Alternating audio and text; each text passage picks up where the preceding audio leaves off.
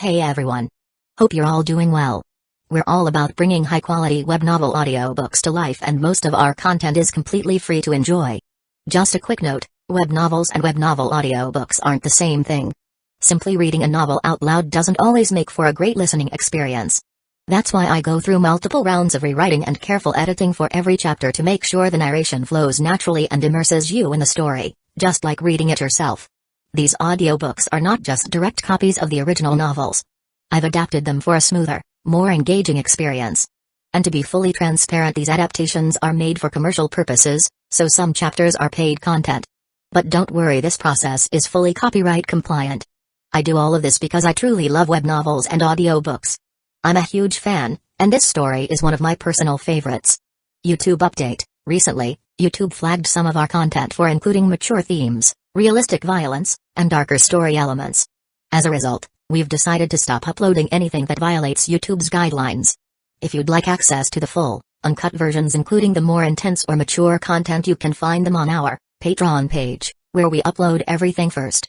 Available now on Patreon: I Am a Legendary Boss audiobook, Versatile Mage starting with the White Tiger Pendant, Naruto the Wind Calamity, the Necromancer is amassing troops like crazy in the apocalypse, the mighty dragons are dead, Naruto, leader of Hidden Grass Village, Naruto Uchiha's Unserious Saga, your lord has a screw loose, Apocalypse I can see the health point bar, killing monsters drops loot, Starsea Fleet Age of the Lord, my monster fuses everything, Naruto, I traveled with a max level account, Fate in Bleach Unlimited Blade Works, killed for 100 years in Hueco Mundo, Aizen invited me to Soul Society, the world conquest giving birth to become a god, my master only breaks through on the edge of death, Bleach the Invincible Slacker from Rukongai, Naruto's Special Shop, One Piece the strongest female pirate cruise, Reborn as Danzō's grandson, must I offend the entire ninja world, Naruto starting with snatching the Mangekyo Sharingan, Naruto Card King, in Hueco Mundo with Shindu template, Naruto the Hidden Danzō, my journey as fourth Kusagakure, Naruto Troublesome Ninja Haruto, Naruto the Hyuga Mastermind, Bleach the strongest Shinigami, Bleach the 5th Division Captain, Fate Ultimate Antagonist, Fate of DXD, Fate I Heard After Death, you can ascend to the throne of heroes, Fate DXD Archer Reborn, Fate beginning with Type Moon, a Berserk Heart, Fate Grand Order Insert, One Piece take the Uchiha clan to the Grand Line, One Piece don't worry, I'm a doctor, building harem and dungeon with monster girls, DXD, Multiverse the day-to-day life of the Sephiroth hero, I'm the bad guy but heroines are obsessed with me, in Naruto, I have an affair with Mikoto and Kushina, many children bring happiness, a shameless start, Naruto Reborn with a Tenseigan, Naruto sleeping Invincible, One Piece, life choice ask me to kiss marine goddess Hina, reborn as the genius son of the richest family, start by eating jacket fruit model, jacket human devil fruit, the days of being the richest man in the ninja world, the Witcher and Madara Uchiha, villain I possess the dragon Yang Dao physique, all saintesses turns into villainesses, all beautiful girls want to stick with me, interdimensional farming in another world, Naruto from Hidden Leaf Village to One Piece, and more. Most of our content there is free, and it's the best place to follow and support our work. The default audio speed is set to 3x, but if that's too fast for you, just let me know, I'm happy to adjust it. Got a favorite web novel you'd love to hear as an audiobook? Drop a suggestion. I'm always open to new ideas. And don't forget to follow us on Facebook and Twitter, X for the latest updates, new releases, and behind-the-scenes content. Thanks so much for your continued support and happy listening. Chapter 1, Rejected Novel Villain. Heavenly Prison, White Cloud Star. Ha. That's enough about me, Junior. What's your story? Huh? My story? Suzuki sat on a worn-out stone slab inside a chamber that looked like an ancient, abandoned jail cell. Steam rose from his skin as if he were in a sauna. Exhausted, he leaned back, his breathing causing the room to heat up even more with each exhale. After hearing the senior's question, who was sitting across from him, Suzuki fell into bitter contemplation, chuckling to himself. Senior, would you believe me if I told you I was once a novel villain? He asked, a smirk tugging at his lips. The old, brawny man, sitting stark naked, casually nodded as he ran a hand over his bald head. Suzuki, also naked, couldn't help but laugh at the ridiculousness of it all. The two of them sweating it out like it was a luxury bathhouse, locked away for the crimes they committed. Heavenly Prison was meant to be a place for the most heinous criminals, yet here they were, two bastards relaxing and talking about life, as if they were on a damn vacation. Even the heavens would have to look twice to believe it. Suzuki had expected his time in prison to be lonely, but thankfully, he had the company of an old senior who, on request, had somehow turned the prison into a makeshift sauna. I believe you, Junior, the old man, Ning, said with a straight face. Suzuki burst out laughing. Nah, you're full of shit, Senior. You just wanna laugh at me. The old Ning's face twisted in offense. Junior, don't underestimate this old man. I've seen all kinds of idiots in my life, and never once have I laughed at any of them.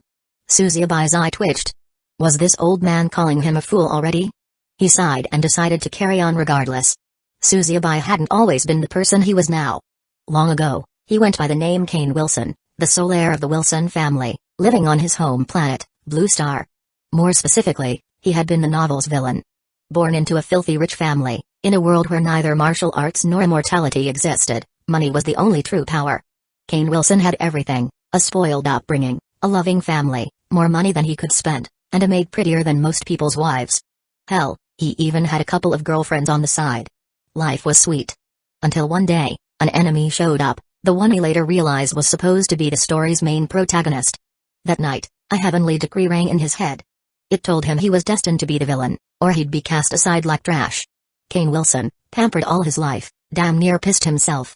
There he was, lying between a horny MILF neighbor he'd kidnapped and her daughter, clutching them and screaming like a little bitch. A few days later, he came to terms with it. Villain it is, he thought, and started playing the role like it was his life's mission. He abducted the protagonist's busty mother and fucked her senseless until she was screaming his name like he was her new daddy.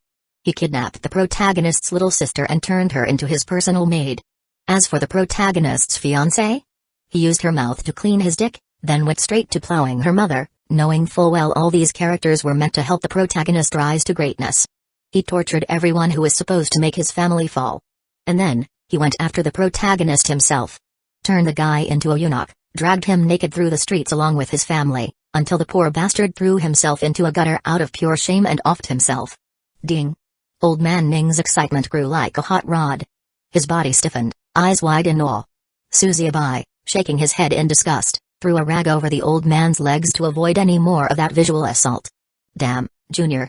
You played the perfect villain. I'm about to cream myself just hearing about it. The old man exclaimed. Haha. Suzuki chuckled dryly. Yeah, well. They didn't think so. They? Who? Old Ning asked, genuinely confused.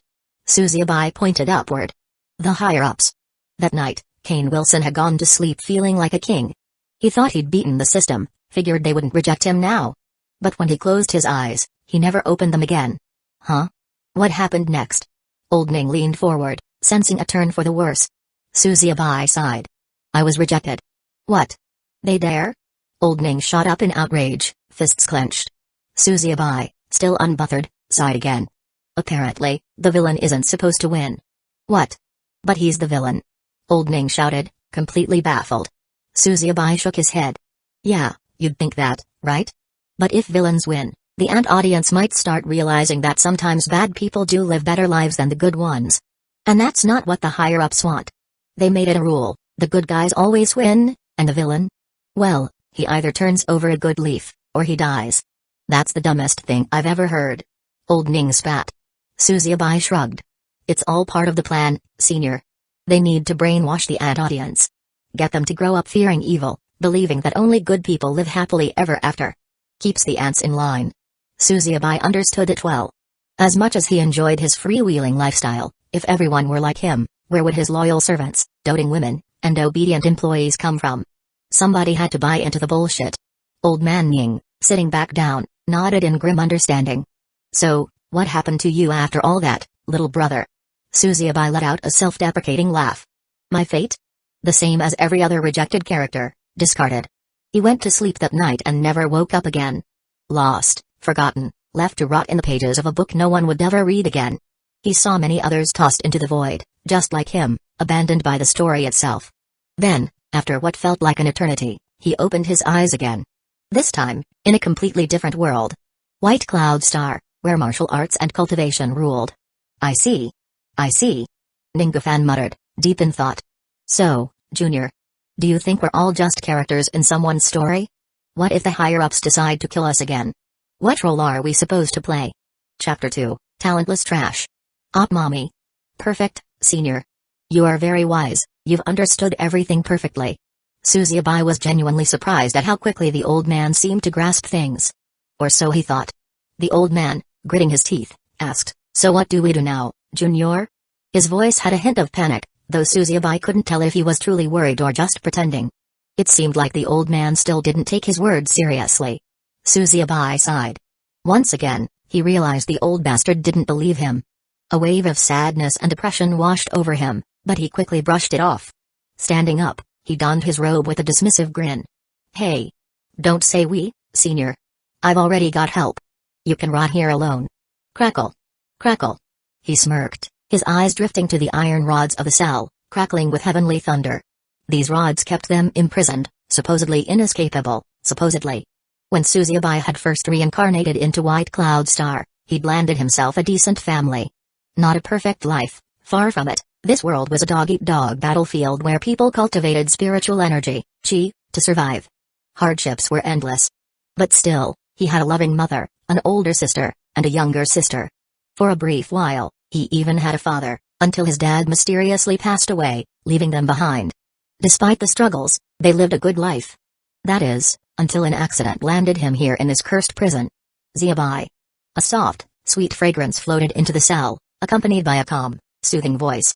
The moment he heard it, Suzuyabai's mind instantly relaxed.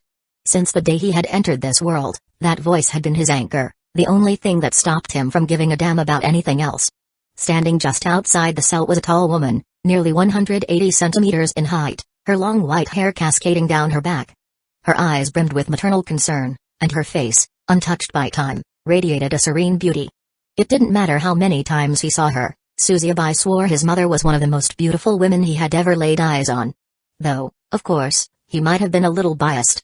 Regardless, as he blankly walked toward the heavenly thunder-infused iron rods, she panicked. "Zuyabai, be careful," she called out softly, Matriarch Su's voice laced with worry, her eyes pleading as she watched her son approach the deadly barrier. Oops. Suzuyabai barely stopped himself in time, rubbing his head in relief. He glanced over at Matriarch Su, who was visibly distressed by his reckless behavior. In White Cloud Star, powerful warriors must undergo the Star Guardian test to earn the rank of Star Guardian. These ranks start from D rank and go all the way to S rank, the pinnacle of power.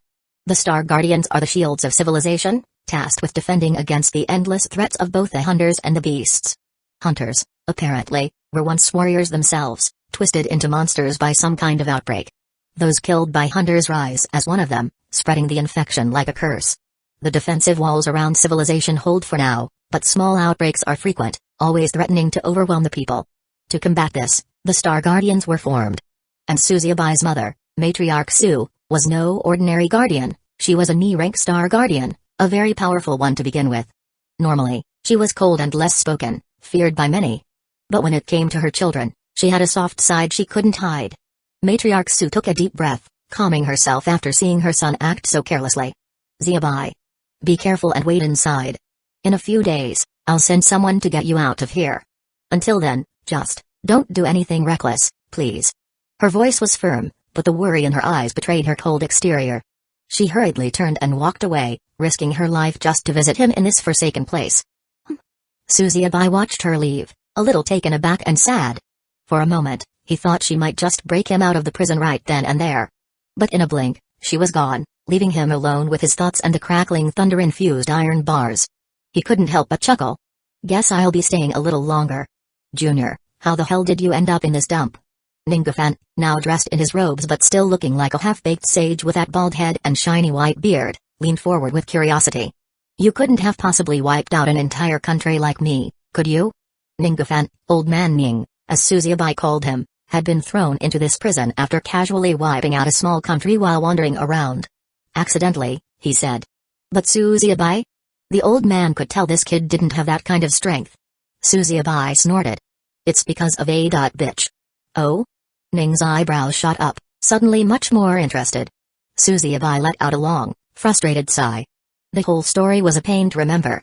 When he first reincarnated into this world and started growing up, he realized one brutal truth: his talent was non-existent. While his sisters had managed to raise all 7 pillars during their bloodline awakening ceremony, marking them for greatness, Suzuyabai could barely scrape together one lousy pillar.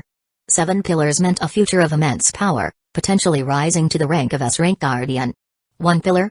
That was the kind of trash that couldn't even make it as cannon fodder. And in a world where strength was everything and a flick of a finger could end your life, Suzuki was defenseless. To make it worse, he didn't even get a cool ability during his awakening.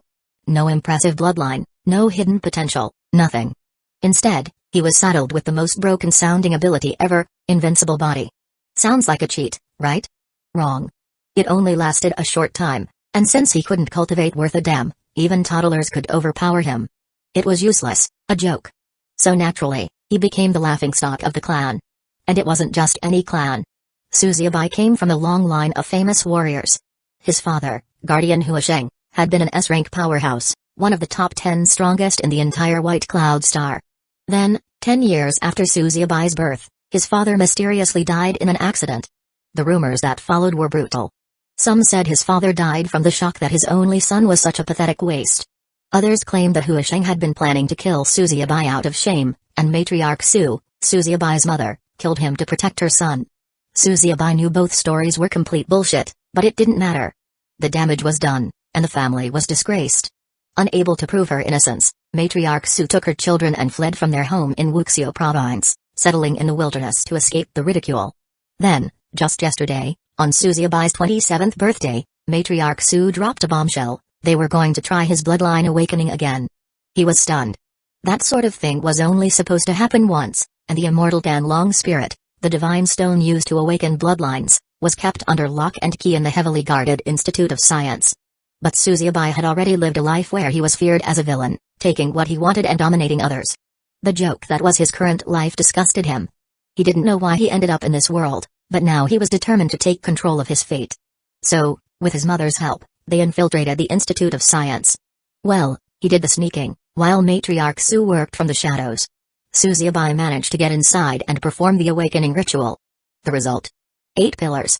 8 fucking pillars rose to the heavens. He thought his life was finally turning around, that he'd be able to hold his head high again. But before he could even celebrate, the dean of the institute caught him. The bastard launched a devastating attack, and Suzuki, panicking, activated his invincible body. It worked. Sort of. Chapter 3, Violating Dragon Lord's Daughter. Breaking the fourth wall. It worked. Sort of. Instead of fighting back, he shot into the sky like a human cannonball. He flew for what felt like forever before crash landing, face first, into something soft. 2 large, heavenly soft somethings. When he pulled himself back, he found himself staring into the eyes of an unbelievably beautiful woman. She was naked, bathing in a river, and as his vision cleared, he recognized her immediately. Long Lifen. The daughter of the Dragon Lord, a S-rank guardian. And more importantly, his anti-engagement. Yep. Her niece was engaged to him before the world found out Suzuki was trash. Though the engagement wasn't officially broken, the entire Azure Dragon clan hated his guts, and Long Lifen was at the number 1 of that list. The moment she saw him, she went berserk and tried to kill him on the spot. Death by 1,000 cuts would have been a mercy compared to what she had planned. Suzuki panicked and fumbled through his bag, pulling out the stolen potions he'd grabbed from the institute without thinking. He splashed them all over her face, praying for a miracle. What he didn't realize was that one of those potions was a highly potent aphrodisiac. Within seconds, both of them were feeling the effects. Long Lifen's rage turned into something much more dangerous.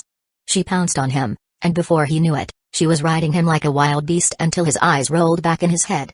When Suzuki woke up, he was locked in the heavenly prison, his body sore in places he didn't know could be sore. He could only assume the Dragon Lord had thrown him in here for violating Long Lifen. But the truth? He was the one who got violated. Old Man Ning, who had been listening intently, suddenly burst out laughing, doubling over. Ha ha ha ha ha. Oh, Junior, you really are the unluckiest bastard alive. Framed for getting laid by your aunt, huh? I don't know what's worse, getting locked up for a crime you didn't commit or getting plowed by your aunt and not even getting to enjoy it. Suzuki scowled. Glad you're amused, senior. Ning wiped tears from his eyes, still chuckling. Life's a real bitch sometimes, Junior. Suzuki crossed his arms, muttering, tell me about it. You wiped out a country. I got fucked, literally and figuratively, twice. And neither time was fun. Ning cackled, slapping Suzuki on the back. At least you're still alive, Junior. That's something.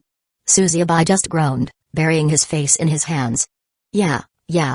Still alive to live out this miserable joke of a life. Come on, Junior, don't be so gloomy about life. Sometimes life bends you over and fucks you, and sometimes, You get to fuck life back. It's all a great cosmic cycle, nothing more. Ningafan said with a grin, cracking his knuckles. Why not tell me more about these higher-ups? There's gotta be a way to put them in their place, right? Ning, of course, had already convinced himself that Suzubai was talking about none other than the great heavenly Tao itself, those mysterious forces that wove the threads of fate like drunken tailors. His misunderstanding only deepened his interest. Suzubai narrowed his eyes and smirked. First, massage my shoulders.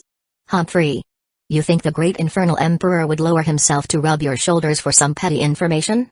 Ningafan grumbled, but the old bastard couldn't resist. A moment later, he was there, hands pressing into Suzubai's tense muscles, all while trying to worm out the secrets that could save his miserable hide. The heavenly Tao had fucked him over enough times, and if there was any chance of revenge, he'd take it. Ningafan thought, this brat's days are numbered, he murmured secretly. Suzubai, unaware that Ningafan was already plotting his death, let out a sigh of satisfaction. You know, senior, the basic rule of life is simple, the higher-ups can fuck you however they like. Ning grunted, his hand still kneading Suzubai's shoulders. The brat might be speaking the truth, but there had to be more. His curiosity was practically dripping from his bald head. But, Suzubai continued, slipping into the wise tones of a celestial sage, after spending years trapped in the discarded pages of forgotten stories, I discovered something. Something even the higher-ups can't control. Ning's hands paused, his eyes gleaming with greed. What is it? It's the plot armor, Suzubai said, a grin playing at his lips. If you entertain the ants watching from above, the higher-ups lose their grip on you. They can't touch you. In fact, they might even bless you with this special power. It's a cheat, like defying the heavens themselves. It lets you come back from the dead, rewrite your fate, and laugh in the face of death. Ningafan's eyes widened. What? Before Nin could even form a proper question, Suzubai continued, his tone more serious now. But be warned, senior. If you piss off those little ants, if you bore them, if you fail to dance to their tune, they'll discard you. Your plot armor will vanish, and the higher-ups? They'll erase you like you never existed. Ningafan's jaw dropped. So every death, every tragic end, every fool who fails in the cultivation path, it's because they didn't entertain these so-called ants? He thought back to the legends of cultivators who rose to godhood, only to be struck down by sudden misfortune. It wasn't fate, it was rejection. The ants, those petty observers from above, had decided they were no longer worth watching. Ning's mind spun. So this plot armor. Is it the threads of fate, or some karma system? The realization that their lives were being toyed with like pieces in a celestial game made him sick, but also excited. Meanwhile, Suzubai could care less how Ning interpreted it. He had long since retired from playing the role of villain. He had once slapped these higher-ups, those celestial entities, constantly rewriting destinies and pruning stories, and paid the price. They tossed him into the void like a discarded draft, and he had spent centuries languishing in obscurity. He had offended the wrong ants once, and he wasn't eager to make that mistake again. This time, he would lay low, a mere side character, unnoticed and undisturbed. Ningafan chuckled darkly, shaking his head. Junior, isn't it something? We, great cultivators, laugh at the mortals beneath us, calling them ants. And yet there are ants above us, playing the same damn game with our lives. Suzubai grinned, a wicked glint in his eyes. That's the cycle of life, senior. You fuck the ones below, and the ones above fuck you right back. Just make sure you do it with style. Ning laughed heartily, slapping Suzubai's back. So tell me, Junior, who's the real enemy here? Is it the higher-ups we're all railing against or those damn ants watching us squirm? Suzubai snorted and patted Ning's shoulder with a smirk. Senior, you're wise beyond measure. But Suzubai knew the truth, the real enemy? It was always the ones with their hands on the strings, the ones who fucked you over, whether they were the ants above or the great arrogant celestial entities who couldn't help but meddle with every thread of fate. You could try to fight them, or you could play their game. And Suzubai? This time, he was going to play it smarter than anyone had ever seen. Suzubai had learned well, over countless ages and discarded dustbins, exactly how the fates of every type of character played out. The heroes, the villains, the side characters no one gave a damn about. He'd seen it all. Each one tossed aside when they no longer served the grand design. He had become an expert in survival, not through strength or cunning, but by understanding the delicate balance of staying just unimportant enough to be left alone. 2 days later. The faint echo of footsteps echoed down the dim and damp corridor, growing louder with each passing second. Someone was approaching. Suzubai's eyes flickered open, his senses sharp despite the casual, bored expression on his face. Ningafan, sitting cross-legged nearby, straightened up, his usual smirk fading as he too heard the approaching steps. Both men turned their heads toward the iron bars of the cell. Chapter 4, Sun Link's Eye. Breaking free from heavenly prison. Who the hell? Suzuki squinted at the shadowy figure outside the cell. Slowly, the silhouette took shape, a woman, her face hidden behind a veil. Smooth, pale skin, and for a split second, he caught the flash of red eyes that practically screamed dangerous but sexy. Without a word, she started drawing some weird patterns on the wall. Suzuki watched, confused, as she summoned a key from thin air and flicked off the heavenly lightning crackling around the bars like she was just turning off a damn light switch. She sighed, finally turning to him. Suzuki, you need to run. Head to Storm Peak Mountains. Matriarch Su and the others are waiting. Then get leave Wuxio province forever. With a casual flick, she pulled down her veil, revealing a face so beautiful it was like a slap to the ego. Her lips were red and thin, her expression cold, like she couldn't care less whether he lived or died. Pretty, but terrifying. Who are you? Suzuki shot back, eyes narrowing. His mother said she'd send someone, sure, but what if this lady was bait? He steps out, they nab him, and bam, he's back in a cell with a bonus beating, and his mom's implicated too. She sighed, clearly not in the mood. As she stepped closer, Suzuki took a step back. Boom. Suddenly, her aura hit like a damn tidal wave, nearly knocking the breath out of him. He wasn't strong enough to deal with this kind of power, it felt like she could turn him into soup with a flick of her wrist. Zang. The iron bars screeched and snapped, cracking under the pressure of her spiritual energy. Go, now. Sun Link's Eye urged, glancing over her shoulder like someone was on her tail. Anxiety crept into her otherwise ice-cold voice. Suzuki stepped out but stayed put, glaring at her. I'm not stupid. How do I know this isn't just another setup? Sun Link's eyes gleamed with impatience. I am Sun Link's Eye of the Sun Dynasty. I have visited your elder sister, Suyun, many times atop Storm Peak. Do you not recall? Her voice grew colder, more urgent. Listen, there's no time to waste. You're being used as a scapegoat. If you don't run now, they'll crush you and put your head on display for all to see.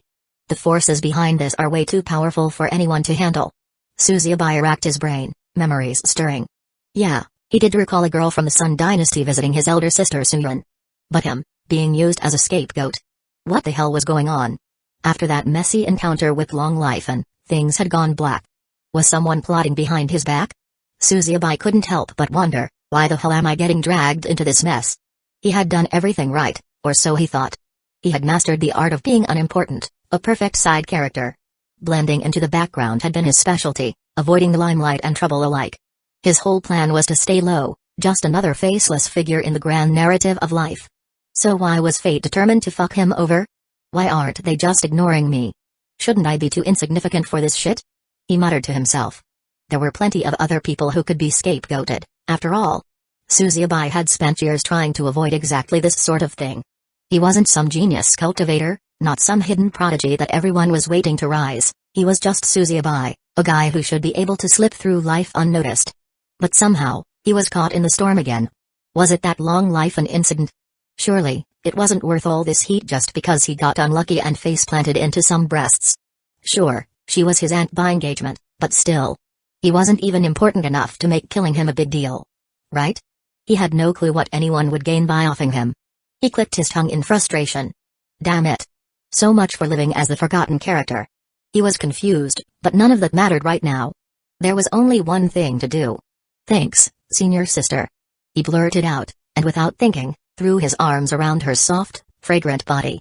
Sun Link's Eye froze, her cold, impassive face suddenly glowing with a faint blush. The red tint on her cheeks betrayed the storm in her heart as it thudded loudly in her chest. She had never been this close to any man before, and now this reckless idiot was hugging her? Meanwhile, Suzuki, oblivious to the internal chaos he was causing, grinned and shifted gears. Old man, you wanna? He glanced toward where old man Ning had been sitting, only to find him gone, like a damn ghost. The old bastard had vanished the moment the prison door opened, disappearing into the wind. TSK, sly old fox, Suzuki muttered with a smirk. Guess I'm on my own.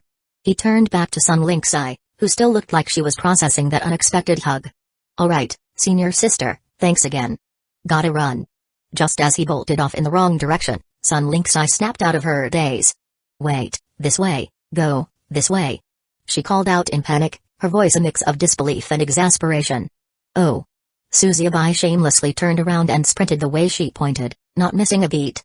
Suzubai's grin widened as he ran. This senior sister is very helpful, hard on the outside, but soft on the inside. If she's not deceiving me, the ants watching from above and the higher-ups would definitely pair her with the protagonist. He licked his lips, the sweet scent of her lingering in his mind. Tasty. What a silly man. Sun Lynx I stood at the cave exit, watching Suzubai sprinting through the mountain peaks like he was being chased by demons. She sighed, shaking her head. He took advantage of you. A mist swirled beside her, dark and ominous, forming into a shadowy double of herself, hissing in anger. The damn mist clearly hadn't missed Suzubai's little stunt during that hug. Her brows twitched, but she didn't bother responding to the mist's complaints. Instead, she stepped off into the air. Whoosh! Like a shadow, she shot off toward the Sun Dynasty Palace, careful not to be seen. She had to stay low, make sure no one noticed her involvement. Unfortunately for her, just across from the heavenly prison, perched on a towering mountain peak, two figures sat casually on the cliff's edge, watching everything from a distance. Checkmate. Chapter 5, Immortal Emperor and Son. Checkmate. Humphrey. Master, that's so unfair. Zhang Shuka puffed her cheeks, pouting like a spoiled child. She was donned in an orange robe that hugged her curves, a small tear near her chest revealing just enough to hint at the big little rabbits hidden inside. Her figure, the kind that could make most women envious, and her round, lovable face gave off the perfect combination of innocence and temptation. Perched high on the cliff, she sat on a small stool across from a young man who looked evilly innocent. Sun Liang, with his gentle smile and a symbol of the sun on his forehead, had the kind of face that could fool anyone into thinking he wasn't capable of dark schemes. There's no unfairness in war, Chaku, he said, smiling calmly. Think of it like a battlefield. Humphrey. You're just bullying Chaku. She huffed, her eyes sparkling with mischief. Then her gaze drifted from the game, curiosity flickering as she scanned the horizon. It's Miss Lynxi. She really had the guts to defy the Sun Dynasty? Her gaze shifted to Suzubai, who was stumbling through the mountains below like a clueless rabbit trying to escape. That's Huasheng's son? Suzubai? He's so weak. She murmured, her voice filled with disdain. Sun Liang's calm smile never faltered. His strength is irrelevant. Because of him, the dragon has been tied up in knots and can't move. He is far more useful than all the other pawns I've played. But, he paused, his smile tightening slightly, he's outlived his usefulness. In the immortal Cloud Continent, particularly within Wuxio Province, the strongest and most protected region, Sun Dynasty reigned supreme. The dynasty had produced two consecutive number 1 ranked S-rank guardians, the immortal emperor and his successor, Sun Liang, the immortal son. Zhang Shuku, loyal and ever the obedient maid, frowned. Master, are we going to kill him? Sun Liang smiled, his expression calm. Not us. Huh? Zhang Shuku's confusion deepened. She could never quite figure out her master's intentions. He was always one step ahead, like a celestial being who didn't even belong to this world. So powerful, so cunning, so annoyingly unreadable. She often threw herself at him, hoping he'd give in to her charms, but the bastard never took the bait. Still pouting, she couldn't help but admire his otherworldly presence. Sun Liang, on the other hand, smiled inwardly, his fingers tapping lightly on the table. For the second time. He chuckled silently to himself. Huasheng, you and your son really made things easy for me. You were the perfect cannon fodder, and now, with your son and wife, I'll claim my spot as the sole emperor of the immortal Cloud Continent. The immortal Cloud Continent had never seen a single ruler before. Even now, its lands were divided into fragmented regions, Wuxio Province being the most dominant. But Sun Liang, after 5 decades of meticulous plotting, knew that today's move would ensure the Sun Dynasty's rise to absolute power. Soon, he would sit on the golden throne as the one true emperor. Suzubai, of course, couldn't have dreamed that his father's death wasn't the result of the petty rumors accusing his mother. It was all part of a much larger plan. From the very beginning, his family had been nothing more than scapegoats, pawns in Sun Liang's climb to the top. A day later, Storm Peak Mountains. Boom. Thunder ripped through the sky, cracking it open with violent force as rain poured like the heavens themselves were weeping. The air was filled with the stench of wet earth and something far more sinister, blood. Pat. Pat. Pat. Suzubai's feet pounded against the wet, muddy ground as he climbed the cliff, excitement driving him forward. How long had it been since he last saw his mother? His little sister, Zhaomai? The loyal servants who had stuck with him even after they were forced to flee Wuxio Province? He couldn't wait to see them, to feel the warmth of home once more. Their refuge, hidden deep in the Storm Peak Mountains, far from civilization, was their sanctuary. Though far from safe, With monsters and hunters constantly roaming nearby, it was a place they had fought to protect. His mother had always ensured they were shielded from the worst of it. Up there, they'd carved out a peaceful existence, a quiet life that had allowed Suzuyabai to forget the blood-soaked days of his past life as a villain. As he climbed, rain drenched his clothes, and the sharp rocks beneath his feet tore into his skin, leaving bloody streaks with each step. But he was too eager to notice the pain. His mind was already with his family, wondering how long he'd been imprisoned, wondering what he had missed. How long was I stuck in that hellhole? He muttered, his sense of time warped after days, or was it weeks? In the heavenly prison. He wiped the rain from his face, only to stop dead in his tracks. His eyes caught something in the water running down the cliffside. It wasn't just rain. Blood. His heart froze in his chest. He looked up, and his breath stopped. A crimson stream ran down the rocks, mixing with the rain. Panic surged through him like a bolt of lightning, and he sprinted the rest of the way up, ignoring the sting in his feet and the burn in his lungs. As he reached the clearing where his home once stood, the world seemed to fall silent, except for the endless downpour. What greeted him wasn't home. It was destruction. The buildings were nothing but rubble. His family's sanctuary had been reduced to nothing but ruins. Blood pooled in the mud, bodies, so many bodies, scattered everywhere. The smell of iron and death was suffocating, choking the breath from his lungs. His feet sank into the wet earth as he stepped through the bloody mess. Each squelching step echoed in the hollow silence, the stench pressing in from all sides. This wasn't real. It couldn't be. Then, his eyes fell on a small, lifeless form. A white-furred lion cub, soaked in blood. Penguin. His sister's beloved magical beast. Its once proud and playful body now lay broken, motionless. Suzuyabai collapsed beside the cub, cradling its limp form in his hands. Penguin. What? What happened here? Where is everyone? His voice cracked, trembling, his mind filled with terror of the worst. He could feel the familiar faces of those he loved flashing in his mind, his mother, Zhao Mai, the people who made this isolated place a home.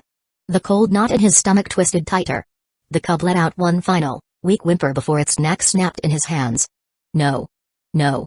Suzuyabai whispered, his voice barely audible over the rain. His chest heaved, heart splintering in his chest. If Penguin was dead, that meant his sister, Zhao Mai, was likely gone too. Zhao Mai. Mother. He screamed, his voice filled with anger and desperation, breaking through the storm night like a blade. But there was no answer. Just the rain, endless, merciless. Why?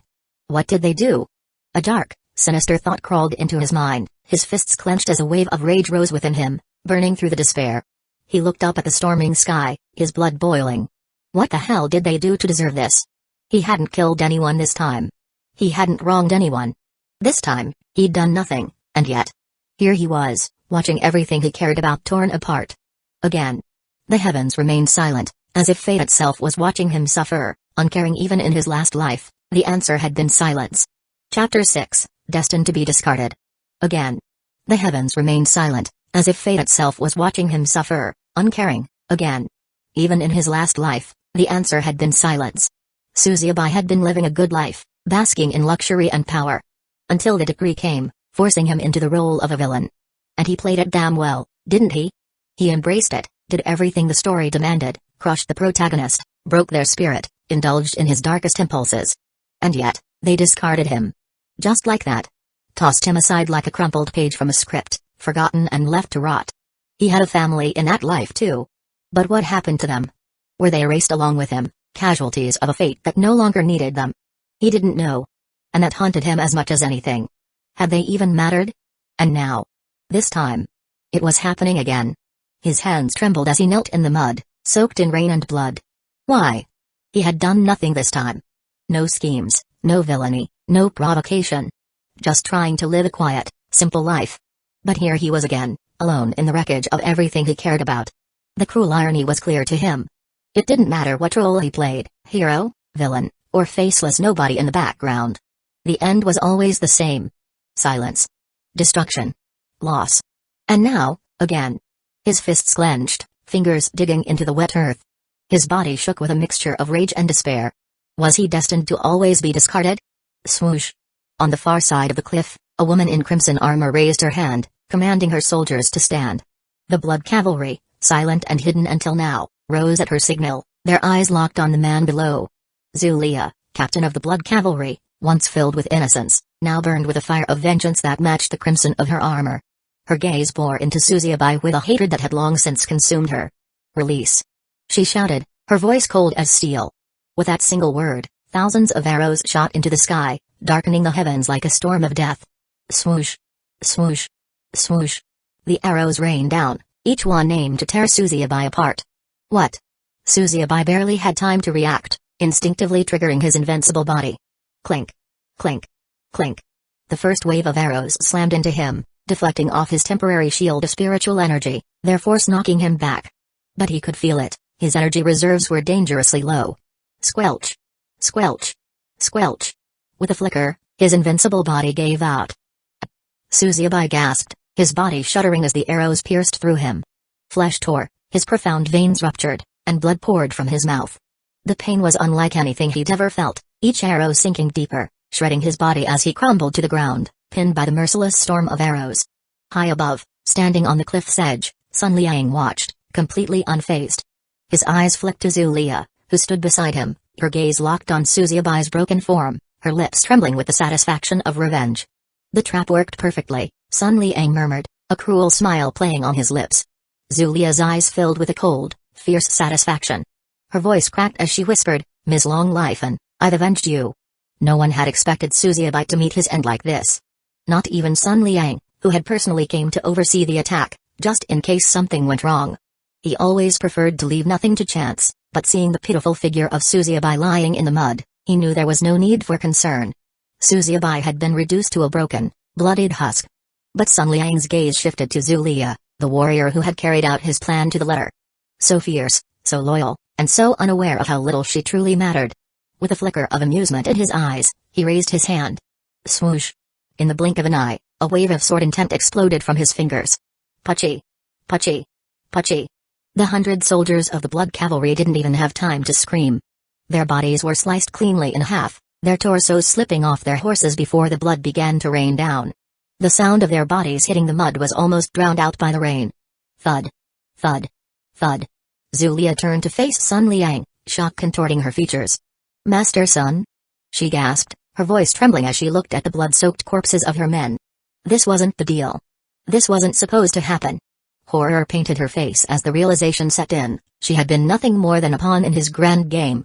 Her loyalty, her sacrifices, everything had been for nothing.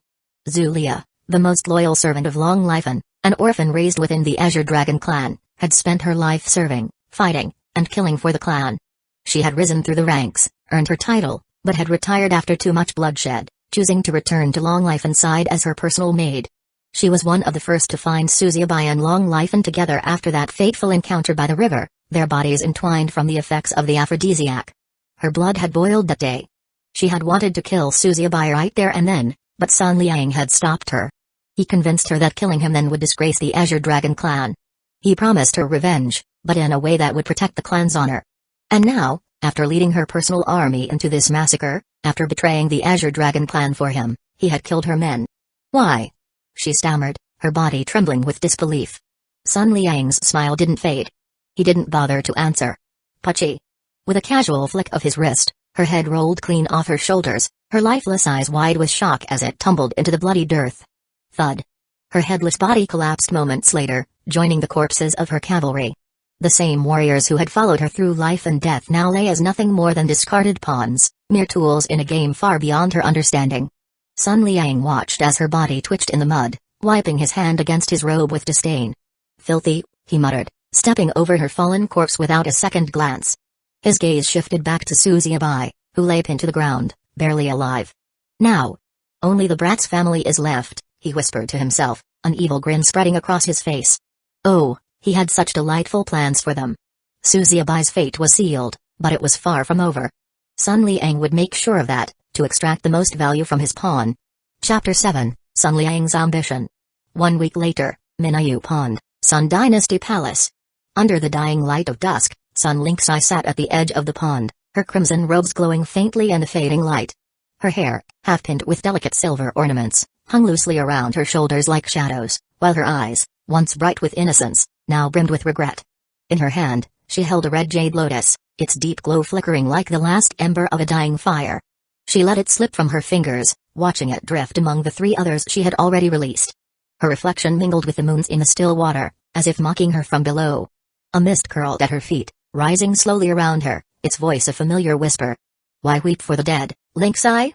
You could have everything, power, wealth, and men bowing at your feet. With me, nothing is out of reach. Lynxai's gaze remained fixed on the water. Do you think I'm to blame for his death? I should have known they were tracking me. The mist coiled tighter, its voice smooth, seductive. Fate's cruel to everyone but the strong. His path was doomed, as were theirs. But you, Lynxai. You're destined for more. Her hand clenched at her side, knuckles whitening. Was it my fault? No. She knew better. Sun Liang had been behind everything, pulling the strings from the start. Half-brother. Centuries older. The true heir to their father, the immortal emperor, who had too many children and too many ambitions. Lynxai was the youngest, the least important, but she had hoped to change that. She had tried to protect Suyun and Suziabai, but Sun Liang's plans were too deep, too perfect. Did Suziabai die thinking I betrayed him? Her thoughts were interrupted by the sound of footsteps. Linger. Why didn't you come to my coronation? Sun Liang's smooth voice broke the silence, followed by his tall and majestic appearance. He appeared behind her, draped in black silk embroidered with golden dragons, his crown glinting in the twilight. His expression was calm, almost too perfect, as if nothing could unsettle him. Zhang Shuka followed at his side, her lavender hanfu hugging to her waist like a seductive serpent, her eyes flashing with smug satisfaction. I thought my mood might spoil the celebration, Sun Lynxai replied, her voice steady but cold. She didn't turn to face him. Sun Liang's brow arched slightly, his eyes flicking toward the floating lotuses. What, you think you're more important than me? His tone was teasing, but there was a sharpness to it, a reminder of his position. I didn't say that, she muttered. I just didn't want my troubles casting a shadow over your glorious day. For a moment, his expression softened. He stepped closer, his gaze shifting from the lotuses to her. We're family, Lynxai. Your troubles are mine too. Don't let guilt weigh you down. Her fingers curled into fists, her jaw tightening. She let out a bitter laugh. Family? Then tell me, brother, did you really care about the Dragon Lord's daughter, Long Life, and when you threw Suziabai into the heavenly prison? His silence was all she needed. The amusement faded from his face. You didn't care, she continued, her voice rising. You saw an opportunity and seized it. You framed Suziabai for dishonoring your fiancé and humiliated the Azure Dragon clan. They could have been our equals, but you wanted them under your control. You played them like pawns, turning Long Life into nothing more than a tool to weaken the clan. Sun Liang remained impassive, but his eyes gleamed with the faintest hint of amusement. And when they didn't break, she spat, her voice trembling with fury. You came in the dead of night, Goddess Zhu by your side, parading Zulia's headless corpse like a trophy. Sun Liang's smile didn't waver, he seemed to enjoy her anger, as though it confirmed his control. You framed the Azure Dragon plan for assassinating Suziabai and blamed Zulia for the massacre that followed, razed villages, scorched land. And when the world turned against them, you offered them salvation, didn't you? As long as they became your subordinates, the proud Dragon clan would kneel. And Long Lifen? She sneered. You paraded her as your concubine after tarnishing her name, stripping the dragons of any hope. Her voice dropped lower, eyes narrowing. And when Matriarch Su tried to free Suziabai, you made sure the world would blame her for releasing that vile monster from the heavenly prison, too. You knew the collateral damage would turn everyone against her. She took a breath, her tone sharpening as she locked eyes with him. And after all that, you passed the immortal execution order. You sacrificed a drop of phoenix blood, one of only 3, just to wipe out the Su family. Our father paved the way for you, set up the engagement with the Azure Dragon clan. But you? You wanted more than alliances, didn't you? You wanted control. Puppets, not allies. Does father even know? Has he emerged from seclusion? How do you think he'll react? Sun Liang's eyes gleamed with cold amusement. You're wiser than you give yourself credit for, Linger. I've always admired that about you. Her scowl deepened, disgust twisting her face. He stepped closer, lowering his voice. But remember, the heavenly prison can only be opened by Sun Dynasty descendants. There's a traitor among us, any guesses who? Hiss. Sun Lynxai's heart skipped a beat. His words were cold, calculated, a warning wrapped in a question. Without another word, Sun Liang turned, his robe sweeping behind him as he walked away, each step deliberate, full of authority. As soon as he disappeared from sight, the mist that had always surrounded Sun Lynxai hissed, I hate men. It spat. Especially him. Arrogant, walking like the whole world is his. How I wish to crush that smug face under my foot. For once, Sun Lingxi found herself agreeing with her master.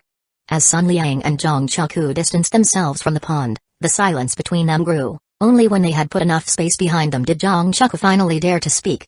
"Master, do you covet that woman?" Her voice, though soft, carried a hint of tension. Sun Liang, ever composed, gave a slight nod. His eyes gleamed with a flicker of greed. "She has a quality I require," he said, his words as measured as always. For a fleeting moment, Zhang Chuku's expression faltered, a shadow passing over her delicate features before she masked it once more. Inwardly, she steeled herself. "I can't claim the master for myself.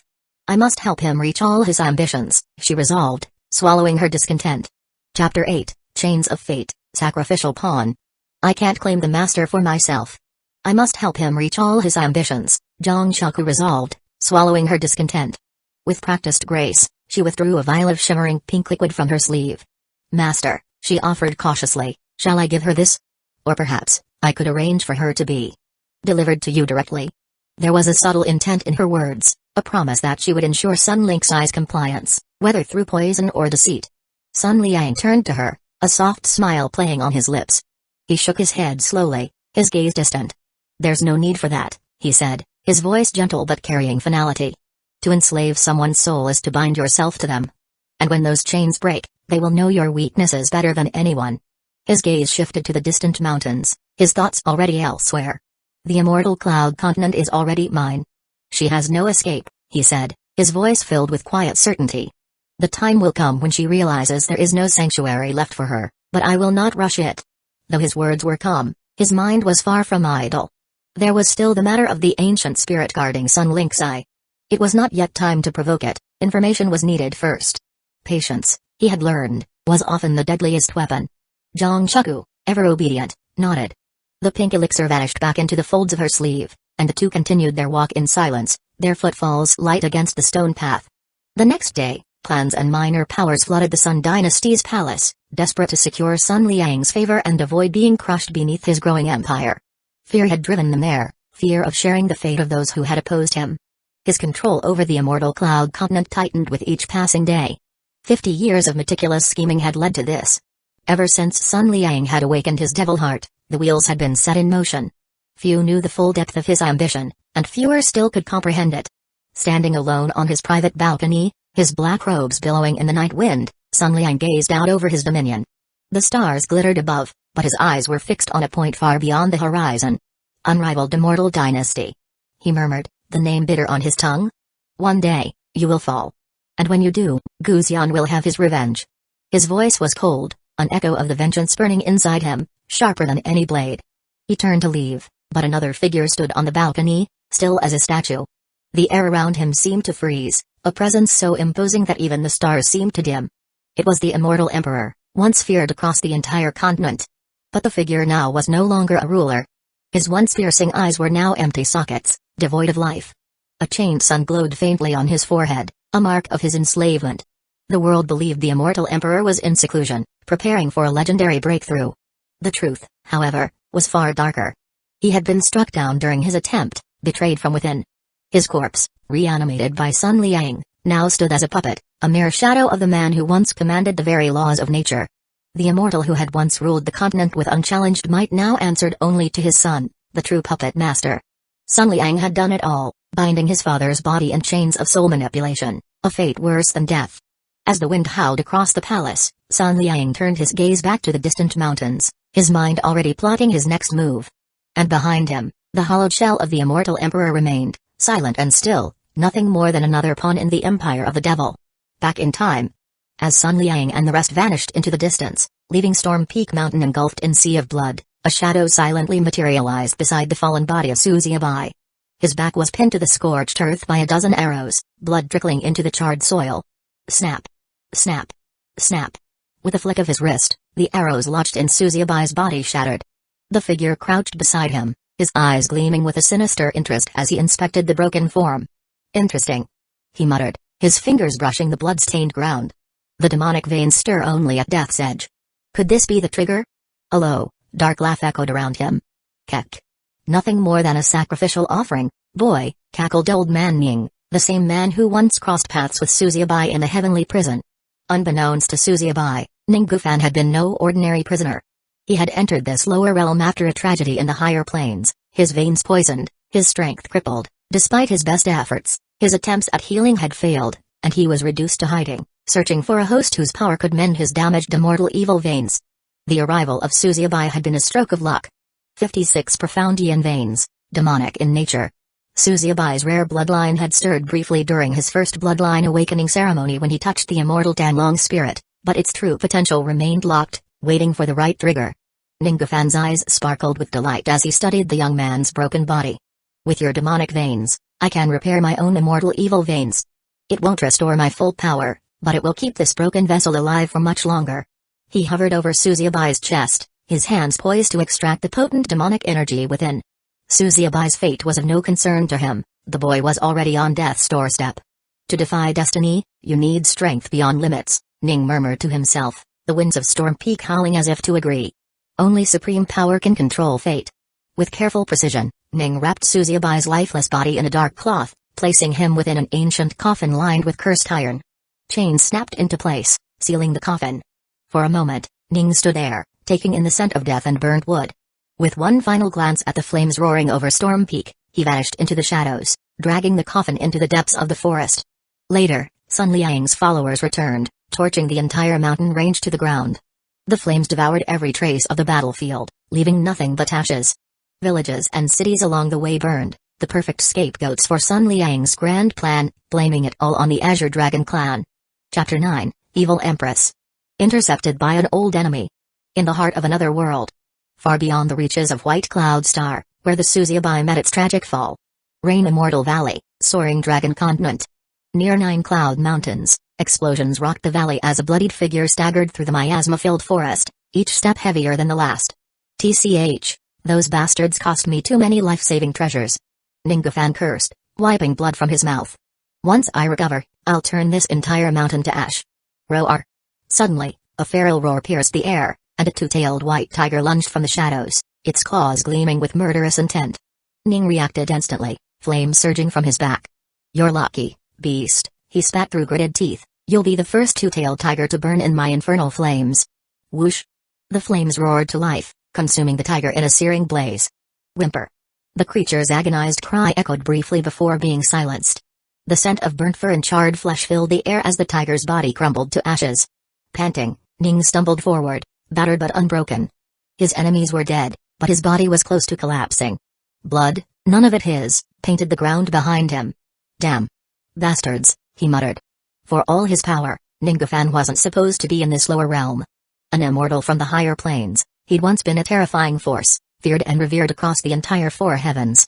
But after a catastrophic battle with the prison emperor that poisoned his veins, he was forced to flee to the lower realms to find a cure, or die in disgrace. But even here, in the pitiful mortal plane, he had enemies. And now, his senses screamed a warning. Something was coming. Bang. A colossal cauldron, glowing with golden light, smashed into the earth before him, its impact sending tremors through the ground. Ancient runes flickered along its surface, radiating an ethereal power. Ning's heart pounded in his chest. A treasure like this. In the lower realm. Before he could react, a voice boomed from the sky. Oi! Old monster Ning, your grandma's here to rob you blind. Hand over your tax for entering my territory, or I'll split your old skull open. Ning's expression darkened. Her of all people? Hovering in the air above him was the evil empress, her crimson eyes glowing with power. Her rose-pink hair cascaded down her back, shimmering like strands of silk, catching the fading sunlight. The wind carried a delicate fragrance, intoxicating and sweet, a scent that lingered long after she moved. Her armor, form-fitting and gleaming, hugged every curve of her voluptuous body, the shape of her ample breasts pressing tightly against her chest plate, threatening to spill out. Her waist was slender, flaring into hips that swayed provocatively with every step. Her lips, cruel and seductive, a beauty in every sense, but dangerous as hell. Like Ningguang, she too was from the higher realms. Once a mighty ruler, the Empress had been betrayed by her own disciple, her meridians, pathways that allowed cultivators to channel spiritual energy, shattered in a brutal betrayal. Forced to flee, she come to the lower realms in search of a cure, leaving a scent of devastation and fear wherever she went. The world knew her for one thing, taking what wasn't hers, basically robbing others. Ning sneered despite his pain. Evil Empress, he growled, you think you can threaten me? I'd have crushed you like an insect if I were at full strength. If I were in my prime, you'd be calling me Ancestor Ning, not robbing me like a street rat. Ha ha ha, she laughed, a sound so sweet yet chilling, that it sent a shiver down his spine. Her laugh was like the caress of soft petals before they turned into thorns. Ha! Big talk from a fossil on his last breath. Everyone knows your veins are shot, old man. The world of cultivation has no place for the weak.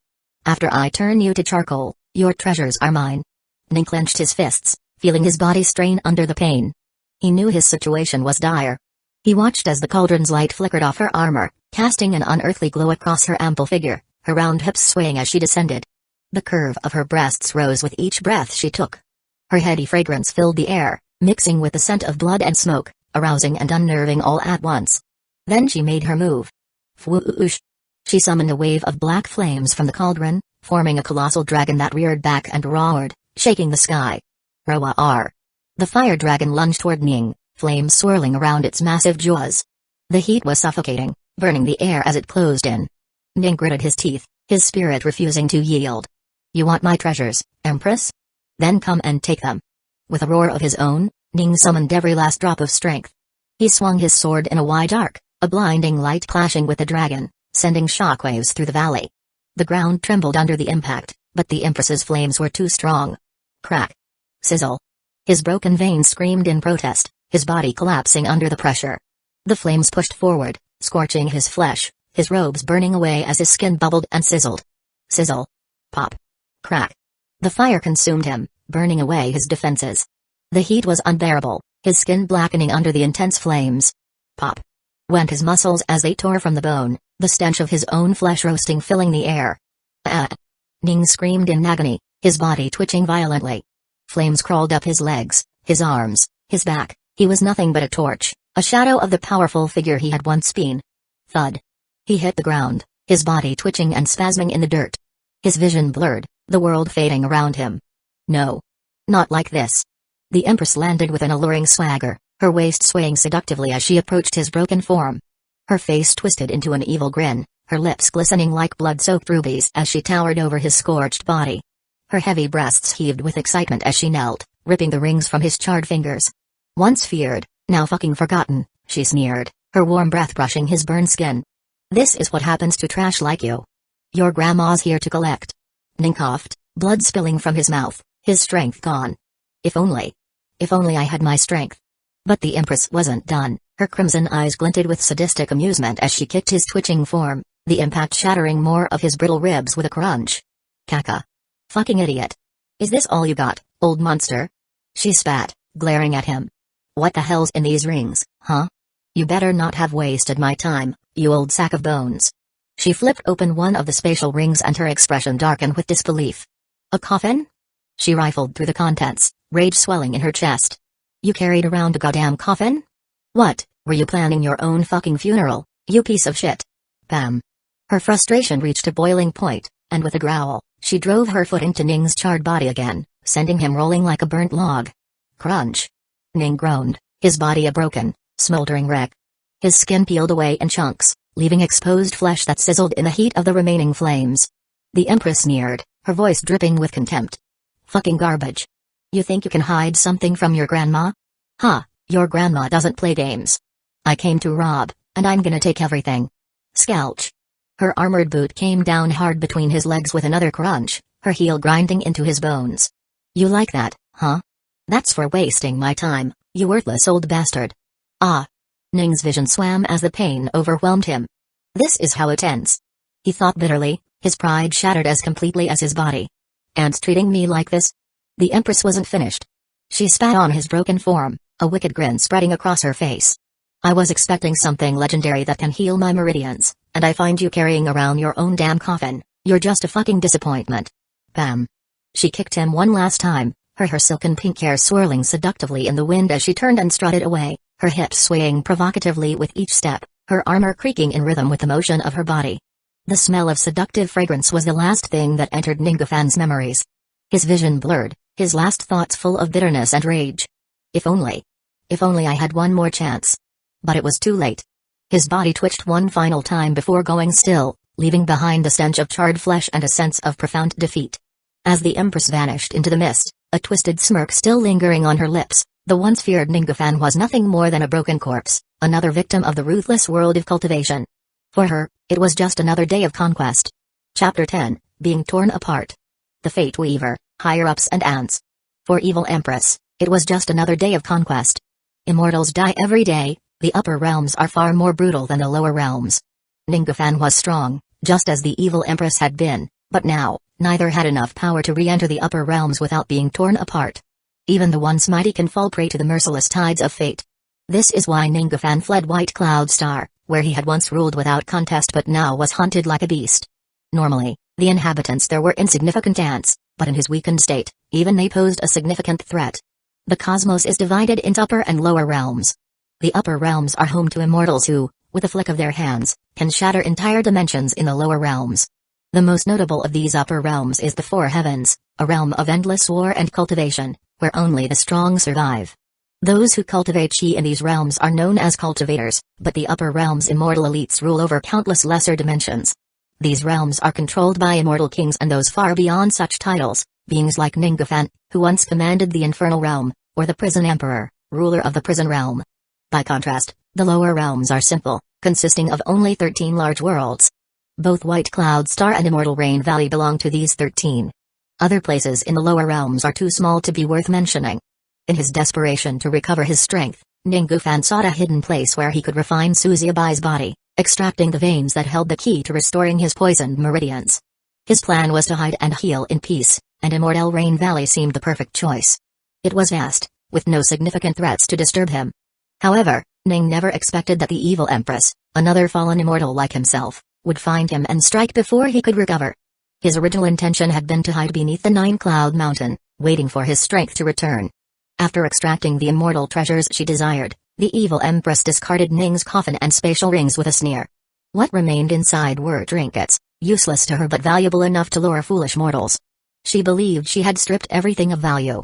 But, unnoticed by her, the coffin shuddered, just for a moment. Inside, Suziabai's body lay still, lifeless. But slowly, beneath the surface, veins pulsed with a dark energy, almost as if they had a life of their own. His wounds began to close, the scorched flesh knitting together as his body slowly repaired itself. It was as though some ancient force, lying dormant within him, had begun to stir. Something far more dangerous than mere life, a power that defied death itself. Where am I? Suziabai's eyes abruptly blinked open, but nothing greeted him. Only an endless, suffocating void, its oppressive silence coiling around his soul like chains. He felt weightless, adrift in a place where even time had lost meaning. No light. No warmth. Just emptiness. Abandoned. Discarded. Again? The thought tore through his mind like a jagged blade. 27 years. He had fought, struggled, clawed his way through endless trials, only to be cast aside once more, like a broken tool tossed into a fire. But this wasn't the first time. His heart clenched as memories from long ago surfaced, the first time he had felt this same cold emptiness. Back then, when he was discarded after playing the villain in his first life, he had screamed into the void, pleading for recognition. "I am Kane Wilson." He had shouted, desperate for them to remember. But just like now, the void had swallowed his cries, indifferent and cold. And just like now, there was no answer. The silence was infinite. Eternal. His heart sank. Then, deep in the shadows, it stirred. A presence so vast and ancient, it felt as though it had always existed. Suziabai's breath caught in his throat. The colossal being that stood in the darkness was beyond comprehension, too large to see, too powerful to grasp. Yet its glow, faint and pulsing, radiated authority over all that existed. The Fate Weaver. That's what Suziabai had named it, long ago. The one who wrote destinies, who decided which lives continued and which were snuffed out like candles in the wind. It controlled everything, yet even it seemed burdened. For Suziabai had learned something over the years. The Fate Weaver, as omnipotent as appeared, was not free. There were voices, unseen, whispering commands that echoed in the void. The higher-ups. They were there, lurking just beyond perception. He could never see them, only hear their cold, disembodied voices. Like faceless gods pulling the strings of fate, issuing commands that even the Fate Weaver had to obey. Rejected. The words drifted down like frost, emotionless and final. The Fate Weaver twitched, its colossal form rippling in irritation. It wanted to shape the worlds, but it was bound, forced to follow the will of those above it. Then, the buzzing began. The noise filled the air, so faint at first that Suzuki almost believed it to be the last whispers of his own shattered soul. But it grew, louder and sharper, cutting through his soul like a sharpened blade. A swarm of voices, harsh and endless, gathered around him. The air itself seemed to hum with their demands. The ants. They were endless. Faceless, voiceless, yet omnipresent. Suzuki could feel them, their criticisms tearing into him with each whispered word, each cruel thought. They didn't care about him, they never had. He was nothing more than an object of their anger and frustration. He's weak. What a waste of time. Kill him already. Their words pounded into him like hammers, each one more brutal than the last. Suzuki's hands flew to his ears, but the voices followed, worming their way inside his skull, crawling under his skin. They won't stop. They never stop. The Fate Weaver twitched again, restless. The ants were louder now, their buzzing filling even the colossal being with irritation. Suzuki watched as it shifted, the weight of countless worlds in its hands. Yet, despite its immense power, it too was bound. Reject it. Change it. Toss it away. Commands layered over the buzzing, spoken with such cold indifference that they felt more like the rustling of leaves in a winter storm. The Fate Weaver sighed, a sound so deep that it reverberated through Suzuki's bones. With a great, frustrated motion, the being reached out, its massive hand extending toward him. Suzuki felt the pull. He was lifted, weightless and helpless, into the Fate Weaver's grasp. His body dangled in its palm, suspended between life and oblivion. But it wasn't just the sensation of floating that chilled him, it was the tearing. Rip. It began slowly, agonizingly. His limbs stretched first, as though invisible hands were pulling him in different directions, forcing his body to tear apart. His arms strained, the joints popping, his legs twisting until the pain became unbearable. Stop. Please. Suzuki gasped, his voice barely more than a whisper. But no one listened. The ants buzzed louder. Some praised him, others spat their venom at him, but all of them demanded more. Always more. And the higher-ups, still unseen, still distant, continued their commands. Tear him apart. Discarded. Suzuki's body felt as though it was coming undone, piece by piece. His arms, his legs, his very soul, it all torn apart by their voices. Every piece of him stretched thinner, breaking under the strain. The pain was infinite. Eternal. And in his torment, he began to understand. It wasn't just him. It had never been just him. The trash of worlds. He could see it now, clearer than ever before. The endless cycle of creation and destruction. The Fate Weaver creating, the higher-ups rejecting, the ants buzzing, demanding more. Worlds born only to be cast aside like forgotten toys. Characters, lives, destinies, all torn apart, discarded the moment they no longer served a purpose. His eyes fell on the others, those discarded souls, drifting in the void like leaves swept away by a storm. Their faces were empty, their eyes hollow. None of them would speak to him. None of them cared. They were too far gone, lost to the same cycle of pain and rejection that had consumed him. I am Kane Wilson. Suzuki screamed, his voice hoarse with desperation. I'm the great villain. You loved me once. Didn't you? His voice broke. It wasn't true. They never had. He was only ever the object of their scorn, their hate. The protagonist's fall had been his doing, and they had cursed him for it ever since. But no matter how loudly he screamed, the rest wouldn't listen. They never did. His mind spun, like the fragile threads of his existence. The Fate Weaver, frustrated and burdened by the ceaseless demands of the ants and the higher-ups, tossed him aside once more. His body was ripped apart, shredded into pieces. His limbs were pulled, his consciousness fractured, until he was nothing more than a tattered sheet of paper, torn and discarded. And finally, the buzzing stopped. There, in the endless void, trash of worlds, Suzuki's torn soul drifted in silence. The pain was gone. The voices, gone. All of it, gone. He was free. For the first time in eternity, there was peace. Chapter 11, The New Life, Flashbacks. An eternity later.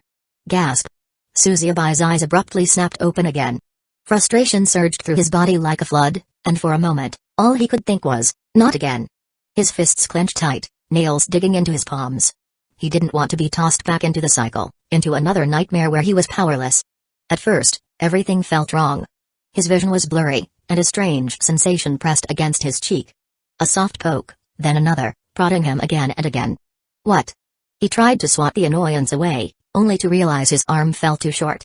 Too weak. He blinked, confused. He didn't understand. His hand shot out to catch the offending finger, but instead of grabbing it easily, he had to wrap his entire palm around it. Why does this finger seem so big? With growing frustration, Suzuki stared up, only to find a beautiful woman, holding a soft smile as she gently poked his chubby baby face again. A beautiful face, a familiar, soothing fragrance wafted into his nostrils. It was warm, gentle, the kind of smell that chased away shadows. His breath stilled. Her cold red eyes, which he later found so fearsome, now looked oddly affectionate. Her long white hair framed her pale, ageless face. "Isn't he cute?" she murmured, her voice like a soft wind, reserved only for him.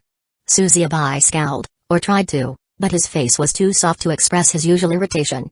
What the hell is happening? Did I reincarnate? Stop it, he wanted to yell, but only a baby's whine escaped his lips. I don't want this. Eternal Sue kept poking him, her smile never fading. She tilted her head, inspecting him with cold curiosity. Suzuki groaned internally. Another life? Another damn story? I don't want to play these games anymore. Just kill me already. But the world kept moving, and he grew up, slowly forgetting his past torment. Russell. At age 6, Suzuki sat at a small table, scribbling lazily on parchment. He barely paid attention to the beast sketch he was working on. From the corner of his eye, he could see Matriarch Sue standing nearby, watching him with her usual cold, tall demeanor. Her long white hair hung down like a veil, and her red eyes stared into him. "What are you drawing?" she asked, her voice distant, though she made an effort to sound interested. Suzuki shrugged without looking up. "Just some random beast." Matriarch Sue said nothing for a moment, then walked over and gently ran her fingers through his dark hair, as if testing her affection. Suzuki squirmed under her touch, his brow furrowing in annoyance. "You don't have to pretend to care," he muttered, but despite himself, a small smile tugged at the corner of his lips. Her attempts at affection were rare, but somehow, they always got to him. "You're my son," she replied, her tone still cold, though her hand lingered in his hair longer than usual. "I care." He rolled his eyes. Cute, he thought, but he wouldn't say it aloud. At age 8, Suzuki sprinted toward the training post, his feet kicking up dust. His father, Huesheng, stood tall, inspecting the rows of weapons. His towering frame radiated power, and his sharp, calm gaze never missed a detail. His short black hair and weathered face were typical of a warrior who had seen countless battles. "Hey, old man." Suzuki called out, puffing out his chest. "Wanna see how strong I've gotten?" Huesheng turned his head, his gaze sharp but calm. "Show me, then." Suzuki grinned and took his stance, but before he could strike, Huesheng's eyes shifted, as if seeing something far beyond the training post, something only he could understand. His lips pressed into a thin line, his mind elsewhere. That was the last time Suzuki ever trained with him. After Huesheng died, everything changed. They were forced to flee Wuxio province, leaving behind their home and the prestige of the family name. The shame followed them like a curse, rumors spreading that Suzuki's father had died from the disgrace his son brought upon him, or worse, that Matriarch Sue had killed him out of shame. Suzuki had been 10 when they left. He remembered Suyun's tense silence as they left the only home they had ever known. Her long white hair swayed slightly in the cold wind, and her blue eyes, which were usually so intense, were cold and unreadable. Zhao Mai, her long white hair trailing behind her, sobbed softly, clutching her small pet close. Matriarch Sue led them forward without a word, her face an icy mask. In an attempt to break the tension, Suzuki grinned. "Guess we're the rebels now, huh?" But no one laughed. Zhao Mai lay sprawled across her bed, her long white hair tangled as she played with her pet, Penguin. Her light blue eyes sparkled with innocent joy, her fingers idly stroking the fur of the small creature. The room smelled like flowers, her favorite scent. "Hey, my. Suzuki called, bursting into the room with a grin. "How's the little furball today?" Zhao Mai puffed her cheeks and pretended to be mad, but she couldn't stop herself from smiling. "You're so annoying." He walked over, ruffling her hair. "Suits you better this way." She pouted, swatting his hand away. "I just brushed it." But there was a laughter in her voice.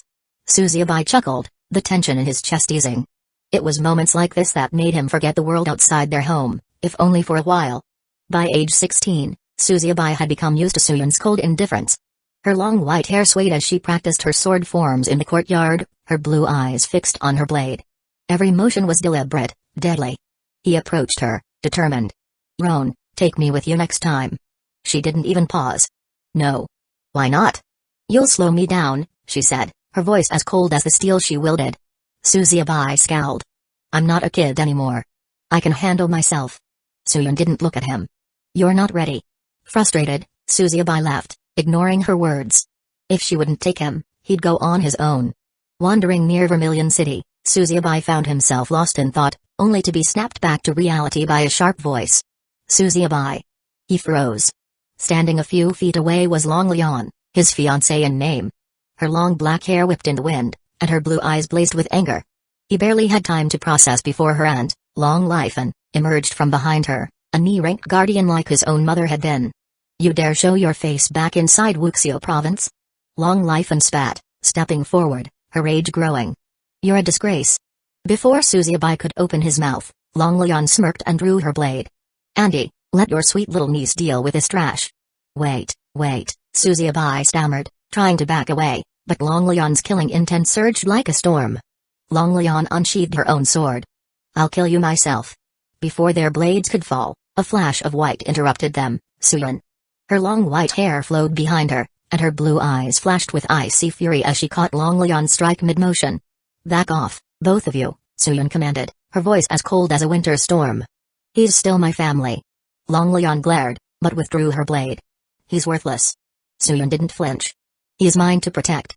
Without another word, the two women left, leaving Suzuki standing next to his sister, feeling more humiliated than ever. You should have stayed back, Suyun said flatly. Seeing his unresponsiveness, she sighed softly. Where do you want to go? I would take you there, next time, tell me first before running away on your own. Suzuki stood there in silence, his mind blank. He understood, he lacked strength, but did that warrant killing him for it? The engagement wasn't even his to break, she should take it up with the Dragon Lord, who had arranged it and refused to cancel it. For the first time, he truly grasped the brutal nature of this dog-eat-dog world, where people killed over the slightest inconvenience. Let's go back home, he finally responded to Suyun, blankly. Years later, Suzuki, now 21, pushed open the door to Zhao Mai's room. She looked up from her bed, her light blue eyes glimmering with curiosity as her small pet, Pengwer, rested on her lap. Did you eat the spiritual fruit I kept? She asked, her voice light and filled with suspicion. Suzuki shrugged nonchalantly. Just a fruit. No big deal. Zhao Mai puffed out her cheeks and stuck out her tongue. That was mine. Without missing a second, Suzuki reached out and grabbed her tongue lightly between his fingers. Gotcha. Ah. Zhao Mai's eyes widened in panic, her cheeks flushing as she waved her hands frantically. He released her tongue with a smirk and ruffled her hair again. Still a brat. Zhao Mai crossed her arms, pouting as she tried to look serious. You're the worst.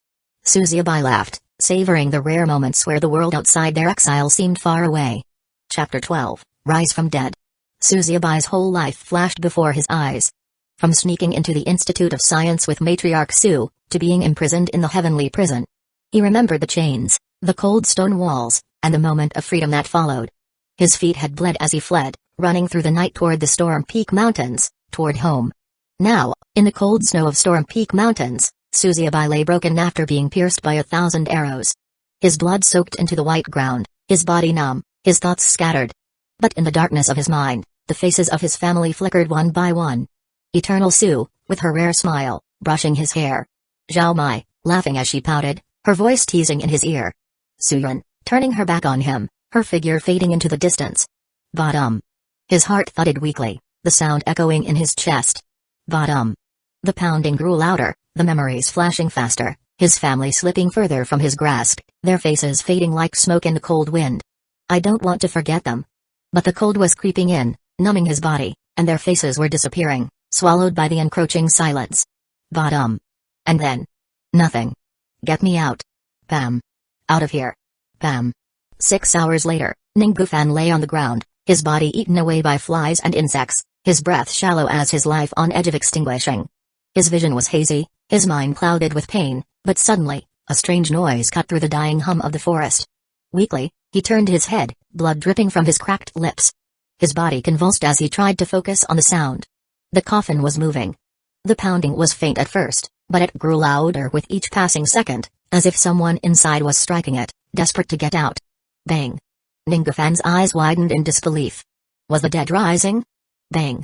Another jolt shook the coffin, and with a final, resounding crack, the lid flew open. Ha! A chilling breath filled the air as Suzuki sat up, his blue eyes wide and unblinking like a ghost rising from the underworld. His clothes were soaked in dried blood, and a cold mist curled from his skin. The surroundings felt foreign, unnatural, filled with unease. He slowly turned his head, staring into the forest. His body, though covered in bloodstains, had no visible wounds. No injuries. Suzuyabai inhaled deeply, his breath clouding in the frigid air. He looked down at his hands, still smeared with the blood of his past life, and for the first time since his death, a quiet madness settled in his gaze. The dead had risen. Hiss. Above him, the beautiful starry sky stretched infinitely, a vast canvas of glittering diamonds. Suzuyabai blinked, disoriented. It's not Storm Peak Mountains. Where am I? As he stood, staggering, his gaze caught movement on the scarred ground. An old man lay there, his body ravaged, barely clinging to life. The man's flesh was burned and hanging in charred strips, his skin a patchwork of raw, blistered wounds. Black flames still flickered at the edges of his seared flesh, blood pooling around him. The old man's eyes locked onto Suzuyabai, and for a moment, disbelief. Then, a manic grin split his face. You're alive. He rasped, laughter bubbling up from his ruined throat. The heavens truly are cuckolds. His laughter grew more hysterical, mocking Suzuyabai's very existence. Motherfucker, your fate is so unfortunate even the heavens refuse to take you in. Kek. Splurt. A gush of blood erupted from the old man's chest, spraying across Suzuyabai's face. Startled, Suzuyabai wiped the warm blood from his cheek with subtle disgust as the old man continued to laugh, completely unbothered by the agony of his dying body. Ningufan's chest heaved with each laugh, his twisted, near-skeletal form barely holding together. Suzuyabai's mind shook. He vaguely recognized this man, the old monster from the heavenly prison. But why are we both here? Why am I alive? The arrows? The attack? Was it all a dream? What happened here? Suzuyabai croaked, his voice hoarse, barely recognizing the weakness in it. Ningufan's deranged grin faltered slightly as he rasped, your bloodline. Ha! It saved you. He coughed, spitting more blood. A mutated power, brat. Triggered by death. How fitting. Suzuyabai's heart pounded as the word sank in. I had to die to awaken my bloodline. His mind raced, struggling to process the absurdity of it. You tried to kill me? Suzuyabai muttered, his voice now filled with anger. Ningufan chuckled, his bloody teeth showing through the broken remains of his lips. I intended to refine you, brat. To save myself. But now look at me, he rasped bitterly. She took everything from me. The evil empress. My power. My pride. She? Who? What is he talking about? Wait, I still have to find my family back. I have to warn them about the attacks.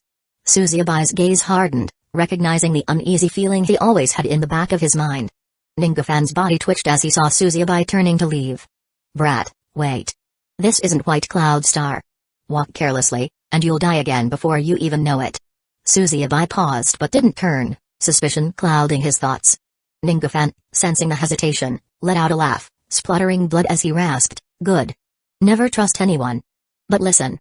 I will give you my inheritance, all my knowledge, all my treasures. But you must do one thing. Suzuyabai's eyes narrowed. And what's that? Ningufan's eyes, though dimming, still burned with fierce desperation. Avenge my death. Annihilate the evil empress. Make her suffer as I have. Suzuyabai stood there, weighing the risk. He wants me to fight someone who reduced him to this. Why should I?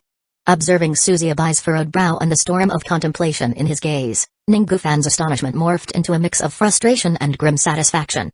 Cough, good. Good. You little fool, doubting even a dying man's plea. His laughter grew, interspersed with bursts of blood. Take this, you ungrateful wretch, and never approach me again. Also, seize that accursed ring and bind it with your blood. With the last of his strength, he ripped a pendant from his neck and flung it towards Suzuyabai, while his own form began to emit a radiant glow. Suzuyabai, his heart drumming with unease, instinctively recoiled. Whoosh! A mighty pillar of infernal flame, deep crimson and searing, shot skyward, bathing the darkened forest in a sinister, blood-red light. Damn! Does he intend to take me with him even in death? Suzuyabai muttered under his breath, his eyes wide with a mixture of awe and fear as he reached for the spirit flame pendant lying near his feet.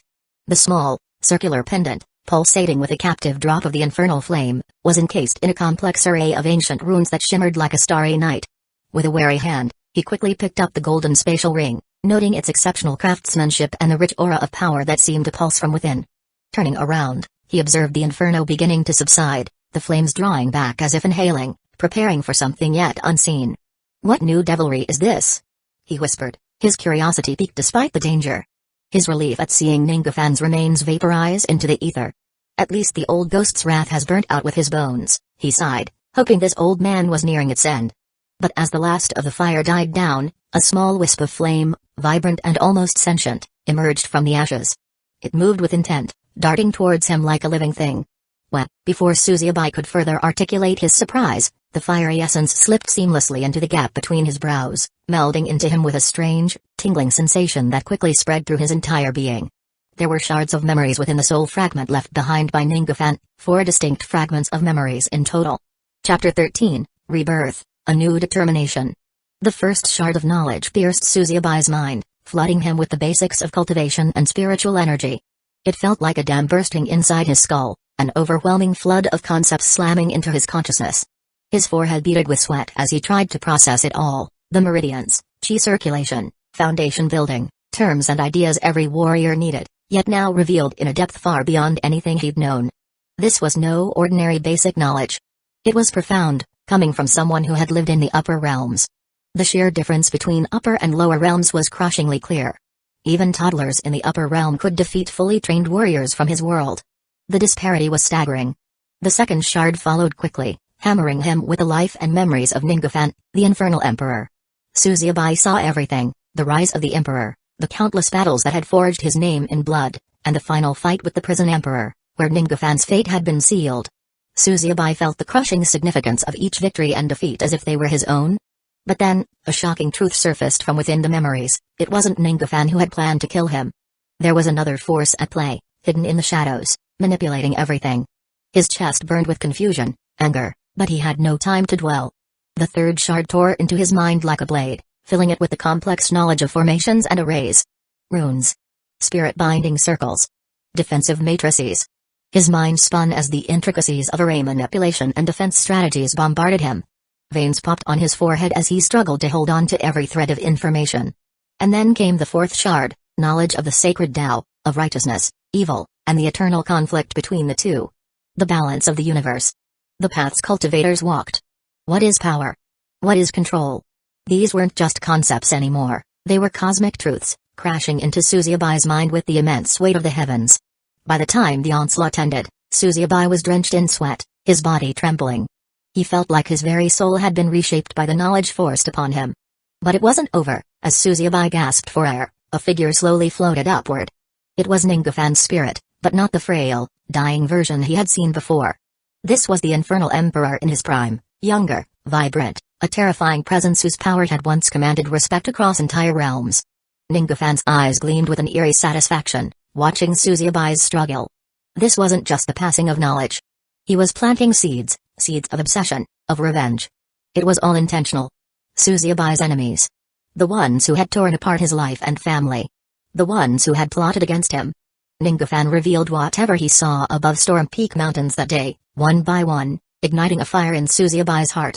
A good teacher doesn't just teach, they find their students' driving force and fan it into an inferno. From this moment, Suzuyabai was Ningguang's successor, whether the Infernal Emperor liked it or not. As Suzuyabai sat back, his eyes darkened with newfound determination, Ningguang smirked. The boy had already begun refining the infernal flames left behind as his final gift, solidifying his connection to the Infernal Emperor's legacy. Bastard got lucky, Ning muttered with a wry smile. If death weren't already dragging him down, he would never have parted with the infernal flames, power that had saved him countless times. Suzuyabai's expression was set in stone, his heart ablaze with purpose. He now knew his enemy was still alive on White Cloud Star. They can't die so easily. A mere blood cavalry is not enough to defeat the combined strength of his mother, Eternal Su, and the rest of the guards. His family's fate was unclear in the balance. And he was stranded here, with no way to cross realms without immense strength or rare treasures. Everything had been flipped upside down once again. At first, he hadn't wanted any of this. He had only wanted a quiet life, hidden away from the chaos of the world.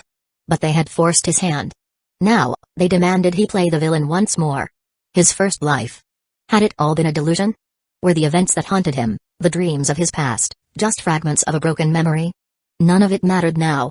They were forcing him to be the villain again, and this time, he would play the role whether they loved or hated him. There were things that needed to be done. Ningguang's spirit watched with satisfaction as Suzuyabai's attitude shifted. Had the boy not been worthy of the infernal flame, Ning would have gladly killed them both. But now, he had his successor. His face darkened, old memories surfacing in his final moments. His voice softened, carrying the weight of a man resigned to fate. I've done all I can this time. Take your fate into your own hands now. Don't let the higher-ups screw your life again. He chuckled to himself bitterly, as if reminiscing about Susieba's insane outlook towards fate and the vast heavenly Tao. His translucent spirit began to drift upwards, his final moments slipping away into the void. Susiebai watched, his heart pounding loudly, as the clouds overhead began to turn and twist. An immense, ancient shape formed in the sky, an enormous turtle, its shell marked with runes of time and fate. The turtle's unblinking eyes locked onto Ningafan's spirit, and with a slow, deliberate motion, it opened its massive jaws. Ning's spirit was swallowed whole, drawn into the swirling clouds. It was a haunting sight, the turtle, a creature of the heavens, consuming Ningafan's legacy like a cosmic judge of fate. Majestic, Susiebai muttered, his body trembling as he stared up at the sky. For a long moment, Susiebai remained still, processing everything that had just happened. It was all too abrupt. One moment, he was dead, the next he was alive, and all of a sudden, he had a destiny to fulfill. He couldn't help but chuckle bitterly, feeling slightly self-deprecating, before determination crossed his face once more. The knowledge shard still pressed on his mind, cultivation techniques, the secrets of the upper realms, the path Ningafan had walked. After a deep breath, Susiebai sat down and began refining the infernal flames within his body. The memories, the emotions, they all began to settle, becoming a part of him. As his body absorbed the essence of the flames, Susiebai's heart hardened. From this moment on, he wasn't just someone caught in a storm. He was the storm. And he would make sure everyone who wronged him felt its fury. Above him, the turtle-shaped cloud faded into the starry night. But Susiebai wasn't thinking of his destiny anymore. He was thinking of revenge. Red Flame Fortress. Nestled beneath the towering shadow of Nine Cloud Mountain, Red Flame Fortress buzzed with life, its red walls glowing like embers in the fading light. The fortress sat on the outskirts of Yu Country, a small province within the mighty Tan-Long Empire of the Soaring Dragon Continent. Despite its modest size, the town teemed with activity. Merchants hawked exotic wares, street performers dazzled with mystical tricks, and cultivators bargained for rare treasures. The air hummed with the low murmur of commerce and cultivation. Susiebai, draped in a white jade linen robe with blue embroidery, walked through the fortress's gates. His once ragged clothes had been discarded after a grueling week-long journey, and now, dressed in cleaner attire, he cut a sharp figure between the tired crowd. But the new clothes brought unwanted attention. Another young master come to flaunt his wealth, someone muttered, disdain thick in their voice. Bet he's never worked a day in his life, sneered another. Susiebai's heart chilled at their words. Idiots, he thought. He had simply changed clothes to avoid looking like a beggar, yet here they were, already judging him. If they knew what he'd endured, they wouldn't dare speak. Then came the comment that made Susiebai stop in his tracks. Maybe he's here looking for his whore of a mother, Fatty Shang grunted, loud enough for the crowd to hear, his greasy face breaking into a smirk. Heard she spread her legs to climb the ranks in the kingdom. Laughter rippled through the onlookers, Susiebai's heart growing colder and more merciless with each word. Chapter 14, Future Goal and Path. With each word, Susiebai's heart grew colder and more merciless. This fat pig. His cold eyes swept over the crowd, and they landed squarely on Shangbao, a greasy merchant stuck in the chi consolidation realm for 50 years. The man's bloated belly hung over his belt, and he reeked of arrogance. Fatty Shang waddled through the market, oblivious to the sharp gaze now locked onto him. To Susiebai, the man radiated weakness, a perfect target. With a wry smile, Susiebai approached. Fatty Shang glanced at him, his lips curling in disdain. Want something? He muttered, still smug from his earlier jab. How dare a brat from a lower cultivation challenge him? Susiebai stepped closer, a cunning smile playing on his lips. Fatty, your spirit stones have fallen. Shangbao's eyes widened. What? Where? He gasped, frantically looking down, his massive belly blocking his view. In that instant, Susiebai's foot shot out, fueled by spiritual energy, aiming directly at Shangbao's shaking buttocks. Fatty sent to heaven's technique. A howl like a dying pig pierced the air as Shangbao was sent flying, his rotund body crashing to the ground. Crash. Before anyone could react, Susiebai had already melted into the crowd, vanishing like smoke. Did you see that? A bystander whispered, eyes wide with disbelief. Who the hell was that kid? Another murmured. Serves the fatty right. Talking shit about people's mothers, someone chuckled. Shangbao, now sprawled in the dirt, his face a mask of humiliation, struggled to get up, cursing through gritted teeth. Bastard. You'll pay for this. The crowd snickered, watching with amusement as the merchant floundered. Looks like Fatty finally met his match, One cultivator laughed. Was that really the fatty kick technique? Another joked, shaking their head in disbelief. Never thought I'd see it used so beautifully. Suzuyabai could hear the whispers behind him, but they barely registered. He shook his head, cursing his own pettiness for stooping to their level. Hey, since the higher-ups won't punish insignificant characters like you, I just did them the favor, he muttered to himself. The anger that had flared so briefly began to cool as he made his way to a nearby inn. After finding a good inn, Suzuyabai rented a room for a month. His mind felt clouded, and he needed time to gather his thoughts and plan his next move. The spirit stones in his spatial ring were sufficient, so at least money wasn't a concern. As soon as he entered the room, he called for a young maid who had guided him up the stairs. Can you fetch me some charcoal? Suzuyabai asked, catching the puzzled look on the girl's face. Just bring it, please, he added, trying to sound polite despite his fatigue. The girl nodded and hurried off, returning shortly with the requested item. Here's your charcoal, sir, she said, handing it to him. Thanks, Suzuyabai replied before closing the door with a soft thud. Once alone, he sighed deeply. Now, I can focus. Suzuyabai sat cross-legged on the floor, his mind racing. His white hair, distinct and easily recognizable, was a liability. Even if no one in this world knew him yet, he couldn't take unnecessary risks. He ground the charcoal into a fine powder, mixing it with water until it formed a thick paste. Carefully, he smeared it through his hair, blackening each strand. The dark color gave him a completely different appearance when he checked the cracked mirror in the corner of the room. His new look made him feel like a stranger. At least now I can blend in, he muttered, rinsing the remaining charcoal from his hands and making sure no evidence of the change was left behind. After taking a deep breath, Suzuyabai turned his thoughts to his next steps. He needed to leave this place soon, but more importantly, he needed answers. The memories from Ninggufen haunted him. 2 clans were involved in his family's downfall. The Azure Dragon clan and the Sun Dynasty. Sun Dynasty. His expression darkened as the name crossed his mind. He could still understand the Azure Dragon clan going after his family, but the Sun Dynasty? There had been no major conflicts between them. Suzuyabai frowned. Why would they get involved? What Suzuyabai didn't yet know was that Long Lifen and Sun Liang had been secretly engaged for centuries, even before his birth. The events leading up to the attack on Storm Peak Mountain had started long before he was even born. The full vision of what had happened at Storm Peak Mountain had been revealed to him through Ninggufen's memories. He had seen it all, the ambush, the blood, and the Han Sun dynasty had played in it. Sun Linksai. Suzuyabai's face twisted into a snarl. He needed to find her. He needed answers. But there was one glaring obstacle: he was trapped in another world.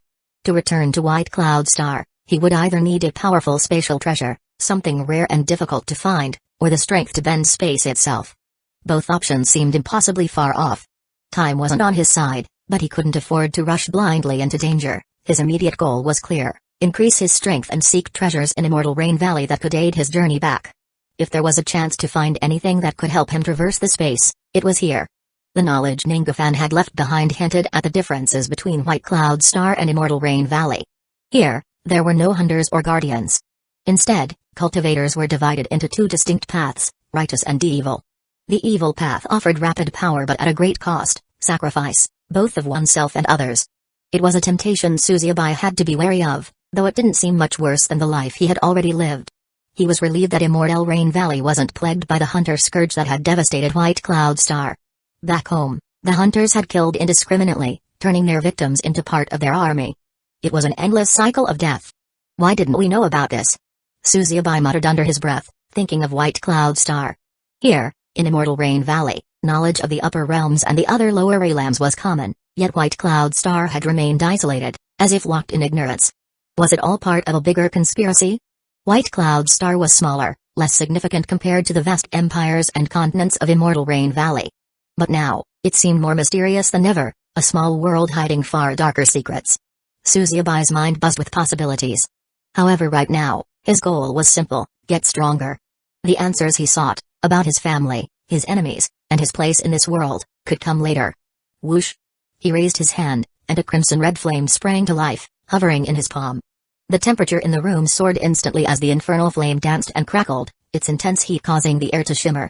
This flame was the Infernal Flame, an ancient and wild power he had inherited from Ninggufan.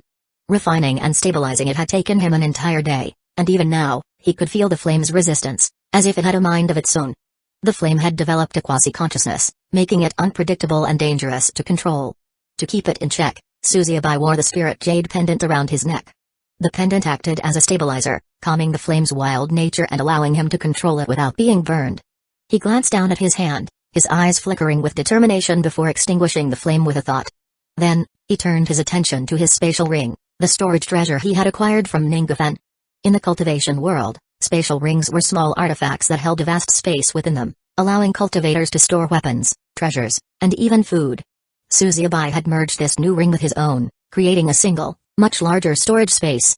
The ring was a rich golden color, with a thin green line running through the middle, an unusual design that hinted at a hidden secret. Although the evil empress had taken anything valuable to her from Ningafan's belongings, she had still left behind what she considered trash. However, in the cultivation world, one man's trash could be another man's treasure. Suzubai smiled to himself. There was much left for him to explore in this ring, but for now, he had more pressing matters. He reached into the spatial ring and withdrew a scroll. It was the cultivation technique he had carefully selected after a week of consideration, Starsea or God Arts. Chapter 15, Starsea or God Arts. Steel Ball Dragon. In the cultivation world, techniques define a cultivator's path. Some focus on manipulating spiritual energy or external forces, but this technique was different. Starsea or God Arts was a body refinement technique, a method that would transform Suzubai's physical body into a weapon of terrifying strength. Unlike typical techniques that channel chi, spiritual energy, body refinement toughens the bones, muscles, and skin to withstand immense pressure and external attacks. Through this method, Suzubai could turn his body into something capable of shattering mountains or enduring the harshest blows.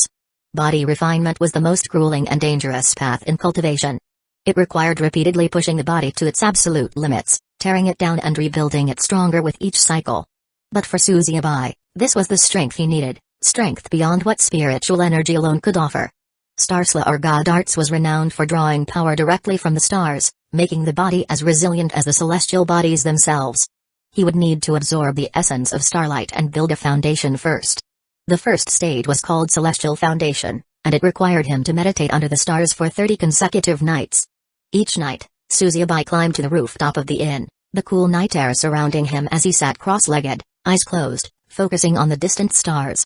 Night 1, conditioning the meridians. On the first night, Suzubai focused on conditioning his meridians, the energy channels that would allow his body to absorb celestial energy. As he chanted the incantations of the Starsea or God Arts, the starlight intensified, seeping into his body. His meridians glowed faintly, but the sensation was painful, like molten metal flowing through his body. Arg! Suzubai gritted his teeth, enduring the pain. Slowly, he activated one meridian after another, each one like a new star being born within him. Night 7, strengthening the veins. By the 7th night, Suzubai's meridians were fully attuned to the starlight. Meridians acted as the primary channels for chi, spiritual energy, responsible for circulating power throughout the body, while veins were the physical conduits that carried blood and energy to nourish the body's strength. Now, Suzubai directed the celestial energy into his veins, reinforcing them to handle the immense power of the stars. His veins pulsed with light, each beat strengthening his body further. Night 15, fortifying the muscles. On the 15th night, Suzubai shifted his focus to his muscles, bathing them in starlight. Each muscle fiber absorbed the energy, becoming denser and stronger. The pain was intense, but with each wave of agony, he could feel his body growing tougher. Night 30, establishing the celestial foundation. By the 30th night, Suzubai had absorbed enough celestial energy to establish a solid celestial foundation. His body shimmered faintly, his strength and senses greatly enhanced. He had only mastered the first stage of the Starsea or God Arts, but the foundation was set. To advance to the next level, and form his starry veins, Suzubai would need to meditate under a meteor shower and absorb raw star energy, which would grant his veins self-healing properties and further indestructibility. Knock. Knock. Knock. A knock on the door interrupted Suzubai's thoughts. "Ah, today's the last day of my stay here," he muttered, walking over to open the door. "Mr. Su. I've brought you some warm water to freshen up." At the doorway stood a striking woman, Zhaolu, dressed in a sleek kippa that hugged tightly to her slim waist. Her cleavage was shamelessly on display, and the way her hips swayed as she stepped inside was impossible to miss. Zhaolu was just an inn waitress, but in this world, she was little more than an ant struggling to survive. Without family or connections, and lacking any access to cultivation techniques, all she had was her beauty. In a land dominated by cultivators capable of defying the heavens, her chances of rising on her own were slim to none. To Zhaolu, men like Suzubai were jackpots, a way out of a life of scrubbing floors and scraping by on crumbs. Her flirtations weren't just for fun. They were a means of survival. Suzuki smirked as she strutted into the room, her hips swaying with deliberate sensuality. He stepped forward, his hand playfully cupping her firm buttocks. "Xiaolu, has anyone asked about me these past few days?" His gaze lingered on her face, but his mind was already moving beyond the pleasantries. Xiaolu's cheeks flushed slightly, and she shook her head, smiling sweetly. "No one, sir. Just as you instructed. Everyone thinks you left without a refund. Now, they believe another man, Mr. Zhaofeng, is staying in your place." Her lips curled into a sly grin as her eyes sparkled with a mixture of admiration and calculation. For her, this wasn't just flirting, it was a chance. A shot at turning her miserable life into something worth living. If she played her cards right, maybe she could secure a better life. Suzuki gave her hand a squeeze, his amusement barely concealed. "Good girl." He pulled out a small pouch of spirit stones and dangled it before her. "Here's the rest of your payment, as promised." Xiaolu's breath hitched. The sum in that pouch was more than she'd make in half a year, enough to make her legs wobble. But she wasn't going to let herself be bought off too easily. "Mr. Su, Xiaolu is not a woman who serves merely for coin," she purred, leaning closer, the scent of her sweet perfume filling the air. "It is only for the honor of serving a man as esteemed as you that I've gone to such lengths." TCH, admirable indeed. Funny how a month ago, she didn't mind accepting a partial payment, Suzuki thought with a chuckle, seeing right through her game. "Well then," he said, pulling back the pouch, "if you insist." Swoosh. As the spirit stones vanished into his robes, Xiaolu's heart sank. She bit her lip in frustration, but her sweet smile remained intact. So heartless. Doesn't he know how to treat a woman? Still, she wasn't giving up. She had a chance here. If she could get on his good side, maybe she could grab onto his powerful thighs for good. "Mr. Su." Her voice was soft, sultry, as she pressed her body against him, the curve of her waist fitting perfectly under his hands. Suzuki grinned, enjoying the game as he pulled her closer, wrapping his hands around her hips. But before she could escalate, thud. Xiaolu's body hit the floor, her cry of surprise ringing out. "Ah!" Thump. Thump. Thump. "Damn it, not again." A man downstairs cursed, glaring at the ceiling as the thumping noises echoed through the inn. In the eatery below, the rest of the guests glanced upwards in irritation. Bang. A cup shattered as a man slammed his hand on the table. "Son of a bitch. Humping like rabbits at this hour?" he swore, wiping spilled tea off his sleeve. "What the hell is this circus?" Another grumbled. "Can't they be a little quieter?" A third voice chimed in with a bark of laughter. "Steel ball dragon up there, no doubt. This happens every morning." The inn's usual peaceful breakfast atmosphere was ruined by the racket from above. Later that evening, after freshening up, Xiaolu lay watching Suzuki curiously. She was a beauty, round face, big eyes, with a body that was built to turn heads, but for Suzuki, there was more to this arrangement than just satisfying his lust or erasing his tracks. His true goal was something else entirely. He was testing a theory about the strange changes happening within his body. Chapter 16, Devouring Thorny Flower and Tri-Bloodlines. Suzuki's sea of consciousness buzzed with activity. In cultivation, the sea of consciousness was the inner realm of a person's mind, where thoughts, spiritual energy, and mental projections took form. It was where he could visualize his spiritual state and connect with the energies within him. Right now, his sea held not one but 3 bloodlines, an unusual occurrence even in the world of cultivation.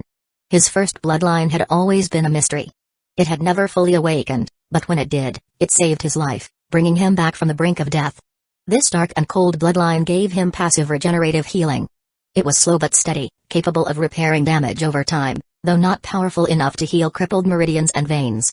Yet it granted him the invincible body, toughening his form like stone. However, activating this ability drained too much spiritual energy, so he could only use it for brief moments. His second bloodline, awakened during the second bloodline awakening ceremony, was tied to thunder and wind. Within his sea of consciousness, he saw a majestic serpent, coiled in a storm. This bloodline gave him powers related to controlling the storm, but its true abilities were still unclear. But then, there was the third bloodline, one that shouldn't have existed. It was the dormant Azure Dragon bloodline, belonging only to the descendants of the Azure Dragon clan. The signature ability of this bloodline, Heavenly Dragon Breath, unleashed a devastating wave of spiritual energy, obliterating anything in its path. How did he acquire this? Suzuki grimaced, recalling his encounter with Long Life and, a member of the Azure Dragon clan. After their intimate moment, he had somehow absorbed her bloodline. It had never happened with anyone else, which led him to wonder, could his second bloodline devour the bloodlines of others? To test this theory, He had been sleeping with Zhao for days, hoping to extract something from her. But nothing happened. Only disappointment greeted him.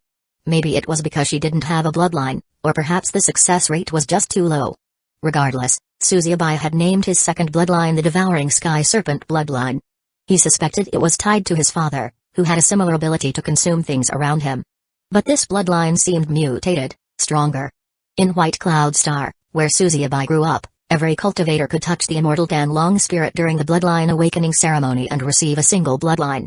Yet, Suzuyabai had done it twice. After hearing Ningafan's explanation, it all made sense. He wasn't fully human. One of his parents was a demon, and that's why he had two bloodlines. But which parent was the demon? He was fairly certain it was his mother. Her distant nature and awkward behavior suddenly made sense. Had she been hiding this secret all along? In White Cloud Star, demons were hunted and killed because demonic energy was linked to the hunters, beings who brought death and corruption. Was that why they had tried to kill him? Why his father, Huisheng, was murdered? In Immortal Rain Valley, demons and humans coexisted, but White Cloud Star was isolated and ignorant. Suzuyabai had been raised to fear and hate demons, but now, with his broader understanding of the world, he realized how small-minded his home truly was. It no longer mattered if his mother was a demon. If she was, so be it. He would bring his family to Immortal Rain Valley, where they wouldn't be persecuted. But before that, he would return and make those who had tried to kill them pay. Whether they were human or demon, they had no right to take his family's life. If they believed being a demon justified their actions, then it also justified his vengeance. "What are you doing?" Zhao, who had been quietly observing Suzuyabai from behind, finally spoke up, her tone tinged with subtle hesitation. She took a few cautious steps toward him, clearly aware that cultivators valued their secrets. For cultivators like Suzuyabai, trump cards could be a matter of life and death. Suzuyabai liked this woman for a reason. Zhao's ambitions weren't like those of most women seeking to climb the ranks through men. She just wanted a good life, not too extravagant, but comfortable. She wasn't looking to use others for power. "Just organizing some things," Suzuyabai replied, distracted as he continued sifting through the items in his spatial ring. The ring was a storage tool many cultivators used, capable of holding vast amounts of treasures, herbs, and tools within a small, accessible space. But right now, his ring was a complete mess, overflowing with spiritual herbs, materials, and random cultivation techniques. Most of it had belonged to the Infernal Emperor, but as the man's successor, Suzuyabai considered it all his now. Zhao hugged him from behind, her soft body pressing against his back. A faint fragrance filled the air, causing Suzuyabai to stiffen in discomfort. He could feel her breasts pressing against him, making the situation far more uncomfortable than he intended. He hadn't even noticed she wasn't wearing anything beneath her gown. Before Suzuyabai could react to the situation, something caught both of their attention. Whoosh! From within his spatial ring, Suzuyabai suddenly pulled out an enormous beast flower, spanning a full meter in width. Its petals, a deep, otherworldly green, shimmered under the light, casting eerie reflections around the room. Sharp, jade-like thorns ran along its stem, exuding a sense of hidden danger. The center of the flower pulsed with a glowing emerald light, as if it had a life of its own. Snake-like tendrils coiled and uncoiled at its base, moving like serpents ready to trap anything that wandered too close. "What's this?" Zhao asked, eyes wide with curiosity as she reached out to touch one of the petals. The moment she got too close, the plant shifted, making her retract her hand in fear. "Don't touch what you don't understand," Suzuyabai warned sternly, shooting her a sharp glance. "Ah, I'm sorry." Zhao immediately apologized, stepping back. Her curiosity remained, but she knew better than to press further. Suzuyabai, however, wasn't angry. He was just as confused as she was. When he had infiltrated the Institute of Science to undergo his second bloodline awakening ceremony, he had stolen nearly everything in sight: scrolls, potions, artifacts, anything that seemed valuable. Among the stolen items was this strange plant beast. He had no idea what it did. While rummaging through his spatial ring, he had come across the creature for the first time since the robbery. The flower-like beast had been sitting dormant among the other stolen treasures. Unlike the aphrodisiac potion he had used on Long Lifen, which had an immediate and obvious effect, this mutated flower remained a mystery. Suzuyabai sighed, watching the tendrils twitch subtly, still uncertain of its purpose. "Whatever it is, it's definitely not normal," he muttered to himself, his eyes narrowing. "I'll need to figure out how it works. Eventually." "Is something special going on today?" "There's so much noise outside," Suzuyabai asked, ignoring the flower beast for the moment and turning toward the window. The commotion in the streets was growing louder. "Ah, yes, today," Zhao began, but before she could finish, Suzuabai's eyes caught something behind her. Hiss. The flower beast, with its eerie glow, had unfurled its tendrils, which now crept silently toward her back, its mouth yawning wide, revealing rows of jagged small white teeth. Suzuabai lunged forward in a blur, grabbing her wrist and yanking her out of the way just as one of the tendrils struck.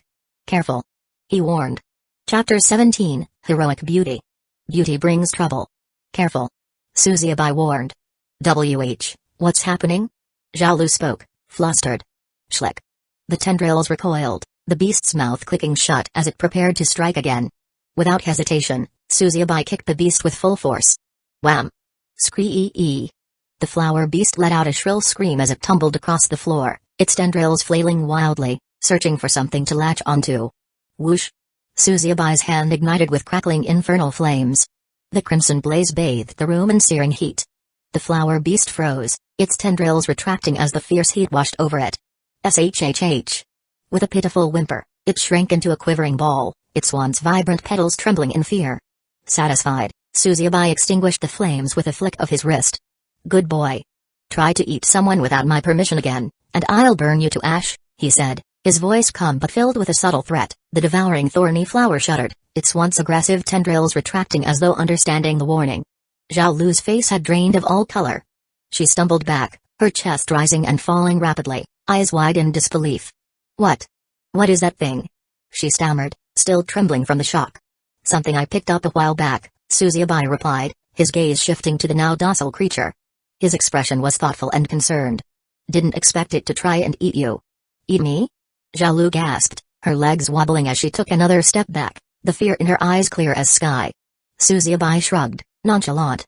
In truth, he hadn't expected the flower to attack a human either. Walking over to the beast, he prodded it lightly with his finger, causing it to recoil further. Devouring thorny flower, he muttered to himself. The name came to him on a whim, though it seemed fitting. The flower remained motionless now, its deadly tendrils curling protectively inward, the once dangerous creature suddenly meek and harmless under his watchful gaze. What are you? Suzuabai whispered, brow furrowed as he studied it further, wondering what secrets this beast held. Without wasting more time, he tossed it back into his spatial ring, deciding to figure it out later. For now, the noise outside demanded his attention. As the flower disappeared from view, Zhao Lu exhaled loudly, her pale face regaining a bit of color. I thought that thing was going to swallow me whole. She muttered, still shaken but trying to compose herself. Suzuabai shot her a sideways glance, amused by her nervous expression. Don't worry, you're safe for now, he said, reassuring her while moving toward the window to investigate the noise from outside. The bustling streets were alive with sound, and something seemed to be drawing a crowd. Let's see what's going on, he muttered, curious about what was causing such a stir in the town. Outside the inn, Suzuabai and Zhao Lu made their way toward the bustling crowd gathered outside. A circle of city guards kept onlookers at a distance, allowing a grand spectacle to be observed from distance. Suzuabai's attention was quickly drawn to a magnificent red horse in the clearing, its fiery fur gleaming under the sun. The horse's powerful wings, half spread, added to its regal and intimidating presence. As the crowd parted, a figure emerged that left everyone in awe. The horse's rider was a woman. Her fiery red armor hugged her shapely figure, combining beauty with the strength of a seasoned warrior. A massive sword rested on her shoulder, radiating power. Her golden hair flowed down her back, tied with dark blue ribbons, while her sharp blue eyes shimmered with authority and confidence. Though she wasn't a beauty that could topple kingdoms, her striking mix of heroic strength and feminine charm turned heads wherever she went. As she approached her horse, ready to mount, Suzuabai's eyes instinctively drifted to her chest, admiring the perfect two round mounds beneath her armor. Feng Lianhua was about to depart when she suddenly felt as if thousands of ants were crawling on her chest. She turned her head, her eyes narrowing at the crowd with the intensity of a hawk spotting its prey. Her expression darkened with a flicker of annoyance. Pervert, she thought. But rather than confront him, she dismissed it, more amused than angry. Without a word, she mounted her horse. Whoosh! The stallion spread its wings and soared into the sky, leaving trails of embers behind it. Suzuabai, realizing he'd been caught, turned away, his curiosity about Fairy Lianhua satisfied. It was time to leave the city. Boss, that guy was staring at sister-in-law. As Feng Lianhua's horse took off, a young man near the front whispered angrily to his leader, Li Gong, who was escorting her. His eyes narrowed in fury. No one disrespected his guest like that in his town. Li Gong clenched his jaw, waiting for Feng Lianhua to disappear before making his move. Suzuabai, finding nothing else of interest, turned to leave, but Zhao Lu, walking behind him, suddenly stiffened. Her eyes widened as a group of 7 men advanced towards them, led by a vicious-looking young man. The leader raised his hand with a sneer, and, swoosh! A wind blade materialized in an instant, tearing through the air and hurtling toward them at terrifying speed. Watch out! Before Suzubai could react, Zhao Lu threw herself in front of him, shielding him with her body. Her arms shot up to block the attack. Slash! A tearing sound echoed as the wind blade tore through her flesh. Splurt! Blood sprayed as Zhao Lu's arms took the full force of the wind blade, her flesh shredded into a bloody mess. She gasped in pain, her eyes wide with shock before collapsing into Suzubai's arms, unconscious. For a moment, Suzubai just stared. Her pale, delicate face was now stained with blood, making her look pitiful. Her arms hung limp, torn and bleeding heavily. But there was no time for pity. Confusion flickered in his mind. What just happened? Then a sharp voice broke through his thoughts. Surround them. Suzubai's head snapped up, his eyes narrowing as a group of city guards closed in, their spears gleaming under the evening sun. He instinctively tapped Zhao Lu's forehead, sending her into the safety of his spatial ring in a flash of light. Alone now, he faced the circle of enemies. So, you're the one who dared to offend Fairy Lianhua? A sneering voice echoed above the crowd. Suzubai turned to see a young man in an emerald robe stepping forward, arrogance plastered across his face. Li Gong, the second son of the Li family, petty, cruel, and clearly eager to show off. Offend? Suzubai's voice was cold. He still had no idea what was going on, and that made him even angrier. You just attacked my companion, and now you say I offended someone? Li Gong's sneer deepened. Fairy Lianhua, our guest, was disgusted by your filthy gaze. A worm like you doesn't deserve to live after daring to look at her. Suzubai blinked. You mean the woman on the red horse? He scoffed, almost in disbelief. You're going to kill me because I looked at her? What are you, some obsessed psycho lover? Li Gong's eyes darkened, his tone turning venomous. Shut up. Everyone outside kept their distance, but you crossed the circle and stared. That was enough to offend her. Do you understand the consequences? If she's unhappy, it could ruin my entire family. Killing you is just the price to remove that disgust. It clicked. He is killing me to impress her. To save face. However, Suzubai misunderstood the situation. The Li family might have been the dominant force within the Red Flame Fortress, but outside of it, they were insignificant, mere ants compared to true powers. Just 2 weeks ago, a mysterious and beautiful woman arrived at the Li family, guided by Patriarch Li himself. The entire household was ordered to serve her every need, and Li Gong had been secretly warned by his father, she was not someone to lust after. Even the slightest improper thought could have him turned into an eunuch in an instant. The Patriarch had emphasized that maintaining a good relationship with her could elevate their small clan to one of the top families in Yu country. That was the goal now. From then on, Li Gong had abandoned any thoughts of pursuing her. His greatest concern was that Suzubai's gaze had offended her, and if she felt truly disgusted, she might retaliate and destroy the Li family. To prevent that, he needed to offer Suzubai's head as a peace offering. Chapter 18, Burning Life Essence. Dumbness, an incurable disease. Li Gong sneered at Suzubai, when she returns, I'll show her your head. Then maybe she'll smile on us. Suzubai was taken aback by the absurdity of it all, his lips curling into a bitter smile. Killing a weak cultivator like me? Is that what you think will win her over? Li Gong's face twisted in rage. Mock me all you want. I'll have your head regardless. Guards, tear him apart. Suzubai quickly scanned the group. 2 hulking men, one of them Little Blackie, a bald, dark-skinned brute, stood at Foundation Establishment peak, their strength could crush boulders with a single punch. The other 4 were chi condensation cultivators, capable of manipulating the elements with ease. Li Gong himself was at core formation initial stage, a realm where the true masters begin to emerge, condensing their chi into a core that grants them immense power. He was an entire 2 realms above Suzubai's chi refinement peak. In the world of cultivation, cultivators like Suzubai trained in the art of harnessing mystical spiritual energy to grow their power, dividing their strength into various realms. Each realm represented a breakthrough in strength and ability, starting from chi awakening, followed by chi refinement, chi condensation, foundation establishment, and eventually reaching core formation. Beyond that were realms of even greater power like earthly rebirth, nascent soul, and more. Each realm had further divisions, initial, intermediate, late, and peak stages, marking the progress of the cultivator within that level. Suzubai was still stuck at chi refinement peak, one step away from the next breakthrough, but Li Gong was already 2 entire realms ahead. Solely considering their cultivation bases, Suzubai was vastly outmatched here. He groaned inwardly, That's the fate of nobodies like me, isn't it? Dumb people like this are stepping stones for protagonists to show off. Shame I'm not him. Li Gong barked an order to his men. Little Blackie. Take his head, and I'll reward you with 100 spirit stones. Little Blackie grinned, cracking his knuckles. 100 spirit stones? Hey, easy enough. His muscles rippled as he stepped forward, eager to crush Suzuyabai. The other guards joined in eagerly. Boss, let us help. We'll make quick work of him. Li Gong waved dismissively. Fine, but don't damage the head too much. Whoosh. They lunged towards Suzuyabai, their auras flaring. Blackie led the charge, his fists glowing with energy. The 4 chi condensation guards rushed behind him like a pack of wolves. Damn it. Time to gamble. Suzuyabai cursed, knowing he was cornered. But there was only one way out. With a deep breath, Suzuyabai activated the forbidden technique he had learned through the Infernal Emperor inheritance. It involved burning his vital energy aka life essence for a temporary surge of power. Boom. His cultivation instantly shot up, from chi refinement peak to foundation establishment peak. His body rippled with new strength, muscles bulging, veins glowing with fiery power. The 2 foundation establishment guards, including Blackie, barely had time to react before Suzuyabai met them head-on. Bam! Their fists collided with a force that sent shockwaves through the street. The impact sent Blackie and the other guard flying backward, crashing into the dirt like broken kites. AHHH. They screamed as their meridians shattered, their cultivation crumbling in one blow.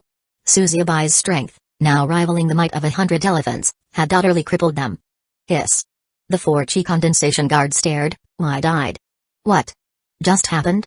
One stammered, unable to comprehend the sudden surge in Suzuyabai's power. But Suzuyabai wasn't done. Bloodlust surged through him, fueled by the life essence he'd burned. He needed to finish this quickly. The longer he burned his life essence, the worse it would get, and he might even lose control.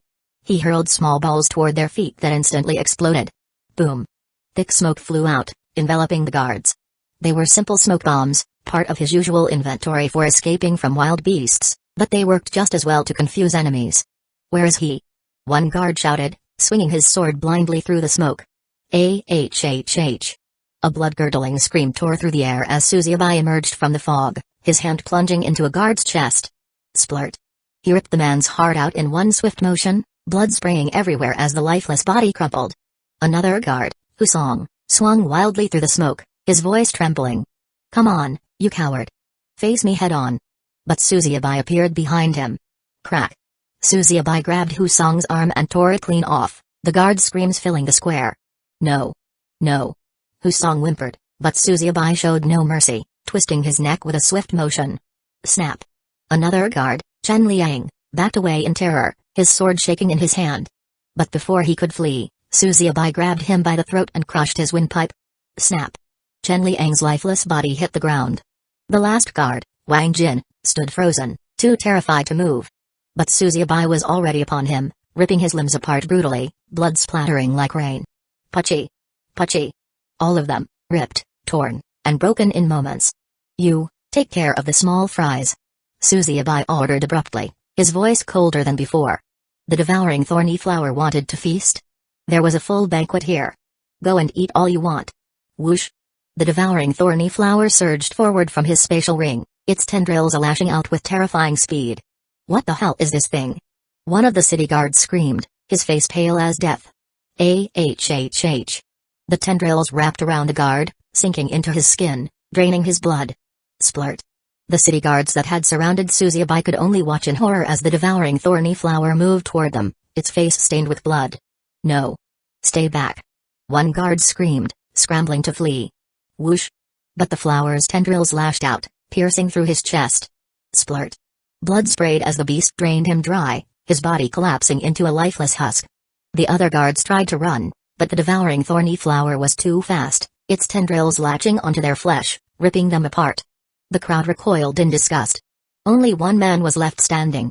Li Gong, his once proud face now pale with fear, stumbled back as Suzuyabai's bloodied figure emerged from the smoke.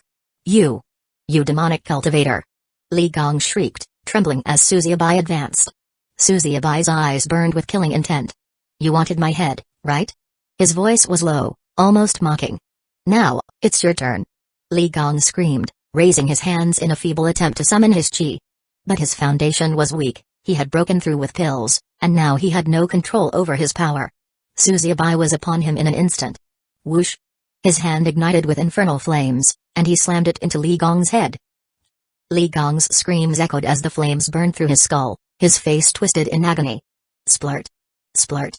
Splurt! With one brutal twist, Suzuyabai tore Li Gong's head apart, blood spraying in wild arcs. The devouring thorny flower, now twice its size, finished devouring the last city guard, its tendrils twitching in satisfaction as it let out a loud burp. As the crowd watched, frozen in fear, Suzuyabai turned to them, his eyes glowing with bloodlust. The longer he maintained this state, the worse he would get. Move. His voice was filled with dangerous bloodlust, aimed at the vast crowd of people. Or do you want to be refined into blood pills? The crowd didn't need to be told twice. Run. Run. They fled in all directions, screaming in terror as they scattered like rats, desperate to escape the wrath of the blood-soaked Suzuyabai. Only when the square was empty did Suzuyabai stop pretending to be tough and stagger like a broken kite. The adrenaline faded, and the toll of the forbidden technique hit him like a sledgehammer. His body trembled violently, his vision blurring as blood dripped from his mouth. It's painful, he muttered, clutching his chest. The price for using the forbidden technique was steep, decades of his lifespan burned away in exchange for that brief surge of power. Now he understood why even the Infernal Emperor rarely used it. Burning away decades in just a few seconds. It was too much. The world around Suzuyabai blurred as exhaustion hit him like a wave. His legs wobbled, and his vision dimmed, but he managed to steady himself, refusing to fall. Dumb people wherever you go, he thought bitterly. He glanced above as if staring at the sky, muttering to himself like a madman, my villain life was better. What's this nonsense where I have to clean up others' messes? It isn't my task to clear these useless pests. At least give me some reward. Chapter 19, Uncertain Fate. My villain life was better. What's this nonsense where I have to clean up others' messes? It isn't my task to clear these useless pests. At least give me some reward. Midway, Suzuyabai's bitter chuckle turned into a frown. Those bastards above were sadistic. What if he asked for a reward and they sent him 100 more Li Gongs, packaged and ready to torment him? He suddenly shut his mouth, shivering slightly at the thought. With a final, weary glance at the blood-soaked street, Suzuyabai sent the devouring thorny flower back into his spatial ring and walked away. As for Xiaolu? Well, she was safe and clean in there as well. His spatial ring had a small green lining, and it wasn't just for show. In fact, it was originally part of the Infernal Emperor's ring, and when he merged it with his ring, it didn't disappear. That's when Suzuyabai realized it was special. It contained an entire small world inside. When he glanced in, he was astonished. There was a whole empty world with everything from mountains to lakes. There had been no mention of it in the Infernal Emperor's memories. He must have purposefully withheld some memories. But it was an incredible treasure. Once its existence was known, Suzuyabai's life would be in danger. Now that Xiaolu knew about it, he would have to deal with her. After healing her first, of course. And himself as well. Back in White Cloud Star. As Suzuyabai fought for his life, trapped in a storm he never asked for, the others fared no better. Bam. Bam. Bam. Each slam against the door reverberated through the underground chamber like the death knell of time running out. In a dark basement, Suyun stood rigid by the door, her usual calm look morphed into a tense silence. Her slim, hourglass figure was taut with anxiety, and her wide sapphire-like eyes, normally so soft, were now stained by dark bags, thanks to sleepless nights spent in fear. Her lips quivered as she stole a glance at her mother, Eternal Su. It's going to break through. Suyun's voice cracked under the pressure, trembling in sync with the slamming against the reinforced entrance. Eternal Su stood tall, her white hair cascading like a waterfall down her back. Her serene face, however, was shadowed by the burden she carried. It's going to be fine, she said, her voice calm, though a slight strain betrayed her unease. Though her expression remained stoic, her fingers trembled faintly. The situation was graver than she let on, but fear, now, would only weaken her daughter's resolve. Beyond the door, something far deadlier than any mortal weapon waited. The immortal execution order had been passed against them, a curse that summoned immortal swords, bloodthirsty in their hunt. 3 sword intents hammered against the door, sent to extinguish their lives for reasons they still didn't fully understand. The closer those cursed blades came, the more their power surged, threatening to tear through their defenses. They had been hiding here for nearly a month. Eternal Su's crimson eyes shifted to the coffin in the corner. Inside lay Zhao Mai, her delicate form ghostly pale, save for the shallow rise and fall of her chest. Blood seeped through the bandages wrapped around her abdomen, her once radiant white hair matted and clinging to her sweat-soaked skin. Despite the grave injury, her face remained serene, almost doll-like, her long lashes brushing against her cheeks as though she slept peacefully. Eternal Sue's hand hovered over a glowing talisman, her fingers shaking as she pressed it to the coffin. Whoosh! In an instant, the coffin disappeared, leaving only the faint trace of the talisman's lingering energy. Zhao Mai? Mom. Where did you send her? Suyun rushed forward, panic seeping into her voice as she looked at the empty space. Eternal Sue exhaled slowly, a mix of relief and exhaustion softening her features. Somewhere safe. Somewhere the swords cannot reach her. Suyun swallowed hard, her throat dry. Even in the face of such overwhelming danger, her mother remained a pillar of unshakable strength. But Suyun was no longer a child. She could see the cracks, tiny fractures in her mother's facade, the subtle tremors of fear in her movements. Outside, the pounding grew fiercer, a constant reminder that death was impatiently knocking.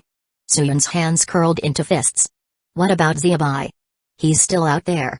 Is he even? He's alive, Eternal Sue interrupted, her tone firm but distant. From within her robes, she withdrew a small piece of red jade that glowed softly. Her gaze softened as she stared at it. His life jade remains unbroken. A flicker of guilt crossed her delicate features, and for a brief moment, the weight she carried seemed almost unbearable.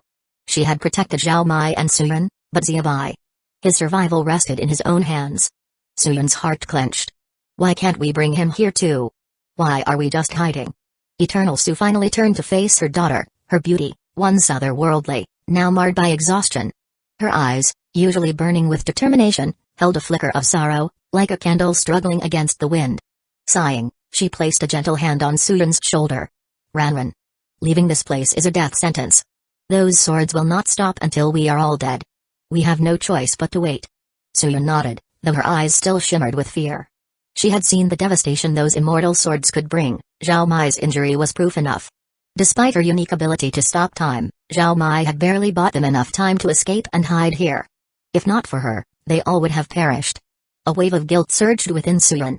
She wasn't a fighter like her mother, nor did she possess the unique power of Zhao Mai. She was helpless in this situation, where everyone was out for their blood. Everything had abruptly changed, their good life had turned into a nightmare. Eternal Sue gave a rare, faint reassuring smile. There's something I need to tell you, she began, her voice hesitant, as though the words themselves were painful to say. I am not from this place. Suyun blinked, confusion clouding her already overwhelmed mind. What do you mean? I sent Zhao Mai to her aunt, far from here. She will be safe. Eternal Sue's voice grew distant, as if recalling memories long buried. You have an aunt, though I've never spoken of her before. Suyun's confusion deepened. An aunt? Why had she never heard of this before? If we have family, why don't we call for help? Suyun asked. Why can't we go there too? Eternal Sue's smile grew bitter. I only had one talisman, and it could only send one person. The glimmer of hope faded as quickly as it had appeared, leaving behind only the crushing reality of their isolation. Eternal Sue took a deep breath, her eyes gleaming with determination despite the sorrow that lingered behind them. I need you to stay close to Xiaobai. When the time is right, I'll send you to him. Protect him, understand? No matter what happens, stay by his side. Suyun's heart twisted in anguish. What about you? She asked, her voice fragile. Eternal Sue faltered for the first time, her eyes dimming. I have something I must finish here. Her lips trembled, but she quickly steeled herself, masking her uncertainty. You can't. Suyun cried, her cold demeanor crumbling as she threw her arms around her mother. There was something ominous in the way she said those words, prompting a panicked movement from Suyun. I won't let you sacrifice yourself. Eternal Sue smiled softly, patting Suyun's head. I won't. I promise. But deep down, she wasn't sure if she could keep that promise. Her own fate remained uncertain, but her children's safety came first. For a moment, mother and daughter stood together, next to one another as the whole world pressed down on them. The door shook violently, but within their embrace, there was a flicker of hope, fragile, yet present. Eternal Sue pulled away and retrieved a long, rectangular box, handing it to Suyun. Her expression grew grave. Take this. It will protect you, but don't use it unless there's no other option. And never let anyone else touch it, except your brother. Suyun accepted the box, feeling the cold, ominous energy radiating from within. Her blood ran cold, but she nodded. I understand. Eternal Sue watched her daughter with a mixture of pride and sorrow. Zhao Mai was safe. Xiaobai was still alive. Somehow, despite the odds, her children had survived. She could ask for nothing more. But she would fight until her last breath to ensure they stayed alive. The door rattled again, louder than before, But this time Eternal Sue's eyes burned with fierce determination. Her family was in danger, but they had not lost yet. As long as they breathed, there was still a chance to fight back. Chapter 20, Acquiring First Servant. Innocent Susie Abai? Back at Immortal Rain Valley, 6 hours after the fight at Red Flame Fortress. Why? Why did they do it? Zhao Lu's voice trembled, confusion filling her hazy beautiful eyes. Sitting in the moonlit forest, Susie Abai remained calm, his gaze steady. Because they can. People with power act truthlessly when there are no consequences. Under the pale moonlight, he gently fed her a rejuvenation pill, a small, round pill with a soft jade-green hue. It emitted a faint herbal fragrance, its essence refined to heal minor wounds swiftly. Pills like this were powerful medicinal items crafted by alchemists, each containing concentrated spiritual energy. Whoosh! The pill's energy dissolved into her danshan, the core of cultivation within every cultivator, where spiritual energy is stored and refined. Almost immediately, Zhao Lu's torn hands began to regenerate. The bruises faded, and the pain vanished in moments. She stared in awe. It's healing so fast, she whispered, marveling at the miraculous recovery. Susie Abai smiled faintly, resting beside her with a sigh. As the pill worked its magic, something stirred within him. Inside his danshan, a small elemental seed shimmered, a sign of his breakthrough from chi refinement to chi condensation realm. At this stage, he could not only manipulate elemental energy but also condense true chi outside his body, making his attacks far more powerful. The breakthrough had come unexpectedly. His veins, half attuned to yin chi, had absorbed the cold, deathly energy lingering around the corpses of Li Gong and the others he had slain. Yin chi is present in places of death, shadows, and cold environments, often feared for its stark nature. Yet, Susie Abai had unknowingly refined and absorbed it, allowing it to power his breakthrough. Until now, he had never known his body could harness yin chi so effectively. As the yin chi helped him advance, the other half of his 106 veins pulsed with a volatile force of thunder, an energy tied to his second devouring sky serpent bloodline. Both yin and thunder now flowed within him, but his sea of consciousness remained turbulent, as his newly awakened azure dragon bloodline clashed with the others, fighting for dominance. Despite the pain in his head from their chaotic fight, Susie Abai's smile remained. After nearly 3 decades of living a cursed existence, being able to cultivate like others filled him with quiet satisfaction. After being healed, Zhao Lu, dressed in a feminine white and seductive red robe, glanced at Susie Abai. Her usual sly, calculating expression softened as tears welled in her eyes.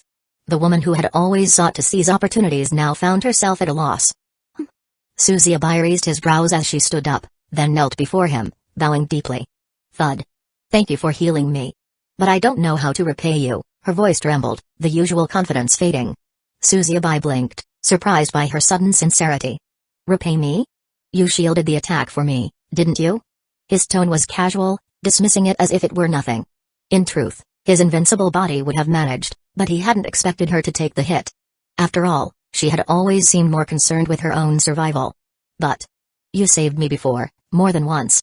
I can't just walk away as if it means nothing, Zhao Lu whispered, her eyes filled with guilt. She wasn't used to this kind of indebtedness. Susie Abai watched her carefully. Was she talking about the deflowering thorny flower incident? He'd saved her for his own reasons back then, but seeing the conflict in her eyes now, he could tell something had changed, and she was quite determined all of a sudden. It would take you years' worth of spirit stones to repay me, he said, hoping to deflect her growing sense of obligation. Her eyes dimmed, her voice faltering. I don't have that kind of wealth. He sighed, not wanting to push her further. His mood was still good, and he had no interest in dragging this out. If you're really so set on repaying me, work for me. I'll pay you 100 spirit stones a month. Thud. To his surprise, Zhao Lu dropped to her knees, her voice trembling with emotion. I don't want payment. From now on, I'll follow you, whether as your horse or your cow. I'll serve you for the rest of my life. Susie Abai groaned inwardly. It's only for a few years, how did it become a lifetime? He chuckled bitterly. Zhao Lu, still kneeling before him, looked up, her eyes filled with determination. You don't understand. No one has ever shown me such kindness. I've spent my life scraping by, taking what I could. But you've saved me more than once, even when you didn't have to.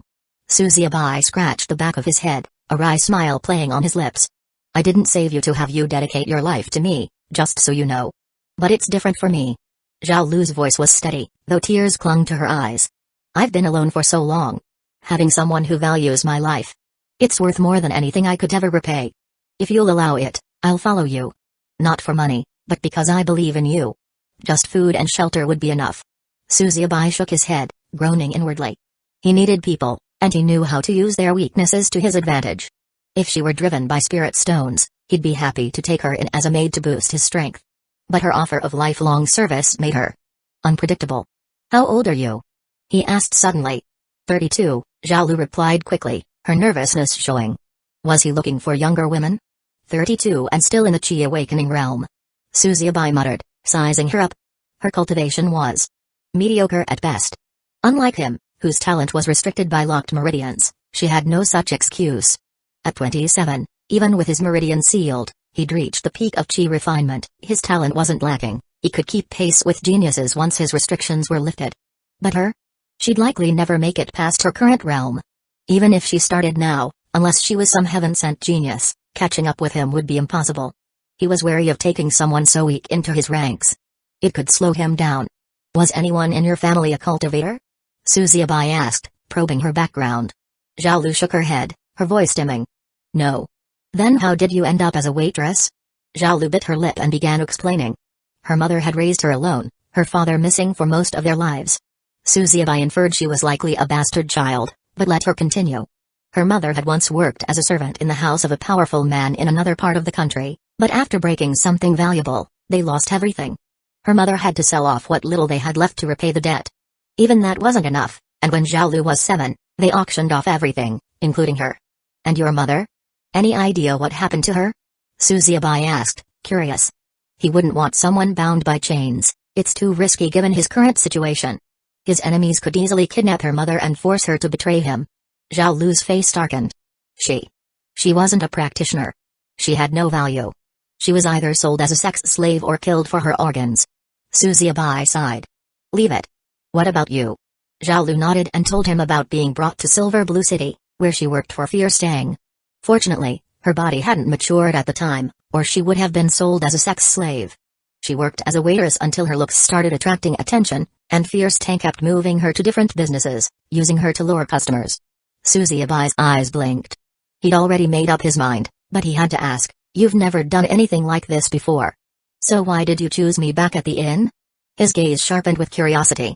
He looked her over, surprised she was still a virgin at her age, when she met him. For a practitioner, preserving yin essence had immense benefits for cultivation, but for someone like Zhao, there was no such advantage. Zhao hesitated, her eyes wavering before she finally spoke. You looked innocent and easy to deceive. Chapter 21, Obedient Servant. You looked innocent and easy to deceive. Suzuyabai's face darkened. Him, easy to deceive? His eyes gleamed with a cold, calculating light. A great villain such as himself, who had clawed his way through treachery and deceit, could see through her pitiful attempt with a mere glance. She wasn't fooling anyone but herself. Seeing his expression harden, Zhao panicked. And no, I meant. You wore expensive robes, and you paid a fortune just to mask your presence. It was clear you came from an extraordinary background. Her voice quivered. At first, I only wanted to secure enough wealth to escape. The longer I stayed with Fierce Tang, the more dangerous it became. Once I grew too old to attract customers, I'd end up discarded. Like my mother. Suzuyabai sighed. Fierce Tang was no fool, he only kept her because she was valuable. But jade loses its luster over time. Zhao had seen her chance and taken a gamble. She was bold, but she overestimated her cleverness. Did I really look so easy to deceive? Suzuyabai's voice turned sharp, as if questioning himself. Zhao glanced at him, then quickly averted her gaze, instinctively nodding before shaking her head. The awkward mix of guilt and fear on her face was almost amusing, how easily people tried to manipulate what they didn't understand. Ha ha ha. Suzuyabai laughed bitterly, but his mind was already elsewhere. So much for remaining in the shadows. It seemed the higher-ups had already caught wind of his existence, their invisible eyes no longer blind to his movements. He considered burning the city to the ground, one swift strike to erase all traces, but recklessness now could cost him dearly. There would be time for flames later. With a shrug, he stood. Fine. You can follow me. But don't speak of secrets, and if there's anyone you need to say goodbye to, do it now. Once we leave, we won't be coming back. Zhao stood up, following Suzuyabai as he stretched his body. He had been meditating for hours to break through and was already feeling tired. Can I meet with the inn owner? She asked softly. Despite Fierce Tang's opportunistic nature, part of her didn't view him as entirely heartless, just a man driven by greed. He had, after all, paid her, kept her dressed well enough to attract customers. But trust? She knew better. Fierce tang would wring her dry once she lost her value. Her mother's last words echoed in her mind. The last time they spoke, her mother had told her to seize any chance to change her life. Now that Zhao Lu had made her decision, she wasn't going back for help, just to say a final goodbye. The bracelet Fierce Tang used to control her had been broken during Li Gong's attack. She was free now. Suzubai raised a brow. It's useless. Huh? Zhao Lu blinked, her confusion evident. They've likely killed everyone at the inn, including Fierce Tang, Suzubai said bluntly. WH? Zhao Lu's eyes widened in shock. Her hands flew to her mouth as the cold truth settled in. Suzubai shook his head, a flicker of disdain crossing his features. If I were them, I'd have done the same. By now, they've realized we stayed at the inn. Anyone who sheltered us would be considered a loose end, and loose ends aren't tolerated. They've likely started their search already. He glanced toward the dense forest ahead. It was fortunate he had steered them toward the Silver Whelf territory. The nascent soul realm beast that ruled these lands was a terror few dared provoke. Its mere presence kept even the boldest hunters at bay. Over the past 30 days, whenever Suzubai had a moment of peace, he gathered information about Yu country, the Tanlong Empire, and the broader soaring dragon continent. Survival in this world required knowledge, and he had discovered the Silver Whelf's domain by chance. A perfect place to evade their pursuers. With a single, fluid movement, Suzubai leaped to the top of a towering tree, his figure disappearing into the darkness of the canopy. Below, Zhao Lu stood, staring up in confusion. She glanced around, unsure of what to do. Unlike him, she couldn't scale treetops effortlessly. With a sigh, she moved toward a patch of grass beneath the tree, preparing to settle down for the night. Swoosh! But before she could rest, a soft movement landed in front of her. Practice this, and don't drag me down. Suzubai's lazy voice drifted down from the treetops. A scroll, worn and ancient, lay before her, making Zhao Lu blink in surprise. This is... Her fingers trembled slightly as she picked up the scroll. Suzubai, despite his relaxed demeanor, was still as calculating as ever. He preferred followers he could control with material incentives, money, power, status. But Zhao Lu was no longer motivated by those things. That made her a risk, and Suzubai couldn't afford unpredictability. Still, if she could strengthen herself, she would become less of a burden and more useful. It was a practical choice. As Suzubai drifted off to meditate, Zhao Lu cautiously unrolled the scroll. Its fragile edges crackled under her touch, the scent of ancient ink filling the air. She had no idea that Suzubai's storage ring had long been emptied of its immortal techniques. Those had been stolen by the evil empress. What remained were lower-grade techniques, but even those carried immense value. A mortal-grade technique could easily fetch thousands of spirit stones, enough to buy a lifetime of luxury. Profound-grade techniques, more specialized and tailored to combat or elemental mastery, could cost tens of thousands. But mystic-grade techniques, those were the treasures that drew power from heaven and earth itself, capable of shaping the very flow of the world. Suzubai's own Starsea or God Arts, which absorbed stellar energy, was worth a king's ransom in spirit stones. The technique he gave her, however, was the Burning Lotus Charm, a mystic-grade art that cultivated solar energy, particularly effective for those with a yin constitution. It wove the flames of the sun itself into one's soul, capable of bending wills with a mere glance. Its true strength lay not in brute force, but in the quiet domination of minds. It wasn't a combat-focused technique, as Suzubai doubted her talent for battle, and besides, he himself specialized more in formations and arrays than direct combat. The Burning Lotus Charm could influence the minds of others, a more fitting ability for someone like Zhao Lu. Zhao Lu had no idea that she held a technique worth millions of spirit stones. If she knew, she might have fainted from shock. But Suzubai wasn't truly asleep. He kept one eye half open, watching her closely. If she tried to take the scroll and flee, he wouldn't hesitate to silence her permanently. But to his mild surprise, Zhao Lu didn't run. Instead, she sat down, her brows furrowed in concentration as she began to study the technique. There was something almost endearing in the way her face softened, utterly absorbed in deciphering the complex cultivation method. Suzubai shook his head, mildly amused. For now, she wasn't a threat satisfied. He allowed himself to drift into a deeper sleep, knowing that tomorrow would bring new troubles. Next day, in the morning. Whoosh! As Suzubai descended gracefully, the golden morning light pierced through the dense trees, scattering like threads of silk across the forest clearing. A gentle breeze carried the scent of smoldering embers, a small fire crackling nearby, undoubtedly Zhao Lu's doing. Yet, where was she? Master, I have stirred some soup for you. Her voice, soothing as falling sunlight, came from behind. Suzubai turned, and his body froze. No way. Zhao Lu stood in the morning light, holding a simple leaf-woven bowl. Her crimson lips curved slightly. His eyes unconsciously traced the smooth line of her bare waist, each curve as seductive as molten sunlight, stirring the hot desire with a single glance. But Suzubai wasn't confused by her beauty. No, it was her aura. Chapter 22, Heavenly Punishment. Her aura.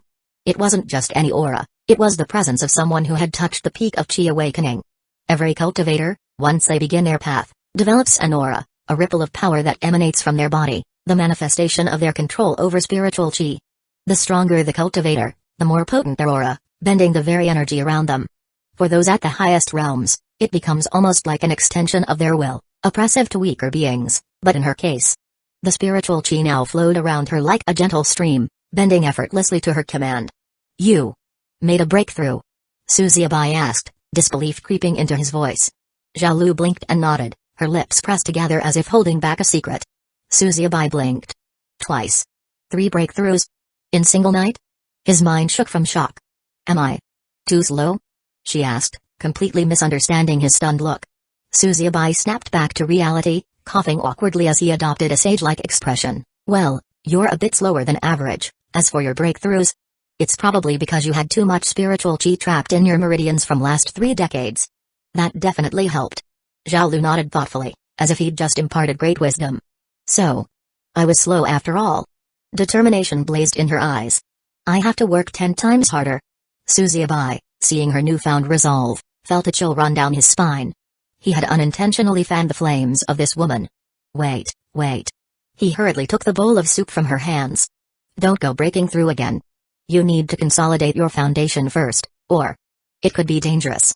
Or he might just have a heart attack. Was his talent really trash? What about those 8 pillars at his second awakening? Where the hell are his 3 breakthroughs? The higher-ups can't all be fucking simps, right? Suzubai never quite knows who's messing with him, whether it's the Fate Weaver pulling strings, the ant-like buzzing voices driving him nuts, or the so-called higher-ups lurking in their thrones.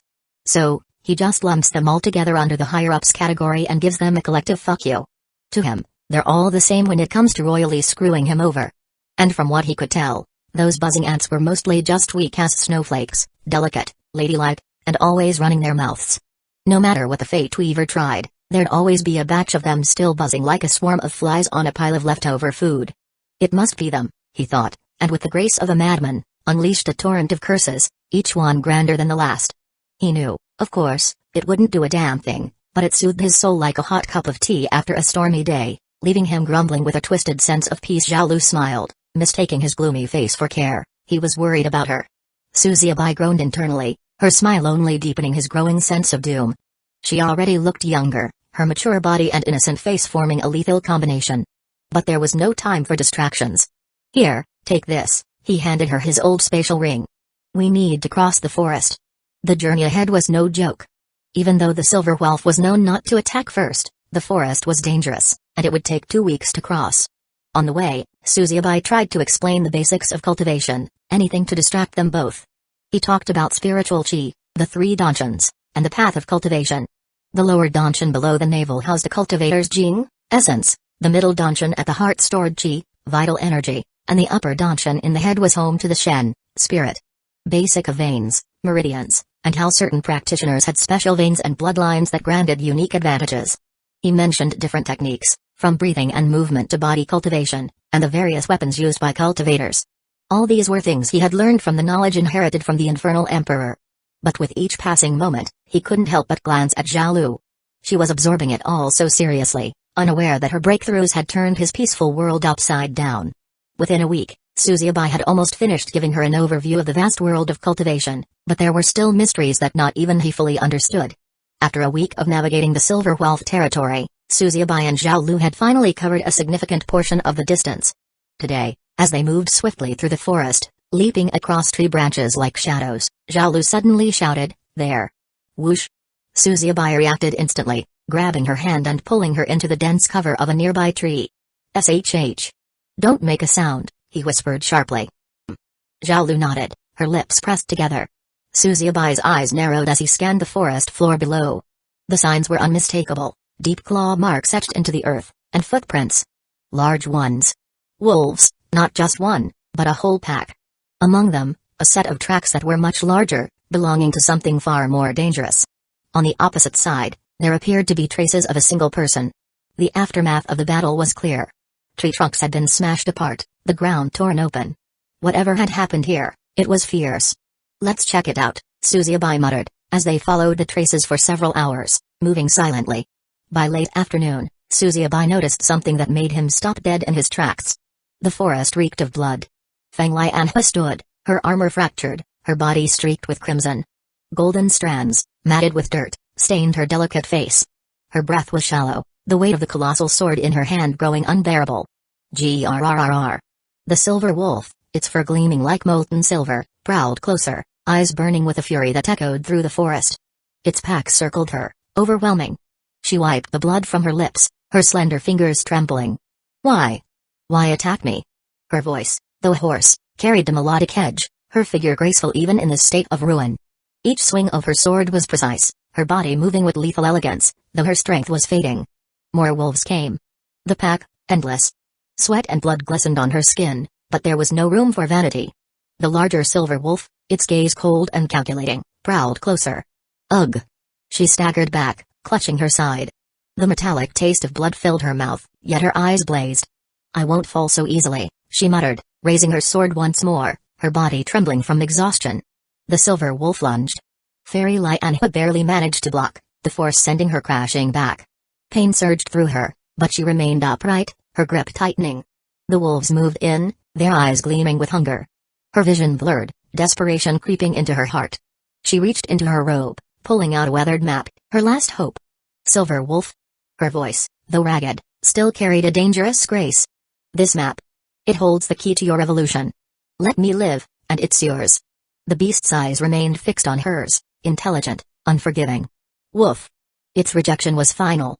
Before she could react, pain tore through her abdomen. Her knees buckled as a wolf's fangs sank into her side. The map slipped from her hand, fluttering to the ground like a forgotten dream. Darkness closed in as she fought to stay conscious. "Isn't that the same woman, Fairy Lianhua?" Zhao Lu muttered, her eyes narrowing. The woman looked eerily similar to the one from Red Flame Fortress. "Yes." Suzuki grinned, a chuckle bubbling up inside. Finally. It was her, the one responsible for their near-death experience. The higher-ups had granted him the chance for revenge. Heavenly punishment, delivered personally. Did this mean he was finally the apple of their eye? Just the thought made him grin wider. Maybe now, he'd stumble upon some miraculous opportunity, get back to White Cloud Star, and crush those who had looked down on him. No. He couldn't get ahead of himself. First, deliver her punishment, then think about the rest. His grin faded, replaced by a sharp, focused look. From their vantage point, he could see the silver wolf and its entire pack attacking her. Fairy Lianhua must have really provoked them, enough for the beast to forego a chance at evolution. Scanning the scene, he saw it, behind the silver wolf, two small pups, one injured. So that's it. The realization struck him like a spark, and Suzuki's eyes glinted with wickedness as he leaped down from the tree. Chapter 23, Struck by Heavenly Thunder, R18, Yip. Yip. The silver wolf's cub yipped, oblivious to the danger, chasing a butterfly despite its injuries. It bounded towards Suzuki's position, unaware of the predator nearby. From the shadows of a tree, Suzuki watched the silver wolf and its pack tear into Fairy Lianhua. Her bloodied form struggled, but his focus wasn't on her. It was on the weathered treasure map that slipped from her grasp. A map to treasure? It should have spatial equipment. My way home. This is it. Just then, the cub stumbled closer. Suzuki's eyes narrowed. Perfect? He dropped from the tree with barely a sound, landing in front of the cub. Startled, it looked up, its innocent eyes meeting his cold gaze. Whoosh! Suzuki snatched it up without hesitation. Silver wolf? His voice rang out, sharp and loud. The massive beast froze, turning its furious eyes on him, the beast's killing intent pushing down on him. Suzuki raised his hand, igniting it in crimson flames. One step, and this little wetty becomes ash. Leave my companion alive and get lost. Follow my words, and I'll release this cub within an hour, alive and untouched. Defy me, and whimper. The cub whispered, its neck strangled by Suzuki. Grrrr. The silver wolf growled low, its pack echoing the sound, but none dared move. The inferno flames crackled, deadly, burning not just flesh but soul. Suzuki smirked. He won't risk it. But then, boom, a cold wave of pressure hit him. Soul attack. Only those in the nascent soul realm or higher could launch such attacks, directly targeting the spirit of their enemies. Swoosh! Suzuyabai froze for a heartbeat, feeling the icy grip of death. Until the inferno flame surged on its own, snuffing out the attack. The silver wolf staggered, its plan foiled. "I warned you," Suzuyabai said, his panicked expression slowly melting into a bitter chuckle. "Arrrrrrrrr." The silver wolf growled again, but its rage turned to resignation. With a final snarl, it backed away, its pack following. "Smart choice." As they vanished into the forest, he muttered, his gaze shifting back to the battlefield. Fairy Lianhu lay motionless, the treasure map fluttering just out of reach. "The map. It's mine." Surprising his excitement, he glanced back at Zhao Lu, who had silently watched everything from behind. He held out the squirming cub, a small creature with snowy white fur stained with dirt and blood, its bright eyes filled with confusion and fear. He commanded, "Grab it and don't let it escape. If it does, we're as good as dead." Zhao Lu nodded, but her gaze lingered on him, her expression curious as she gently cradled the cub, which let out a soft whimper, its tiny body trembling. Suzuyabai frowned. "What's with that look?" She hesitated but then spoke anyway. "Why did you call it Little Wetty?" Suzuyabai's face darkened. "No food for you today." Zhao Lu groaned inwardly, but amusement flickered in her eyes as she stroked the cub's soft fur. Zhao meant little, and Bei meant white. Together, Zuyabai meant Little White, so hearing him call the cub Little Wetty was ironically funny. Suzuyabai grumbled to himself and turned his attention back to the fallen fairy Lianhu. He crouched beside her and noticed something glinting on the ground near the treasure map. Quickly sending the map to his spatial ring, he picked up a small silver emblem. Inscribed on it was the mark of a phoenix. Phoenix? The Vermilion Phoenix dynasty? Suzuyabai muttered, his brow furrowing. What's someone from there doing here? He knew Yu country was part of the Tanlong Empire, but this emblem hinted at the involvement of another power entirely. The Vermilion Phoenix dynasty was another empire, why would one of their people be caught in Silver Wolf territory? His eyes flicked around the scene. There was no horse, no further supplies, likely lost or destroyed during the battle. What a shame, he thought bitterly. He had hoped to rob it. Shaking off his disappointment, Suzuyabai's gaze stayed over the fallen beauty. Her shattered armor revealed pale skin, and even covered in blood, her golden hair still shimmered like rays of sunlight. But admiration wasn't why he was here. It was time for heavenly punishment. Zhao, don't get blinded by her beauty. He called, a wicked grin forming. This woman almost got us killed. What should we do for revenge? Zhao blinked, processing his question. Kill her? She offered, as if it were the most obvious answer. Suzuyabai's eye twitched. Is that all? Just kill her? These cultivators. All the same. Even with breakthroughs, they lack imagination. Her answer was technically correct, but dull. If the higher-ups wanted him to deliver punishment, it had to be creative. He leaned in, voice dripping with wicked delight. What else, Zhao? That's not enough. Zhao Lu's eyes narrowed as she studied Feng Lianhua's unconscious body. She gave a cold smile. How about we skin her alive? That way she suffers before we finish her off. Suzuyabai paused, raising an eyebrow. This woman's got potential. Ruthless. I like it. Must groom her properly. A good suggestion. But, he glanced at Feng Lianhua's beautiful yet battle-worn face, she's at the rebirth realm. 3 realms above us. If she wakes up while we're halfway through skinning her, we're dead. Zhao Lu's brow furrowed. Then what do we do? We steal her yin essence before killing her. Suzuyabai smirked, brushing Feng Lianhua's hair aside. Her lips, though stained with blood, looked soft. His thumb grazed them as a wicked idea sparked. Heavenly punishment, right? Might as well do it properly. Zhao Lu squinted at him. Was this about yin essence? Or something else? Her gaze flicked between Suzuyabai and the fallen fairy, her amusement shifting to mild suspicion. He doesn't just want to harass her, does he? If he did, she wouldn't complain. In fact, she'd found a perfect master, one just as morally bankrupt as she was. After all, once someone tries to kill you, they deserve whatever you can squeeze out of them. Suzuyabai's mind worked fast. Refining her virgin yin essence would boost his cultivation, and her body would feed the devouring thorny flower. 2 gains from 1 corpse. But as Suzuyabai rubbed his thumb over Feng Lianhua's lips, a strange pang of guilt crept in. Has it really been that long since I did anything bad? What's with this omnious feeling? He'd lived an almost peaceful, law-abiding life for the last 2 decades, and now here he was, touching a passed-out fairy like some back-alley pervert. But then again, the higher-ups demanded this. Blame them, he reasoned. If I don't do it, I'll get punished. Kaka, her broken armor fell apart under his touch, revealing smooth, moonlit skin. He couldn't help but stare. Zhao Lu sighed, deadpan. Master, if you just want her yin essence, you can skip the foreplay. Suziabai's eye twitched, but he didn't stop.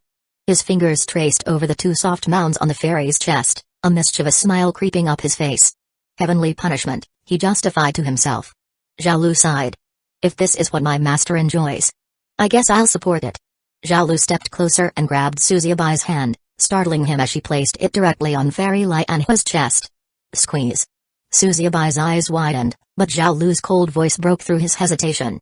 Master, don't delay. The silver whelp will be back soon. She had the silver whelp cub trapped between her knees, its pitiful whimper barely audible. Her gaze remained hard, watching Suziabai's flickering guilt with disappointment. Is he going soft? Her mind shook. In this world, mercy was weakness. If they didn't take their chance now, this woman would come back for blood. Without another word, she guided Suziabai's hand across Feng Lai Anhua's body, pressing and squeezing. Her flawless skin was smooth like polished jade, her chest soft beneath his fingers. The nipples, like ripe cherries, begged to be bitten, but Suziabai held back. He couldn't let Zhao Lu see him lose control. For the first time, he was touching a woman of such quality, so perfect. His fingers trembled, an ominous feeling in his heart, but he shook the feeling away. I can't hesitate. I have to finish this. Let's get it done. With newfound resolve, Suziabai ripped the robe from Feng Lai Anhua's body with a sharp rip. Rip. Zhao Lu's eyes lit up, pleased to see her master finally back in form. As the fabric fell away, it revealed smooth, supple thighs, her most intimate region hidden beneath a small scrap of cloth, a forbidden garden yet to be touched. Gudong. Suziabai swallowed hard, his eyes heating up as his hand reached for the cloth. Rumble. Rumble. Kaboom. The heavens abruptly cracked open, a massive thunderbolt crashing down from the sky. Zhao Lu jumped in shock, but Suziabai wasn't so lucky. Chapter 24, The Test of Spirit. 5 minutes later. Where am I? Suziabai groaned, flat on the ground, feeling like he'd been trampled by a herd of beasts. Did I die again? His head spun, the world shaking around him like a drunk at a tavern. Master. Suziabai's eyes snapped open, greeted by Zhao Lu's beautiful flushed face far too close to his. Startled, she quickly pulled back, though her breath was still hot on his face. He sat up, moving like a rusty puppet. What happened? He muttered, glancing around as his brain tried to reboot. Zhao Lu's expression was a mix of worry and concern. Master, you fainted from shock. A thunderbolt struck you on the head. What? Suziabai blinked, his hair a wild mess and his face blackened with soot. Zhao Lu leaned in, wiping his cheeks with her sleeve, barely holding back a smile. Where did that thunder even come from? She muttered, eyes wide with disbelief. His ears were still ringing, but his gaze drifted toward the real prize, Fairy Lai Anhua's body, lying bare and enticing before him. Her exposed breasts weren't just peaks, they were heavenly pillows, plump and perfect, the kind that immortals would fight wars over. Her legs, still spread from earlier, made him forget everything else. Just as I was about to. Suddenly, a bitter grin crept across his face. Haha. It's a test. Yeah, the heavens are testing me. He forced out a snort, trying to sound confident. But deep down, he knew the truth. The higher-ups were screwing with him again. Still, he wasn't about to give up. Not with power lying helpless in front of him. For returning back to my cheap family. I'll do anything. Master? Zhao Lu's voice came again, more puzzled than concerned, as she watched him stagger back toward Feng Lai Anhua's body. Suziabai's face hardened with twisted determination. To hell with the higher-ups. I'm Suziabai, the great villain. You can't mess with me every time I try something. I'm not your puppet. His expression melted into pure, unfiltered perversion. Kneeling beside Feng Lai Anhua, his hands began mimicking a squeezing motion, eyes gleaming with devilish intent. He. This time, no one's gonna stop me. Without shame, he spread her thighs wide, his breathing heavy like a dog in heat. His fingers hovered over the small cloth, trembling with anticipation. Heavens? PFFT. His hand crept closer, his fingers twitching, ready to uncover what he was now thinking of as the forbidden garden of pleasures. Master, wait. Zhao Lu's voice rang out, but Suziabai was already too far gone. His mind filled with visions of heavenly treasures, his wicked grin stretching from ear to ear. Just as his fingers brushed the edge of the forbidden cloth, rumble. Rumble. Kaboom. Another bolt of thunder slammed down from the heavens, lighting up the entire area. Suziabai's entire body jerked violently, his voice shaking as he cried, "WWW what TTTHTH the EFFFK?" His limbs spasmed, his mouth trembling as the electricity surged through him. His whole body shook like a puppet gone mad. He managed to sputter out, "Wyymme?" Smoke rose from his charred clothes as he collapsed in a heap, twitching on the ground like a fried fish. Zhao blinked, completely deadpan. "Master. You're really determined to piss off the heavens, huh?" She sighed and crouched beside him, poking his crispy body with the tip of her finger. Third try. 5 minutes later. "Not again." Suzuki groaned, his body twitching as smoke drifted from his clothes. He struggled to sit up, brushing off the ash clinging to his robes. Zhao raised an eyebrow. "Master, are you really going to?" "Of course I am." Suzuki sneered, wobbling to his feet. "They won't stop me from becoming strong." Without waiting for a reply, he staggered back to Feng Lianhua, eyes gleaming with twisted excitement. "This time. No one's stopping me." He reached for her thighs once again, his fingers trembling with anticipation. Kaboom! Another bolt of thunder blasted him, sending him into a spasming heap on the ground. Suzuki's voice vibrated as he screeched, "FFFUUUCCK." Fifth try. 5 minutes later. "Arg, again?" Suzuki muttered, still smoking as he sat up. He groaned, brushing off the soot, eyes filled with crazed determination. "Master. Please don't." Zhao stared at him, disbelief painted across her face. But Suzuki was already up. "They can strike me as much as they want, but this time I'll succeed." Without hesitation, he knelt beside Feng Lianhua once more, hands twitching eagerly as he reached for the cloth. Kaboom! Suzuki's entire body convulsed as he screamed, "FFUUH higher-ups." And just like that, his body fell into another twitching heap for the 5th time, electrocuted once again. Bam! Bam! Bam! "Master? You're not going to try again?" After 8 tries, Suzuki sat under the shade of a tree, his back facing Zhao, looking rather dejected. The silver whelp cub darted around him playfully, not even trying to return to its parent. Zhao, standing nearby, was truly worried. Has he finally given up after such a huge setback? She thought. But before she could dwell on it, she heard a strange noise. Bam. Bam. Bam. Curious, Zhao peeked around the tree. There, her eyes widened in shock. Suzuki, hunched over a bowl, was furiously banging an iron rod into it. "Master?" she whispered in disbelief. "What is he doing now?" Suzuki sighed heavily, wiping the sweat from his forehead. "It's done." Zhao blinked, confused. "Done?" She watched him stand up, looking like a beggar with his torn robes and singed hair. He marched back toward Feng Lianhua's body with newfound purpose. Her heart skipped a beat. "He's going back? After all that thunder?" "Master, please. I'll find you a better woman. More beautiful, more powerful." Zhao sighed in exasperation, watching him crouch next to Feng Lianhua again. But as she rushed over to stop him, she noticed something different. This time, Suzuki's eyes weren't filled with perverted intent. They were calm, focused, and, dare she say, wise? Huh? Instead of reaching for her body like before, Suzuki carefully applied the herbal paste he had ground, spreading it over the wound on Feng Lianhua's abdomen with precision. His hands were steady, and he even covered her exposed skin with a spare cloth. Zhao stared, mouth agape. "What is this?" Suzuki let out a deep breath, his tone surprisingly composed. "Just healing her. I've come to a realization, Zhao. We shouldn't take advantage of someone else's misfortune. She's just a beautiful woman in need of help. What if some scoundrel with ill intentions spots her and tries to take advantage of her vulnerability?" Zhao blinked, utterly baffled. Is this the same man who, minutes ago, was trying to steal her virgin essence at all costs? "Master. Are you feeling all right?" she asked, her eyes narrowing in suspicion. Suzuki nodded grimly, standing up with a newfound seriousness. "Yes, Zhao, I've seen the light. This woman is innocent. It was that young Master Li who tried to kill us, all of his own selfish design. This woman is definitely a good person. We can't judge people by their faces." Zhao stared, her jaw practically dropping. "Master. You were literally," he cut her off, wagging his finger at her. "TSK, Zhao. It's important to know right from wrong. We must not let our desires cloud our judgment." His voice carried a righteous tone that felt incredibly out of place. Zhao stood there, speechless, wondering if the repeated lightning strikes had fried his brain beyond repair. "Wasn't she our enemy?" Zhao asked, her tone filled with doubt. Could Suzuki really be serious about this?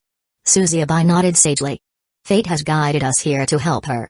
But Zhao trailed off, unsure whether to believe his sudden shift in character.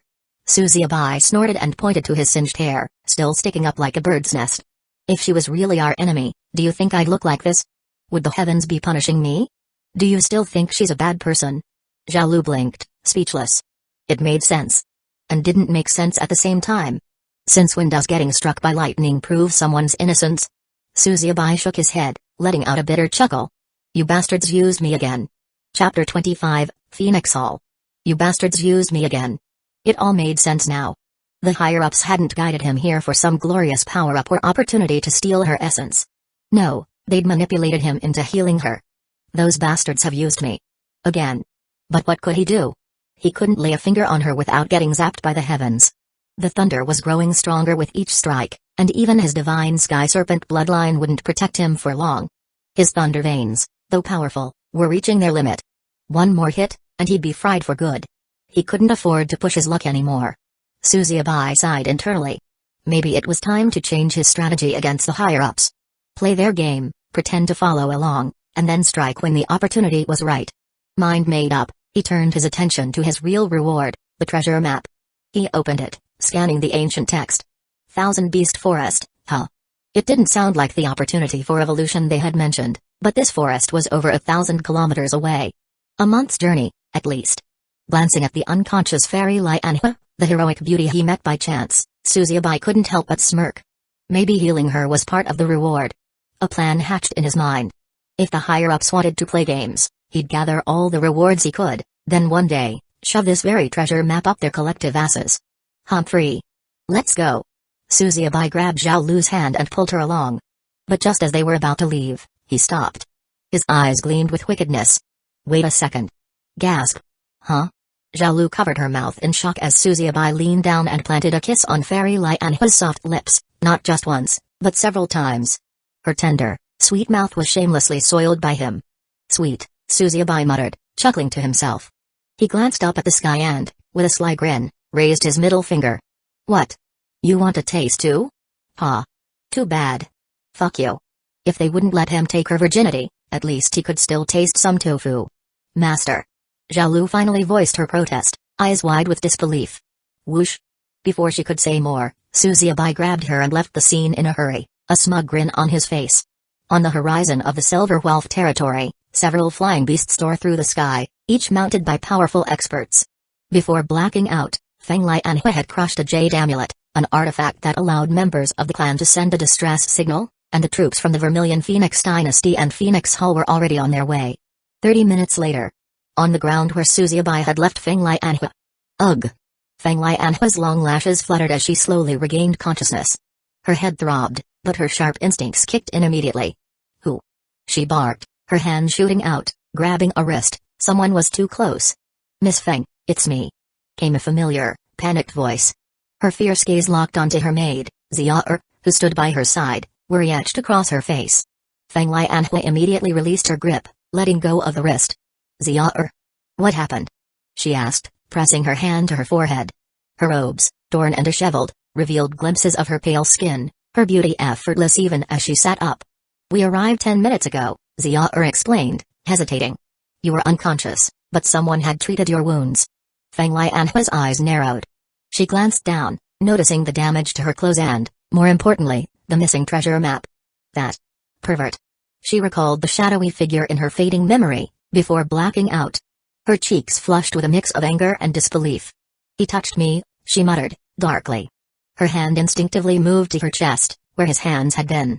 Thankfully, her maiden lotus talisman, an ancient artifact passed down in her clan, had safeguarded her chastity, forming an invisible barrier to protect her purity. She wasn't concerned about that, but had no idea the talisman had given Suzuyabai a literal nightmare. Should we pursue him, miss? We can call for reinforcements, Zia asked, seeing the flicker of anger in Feng Lianhua's eyes. Feng Lianhua took a breath, regaining her composure. No real harm was done, she thought. The stranger had healed her wounds, after all. No need, she said coolly. But find out where he's headed. A dangerous glint flickered in her eyes. He healed her, but he stole her treasure map. Without the map, she couldn't recall the exact location. It was somewhere in the Thousand Beast Forest of Yu country. She had spent years searching for that map, and now it had been stolen from her? He won't get away with this, she thought with determination. There was an eerie similarity between the silhouette she remembered before blacking out and the perverted man who had ogled her back at Red Flame Fortress.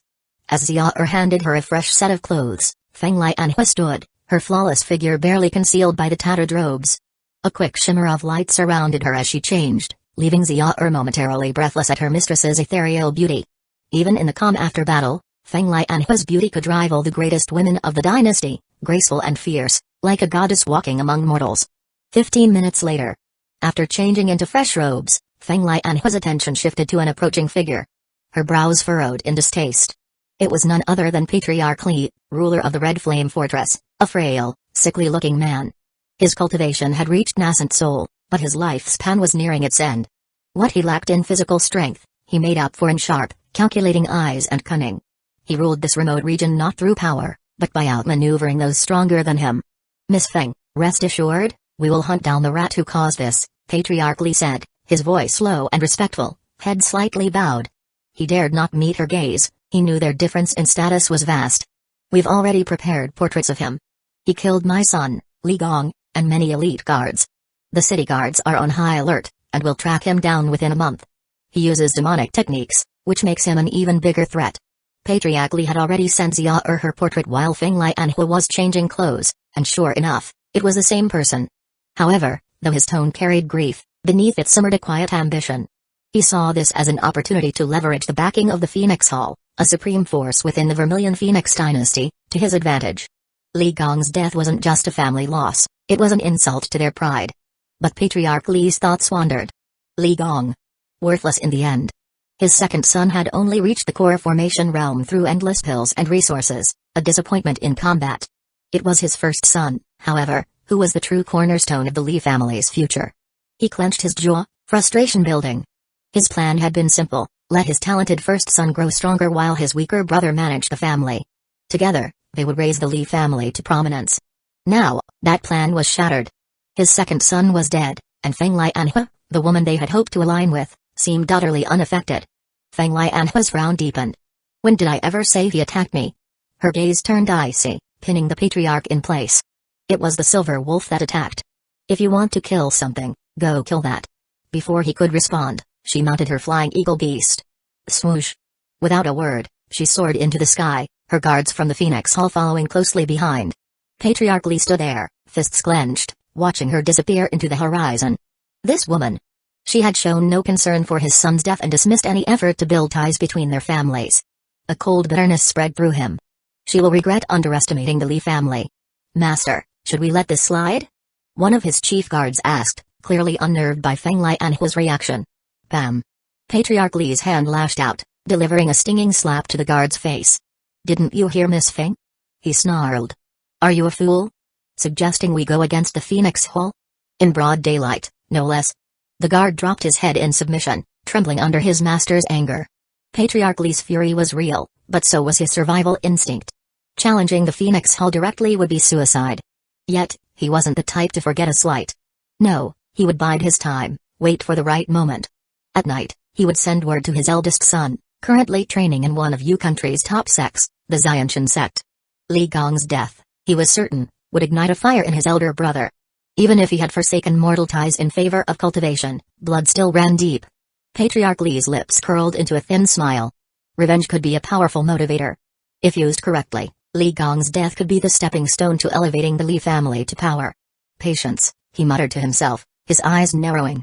The Li family will rise. When it does, neither the Phoenix Hall nor anyone in this insignificant country will be able to stand in our way. Chapter 26, Thousand Beast Forest. 9 Peaks. 1 month later.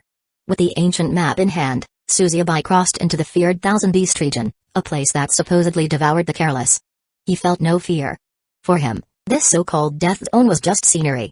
Tales of savage beasts and endless pits? Overblown nonsense for the faint-hearted. On his way here, he'd heard unsettling rumors, entire villages wiped out by some mysterious force. Yet, of all people, villagers had been eyeing him as if he were some roaming slaughterer. Him? Wasting time on pointless massacres.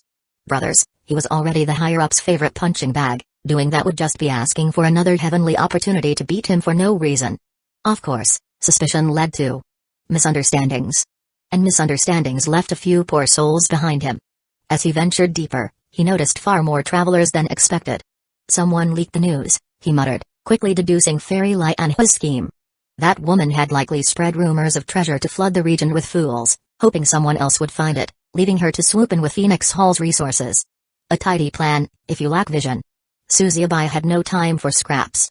Armed with the real map, he'd get there first. The Thousand Beast Forest wasn't even a forest, just a range of 9 colossal peaks clawing at the heavens. Legends claimed each peak held sword intent, powerful enough to shatter the limits of swordsmanship itself. Normally, only powerful cultivators ventured here, but today the peaks swarmed with treasure hunters, rogue martial artists, and even mortals, scrambling over rocks and thorns in search of a mythical treasure. So many fools, Suzuyabai muttered, pulling his hood low. How's a wise soul like me supposed to survive around them? These clueless fools didn't realize there were no grand ruins here, just a hidden cave, sealed behind a simple trick. He already cracked it. Hold the map to a mirror and read the instructions backward. Satisfied with his head start, he maneuvered through the crowd, a sly smile tugging at his lips. Just as he cursed the map's creator for such lazy secrecy, he sneezed. Aku. Rubbing his nose irritably, he grumbled, "Who dares curse me?" He brushed it off, his gaze sharpening as he eyed the mountains ahead. Little did Suzuyabai know, the map's creator had a trap waiting for those arrogant enough to think themselves clever. An hour later. What the hell? Bam. Still. Not. Opening. Crash. Thud. Thud. Suzuyabai staggered back, panting, fists throbbing, sweat trickling down his face as he glared at the enemy before him, a massive, smug-looking boulder blocking the cave entrance. The 100-meter slab hadn't so much as chipped, sitting there like some lazy gatekeeper while he threw everything he had at it. Is this thing enchanted, or just the most thick-headed rock in the realm? He growled, hands on his knees as he tried to catch his breath. The shadows grew longer around him, night inching closer as the sky turned a dim purple. The calls of forest beasts echoed around him, just great. The real predators of the Thousand-Beast Forest would soon be waking up, and here he was, defeated by a dumb rock. Am I really going to have to sit here and cultivate to core formation? Just to move this thing? He muttered, voice filled with frustration, barely able to stand. In the past month, Suzuyabai had broken through twice, reaching the late stage of chi condensation. His elemental seed had evolved into an elemental tree, forming a stable nexus. In his Danshin, the once small seed of spiritual energy had grown into a tree. Back in the initial stage of chi condensation, he'd formed this seed using refined true chi, allowing him to channel elemental attacks, though only one at a time. At the intermediate stage, it sprouted branches, letting him wield multiple elements at once, but with a drawback: the elements clashed, damaging the branches and nearly crippling him. Now, after further breakthroughs, the seed had fully transformed. The tree's branches were interconnected in a nexus, creating isolated spaces for each element to remain stable. Though it could still overload, it was far more resilient. The earlier Thunderstrike's energy had unconsciously fueled his progress. However, to reach true peak, he'd need to evolve this nexus into a constellation, a perfect harmony of isolated elemental zones. But even that would likely not be enough to move this stubborn rock. He would need to form his core, 2 full realms above where he stood now. Sigh. Suzuyabai couldn't help but feel deflated. Wouldn't that take ages? He'd broken through twice to keep up with Zhao, worked tirelessly, and felt a sense of progress, only for this rock to remind him exactly where he stood. A few hours later. In the midnight. Poke. Poke. Suzuyabai sat slouched on a fallen log by a crackling campfire, jabbing listlessly at a rabbit roasting on a stick. He'd found the overly cheerful creature hopping around and decided to adjust its attitude. For a moment, he even understood the thrill those higher-ups felt, controlling others' fates on a whim. Now, he sighed, glaring at the rabbit. "Why are you taking so damn long to cook?" he muttered, sounding like he'd aged decades in an instant. Just then, whoosh! A streak of light burst from his ring, and Zhao appeared, her face flushed with excitement. "Master! I made a breakthrough." Her words echoed with excitement as she took in the scene, a dark, isolated grove under a steep cliff, with her master sitting by a fire like some campfire ghost. "Breakthrough. Oh, nice." Suzuyabai replied, utterly unconcerned, giving the rabbit another defeated poke. "Puchy." Zhao's eyes fell on the skinned rabbit, poked full of holes, roasting unevenly over the fire. She frowned. "Master. What happened? Why do you look so sad?" Suzuyabai let out a sigh, standing up. "I got tired of waiting for you to show up. Took you long enough. Now, let me see your true chi." "Oh," Zhao mumbled, embarrassed. She hadn't realized her breakthrough into the chi refinement realm would take an entire day. But finally, she'd done it. Whoosh! In her hand, A small sphere of liquid true chi ignited, a flickering ball of energy, radiating heat like a miniature sun. Good. Now, go and break that boulder over there, Suzuki commanded, pointing to the massive rock blocking the cave entrance. Behind it lies a treasure that could change our lives. Consider this your test. Oh. Okay. Nervous but determined, Xiaolu faced the boulder. Her heart pounded. This would be her first real display of strength. Bam. She struck the boulder with all her might, her chi flaring. Suzuki watched, a wry smile creeping onto his face, fully aware of what was coming. Almost an hour later. Master. You're a sadist. Xiaolu huffed, hands throbbing and eyes misting with frustration. She glared at Suzuki, who only grinned back with a smug pat on her head. That's your lesson. Etch it into memory, he replied with a smirk. You could have just told me the boulder was unbreakable, you know, she muttered, crossing her arms, shooting him a pointed look. There are other ways to work out frustration. She mumbled just loud enough for him to catch. Suzuki paused, interested. Other ways? He looked her over, noting her aura had shifted. Gone was the mortal haze, she now exuded the brilliance of a fresh breakthrough, her spirit and appearance both transformed. Her face, innocent as a maiden's in her early 20s, combined with that mature feminine's blooming figure created a charm that was hard to ignore. With that slender waist, delicate features, and skin that glowed as if kissed by sun, she was breathtaking. Was she hinting at something? Heat surged, and his heartbeat quickened involuntarily. Catching sight of his bruised hands, Xiaolu raised an eyebrow. Master. You weren't punching that rock all day, were you? Suzuki. He was. It's the higher-ups, I tell you. Doesn't matter what I use, they've got it bound to fail. He groaned, how else do you explain it? He hadn't survived this long without becoming the heaven's personal punching bag. Xiaolu just smiled, half amused, half sympathetic. She'd misunderstood that higher-ups was Suzuki's way of cursing the heavens themselves, though she'd never quite understood his ongoing grudge. How he was even alive after all this time cursing the heavens was a mystery. The two seemed to have some twisted divine feud. Sighing, Xiaolu approached, hips swaying in a way he was sure was entirely unnecessary. His gaze on her chest, the robes framing two tempting mounds, seemed to taunt him. She was like a walking burning lotus, flaring his desires, testing his resolve at every turn. With a resigned sigh, he muttered under his breath, if the heavens don't finish me off, you will. Xiaolu knelt before him, carefully applying medicinal paste to his battered knuckles. Her touch was soft, soothingly cool, but her neckline dipped just enough to reveal a tempting peak of soft curves, her two little rabbits sneaking a playful wink his way. She made no move to cover it, a faint blush gracing her cheeks as her lips lingered close. Suzuki's patience wore thin. Trying to keep his mind clear, he groaned, can you just turn it off? Chapter 27, Frustrated Master Needs Consolation. R18, can you just turn it off? Xiaolu glanced up with innocent eyes. Turn what off, master? This charm technique of yours. Quit using it on me. She blinked, surprised. Master. I'm not using any technique on you. I wouldn't dare. Suzuki squinted, doubtful. No charm. His gaze roamed over her flushed cheeks, parted lips, and the fierce spark in her eyes, a heat that made him feel like he was standing far too close to a scorching yet fragrant flame. Well then. Show me how you would use it, he challenged. Xiaolu's eyes sparkled with a conflicted glint. Are you sure, master? Yes. Suzuki snapped, jaw tight, all while cursing to himself, this woman. Does she ever turn off that damned burning lotus charm? For the past month, it felt like she'd kept it in full bloom, turning every glance and gesture into something seductive. He kept his distance to stay focused on cultivation, and to avoid the raging wildfire she stirred up inside him. But now, here she was again, daring him with those wide, inviting eyes. And those two soft mounds barely held by her robes, calling out to him with silent, treacherous whispers. Suddenly, Xiaolu's gaze turned smoldering, a fierce glow flaring in her eyes. Swoosh. His blood ran like molten fire through his veins, burning hotter with every breath, an uncontainable surge just beneath his skin. Ah!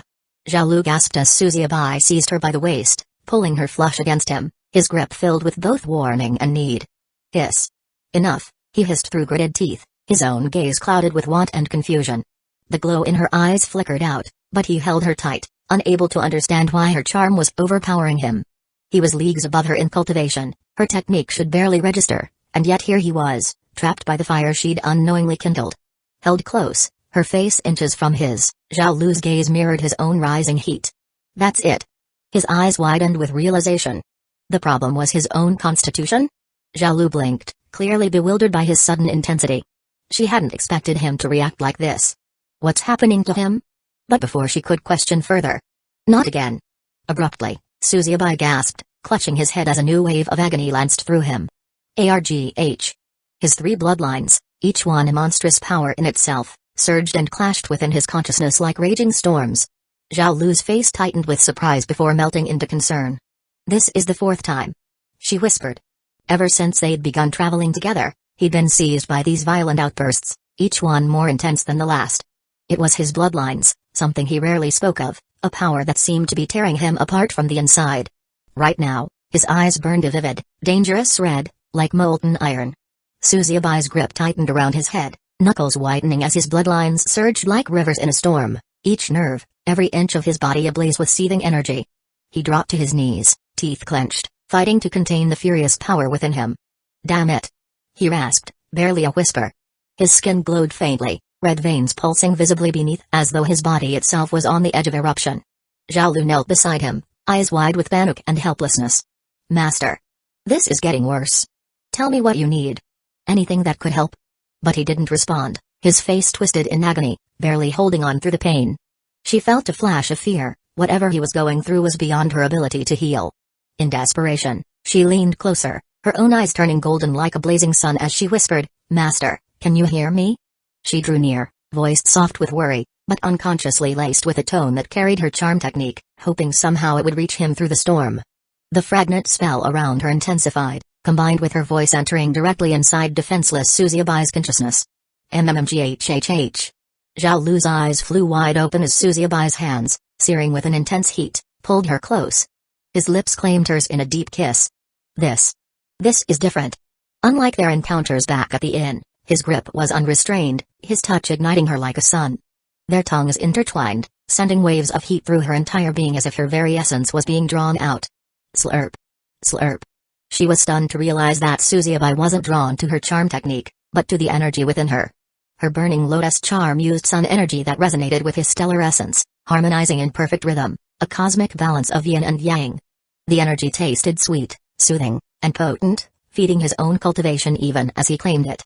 As he drew in the warmth of her essence, his hands moved instinctively, sliding down to grip and knead her firm, shapely buttocks. Master. Zhao Lu's soft moan escaped as a shiver of pleasure ran through her, their bodies resonating like 2 stars caught in each other's orbit, burning hotter with every moment. Rip. Without thinking, Suzubai's hands tore her robe away, revealing the soft, inviting mounds of her chest. Her breath froze for a second as her bared skin met the cool night air, her flushed face betraying both excitement and shock. Boing. Boing. With a hungry gaze, Suzubai's hands moved to cup her generous curves. His fingers sank into her softness, squeezing and kneading while his tongue trailed over the delicate, rose-tinted peaks. He coiled his tongue around her sensitive skin, sending electric shocks rippling through her. Master. That's. Zhao Lu gasped, her voice trembling as he pinched and nibbled over the tender flesh, his lips capturing each peak as his hands explored her body. MMMGH. Zhao Lu's back arched as Suzubai's powerful length, veined and pulsing with a fierce, celestial light, broke free from his robes, radiating an almost blinding stellar energy. Plop. His manhood, enveloped in the intense glow of his chi, tore through the last of her garments, aiming directly at her core. His stellar energy shimmered with each movement, casting faint glimmers of starlight along her flushed skin, as if marking her as his own. Master. It's so hot. Zhao Lu gasped, her voice quivering as his powerful stellar energy surged through her, flooding her senses and igniting her very core. The overwhelming heat made her mind spin, as if every cell in her body was being set aflame, caught in the radiant blaze of his essence. Her own sun energy flared in response, turning her skin a fiery red, as if her very blood had turned to molten fire beneath the surface. Thrust. Pack. Thrust. Pack. With each powerful movement, his stellar energy merged with her sunfire chi, sparking a chain reaction of heat and light that radiated from their bodies. Inside her, she felt the heat intensified, every inch of her felt like it was burning, each wave of heat filling her core and radiating outward. Her body responded instinctively, amplifying her sunfire until she felt like she was burning from the inside out. Master. Slow down. She moaned, her voice breaking into a breathless cry as her body glowed with the combined energies, their auras rising together and blending in a raging storm. Pack. Pack. Pack. His rhythm grew, and with every thrust, his stellar energy pulsed deeper, igniting her fiery essence further. Their energies, like twin stars colliding, burst in waves beneath the endless sky. Thrust. Pack. In one swift move, he lifted her, her legs wrapped around his waist, hands clinging to his shoulders as their energies surged. Every movement felt electric, like bolts of fire and starlight meeting within her core. MMPH. Master. She moaned, their rhythm fierce as her breaths came quicker, her back pressed against the rough bark of a nearby tree. NNNGHHHH. Suddenly, a wave of heat pulsed from her core, overwhelming her. Her body shivered, and she felt her entire being respond, her energy vibrating in harmony with his. Zhao Lu's cry filled the night as her legs trembled uncontrollably. Her body was limp, her strength drained as he pulled out, his own energy radiating off of him, his manhood throbbing fiercely, veins popping out. Plop. A warm stream of their mingled essence traced down her thighs, shimmering faintly with the energy they had unleashed together. Her forbidden region pulsed, the delicate petals of her flower throbbing with each heartbeat, as if releasing a precious essence, a radiant bloom in fiery sun. Her skin, still flushed and glowing, radiated the fiery hue of her sunfire chi, while his own stellar light illuminated them both. Yet, even as she caught her breath, a fierce gleam lingered in his eyes. The night was far from over. Swish. He turned, lowering her to the ground, her body aglow beneath him as his stellar energy mingled with her remaining heat, casting shimmering patterns across her flushed skin. His hands traced her waist, guiding her, the pounding making her body quiver. Pack. Pack. Pack. Ah. It's so deep. Zhao Lu's voice spilled out in gasps, her head tilting back as he claimed her, the air filled with the fragrant scent of their bodies and sweat. Rup. With a final shift, Suzubai pulled her close, her legs entwined around him as he pressed her against a nearby boulder, both of them aglow, bodies alight with merging energies. His stellar essence flared brighter, feeding the fiery sun chi that burned through her. Their saliva mingled, fiery and intense, as they reached the peak together for the third time, their bodies entwined beneath the endless sky. Chapter 28, Taming the Dragon. Visitors? Master. Zhao Lu will help you. Use me. MMGH. It's so warm. Suzubai gazed in speechless disbelief at Zhao Lu, her form curled delicately in the dawnlight, her skin faintly aglow. Even in sleep, she murmured soft, drowsy promises, a sigh escaping her parted lips as if reliving the night's events. Master. I'll make you feel so strong. She breathed, her voice dreamy, cheeks tinged with a faint blush. Just use me. All of me. Even if it leaves me completely empty. I'll. She murmured, clutching the air tightly, as though hugging herself. Drain me. Till I'm nothing but your Loya. Suzubai's lips curled into a wry smile, his gaze both calm and introspective. He understood well what had happened. Her sunfire chi, a celestial energy rooted in her burning lotus charm, had intertwined with his own stellar essence, resonating harmoniously with his Starsea or God arts. Her energy calmed the roiling forces within him, softening the tempestuous edges of his power. Yet Zhao Lu, oblivious to the cost, had sacrificed weeks' worth of cultivated energy for his sake. Even in sleep, she whispered her dedication, blissfully unaware of the toll. This silly woman. He murmured, a pang of bittersweet admiration tightening his chest. In a world dominated by power and ruthless ambition, people like Zhao Lu offered stability, a grounding force that kept him afloat. He knew she hadn't always been this devoted. Zhao Lu was cunning, calculating, and far from naive. He'd seen it in the way she treated Fairy Lianhua without a shred of hesitation once she knew Lianhua was his enemy. And yet, she became uncharacteristically soft and simple in his presence, her usual shrewdness fading into a quiet, almost foolish loyalty. But was her devotion genuine, or merely another role thrust upon her by those in power? Now wasn't the time for such questions. If he sought true freedom, he'd have to entertain the higher-ups, keep himself alive, and his strength growing. Merely playing along would always make him their pawn. No. He needed power, an immense, unshakable force to shatter his chains and overturn the heavens themselves. His gaze sharpened, the determination in his eyes akin to a blade drawn under moonlight. One day, when the time was ripe, he would devour them all. But first, he had to protect Zhao Lu. If he lost control of his volatile bloodlines, he could drain her entirely, leaving her an empty shell. Sighing, his gaze drifted. I have to find a way to control these bloodlines. He muttered.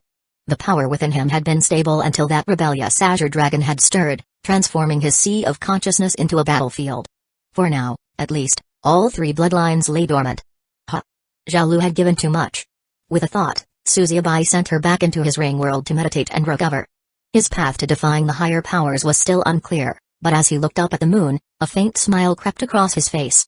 Aside from saving his family, he now had another purpose: to seize control of his fate, to wrest the chains from those who held them, and, if need be, to obliterate every last one of the higher-ups.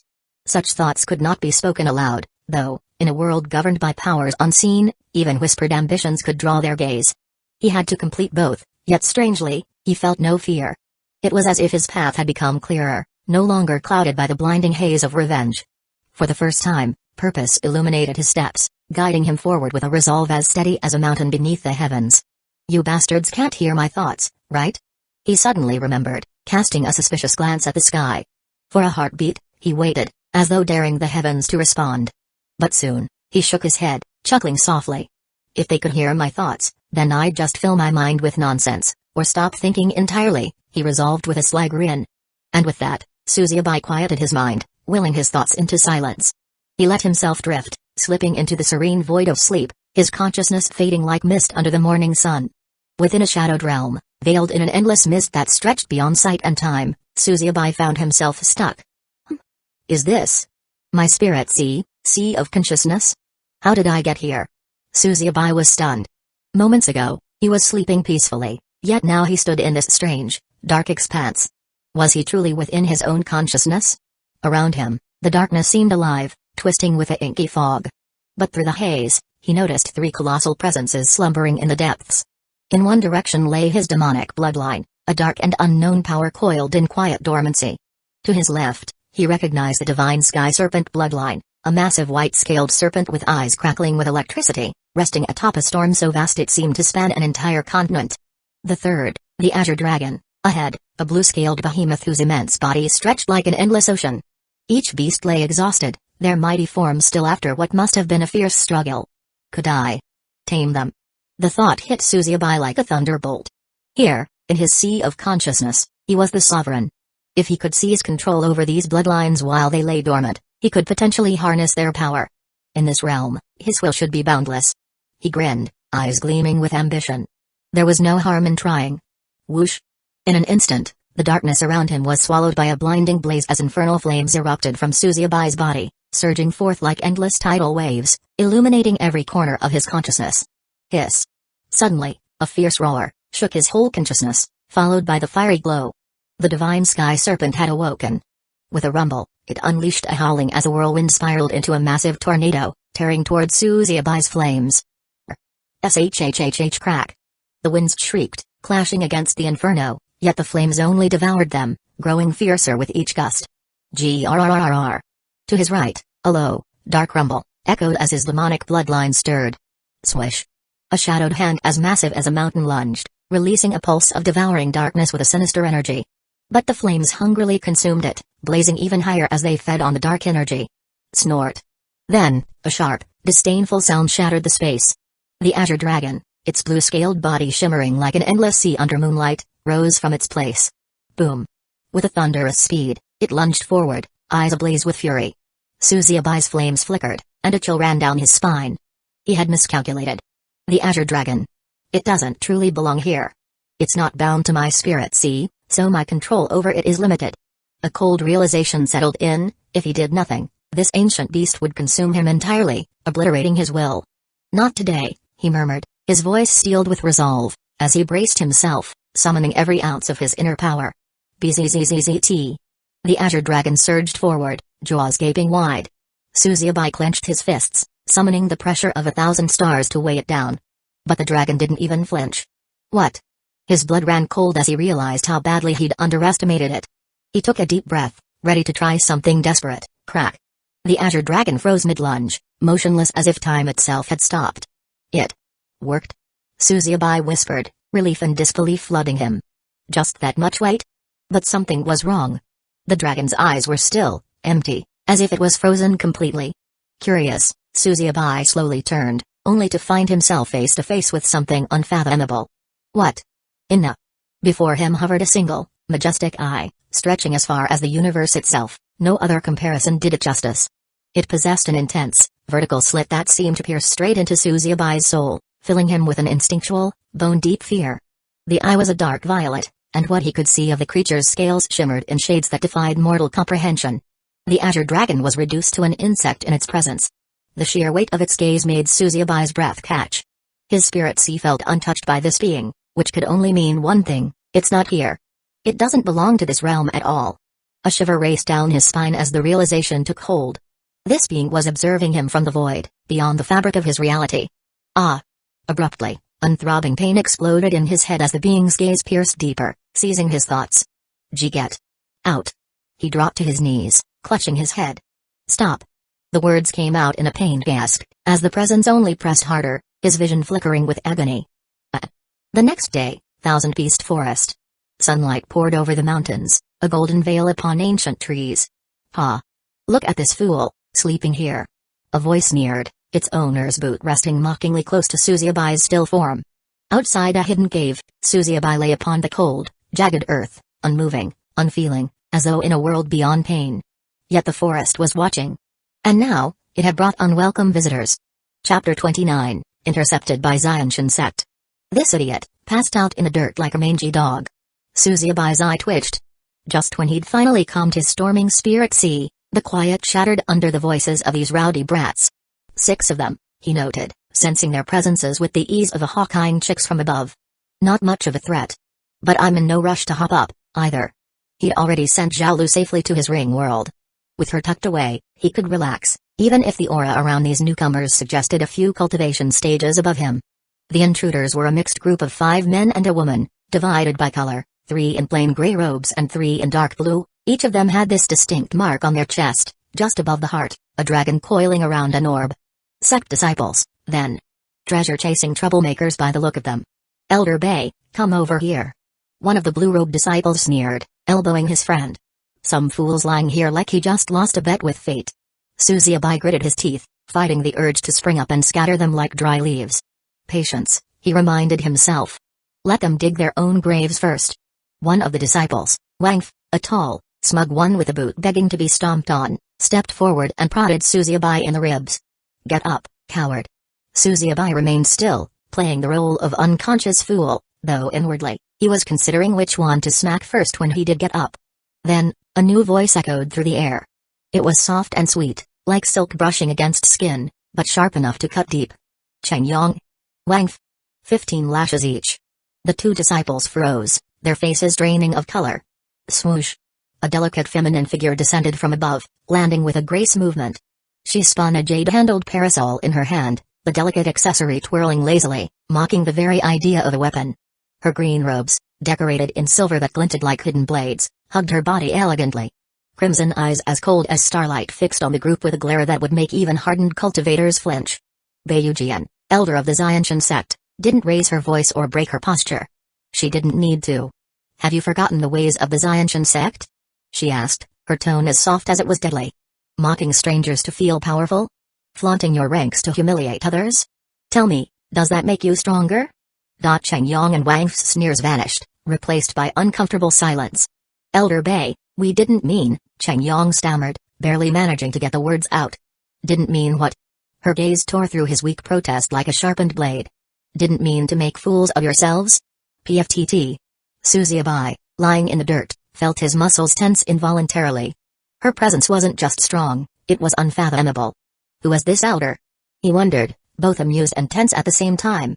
If he couldn't sense her cultivation level, that could only mean one thing: she'd surpassed the mortal stages, likely reaching deity transformation. Susiebai's mind went back through what he knew of cultivation, a ladder stretching endlessly into the heavens.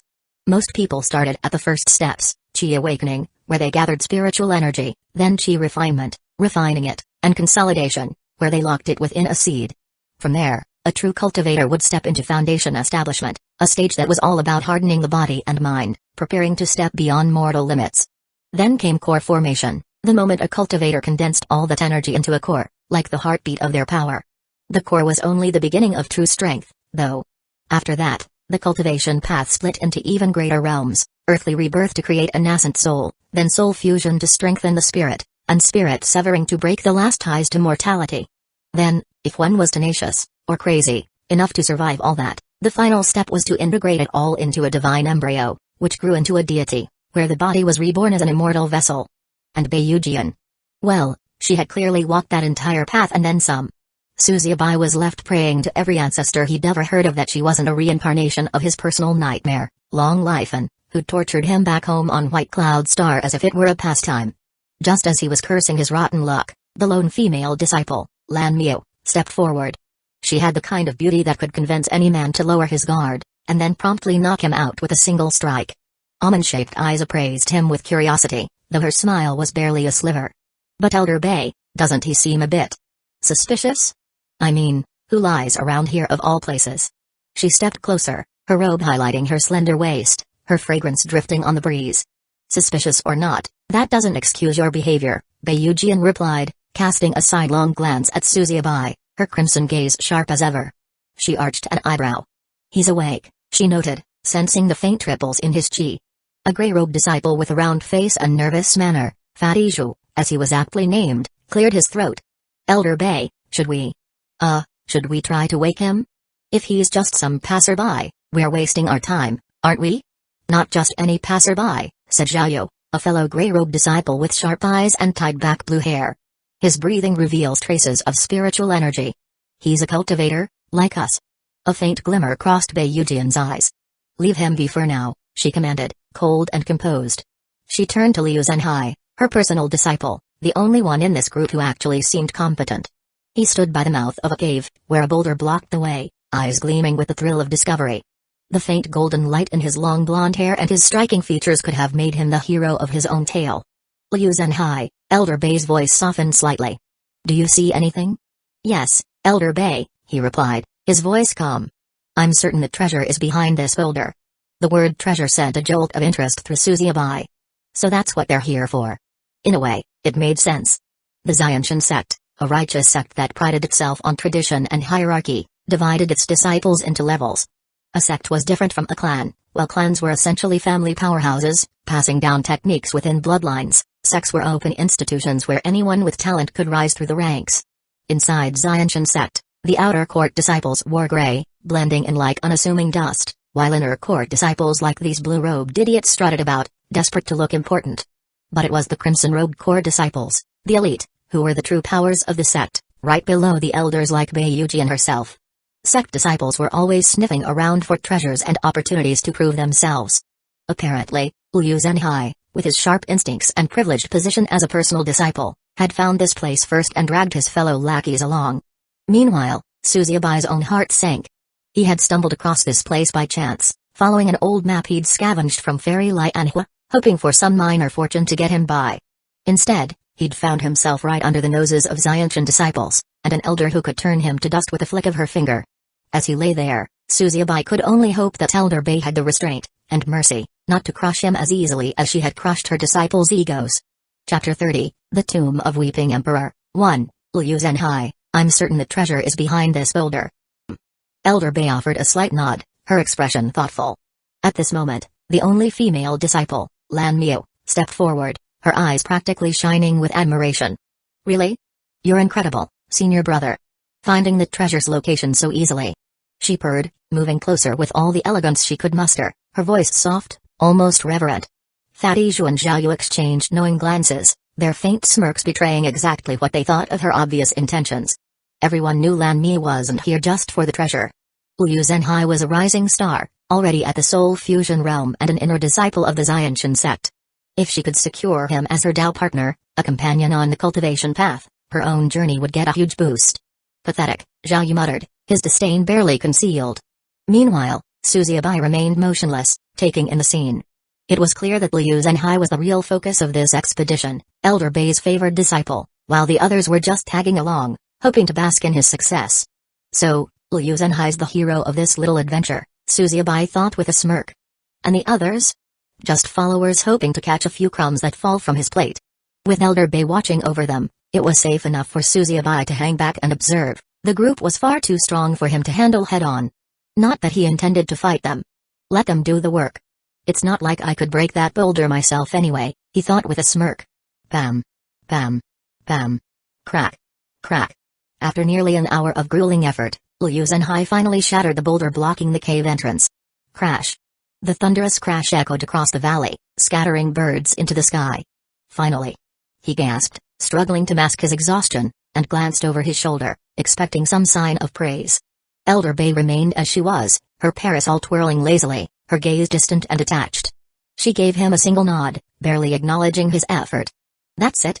Liu Zenhai's pride deflated, his sense of accomplishment vanishing. One nod, after I practically shattered my bones on that boulder? Lan Mi quickly moved beside him, her voice overly sweet. Senior brother, you were amazing.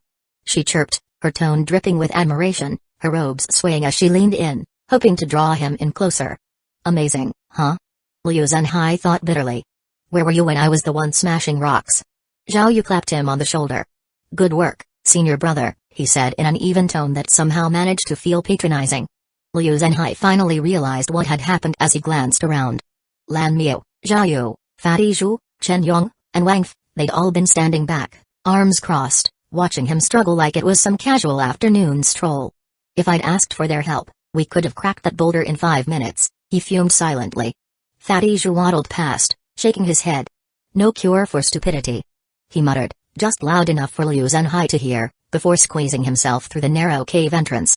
Liu Zenhai's fists clenched, his eyes flashing with frustration as he stormed into the cave, his footsteps echoing off the stone walls.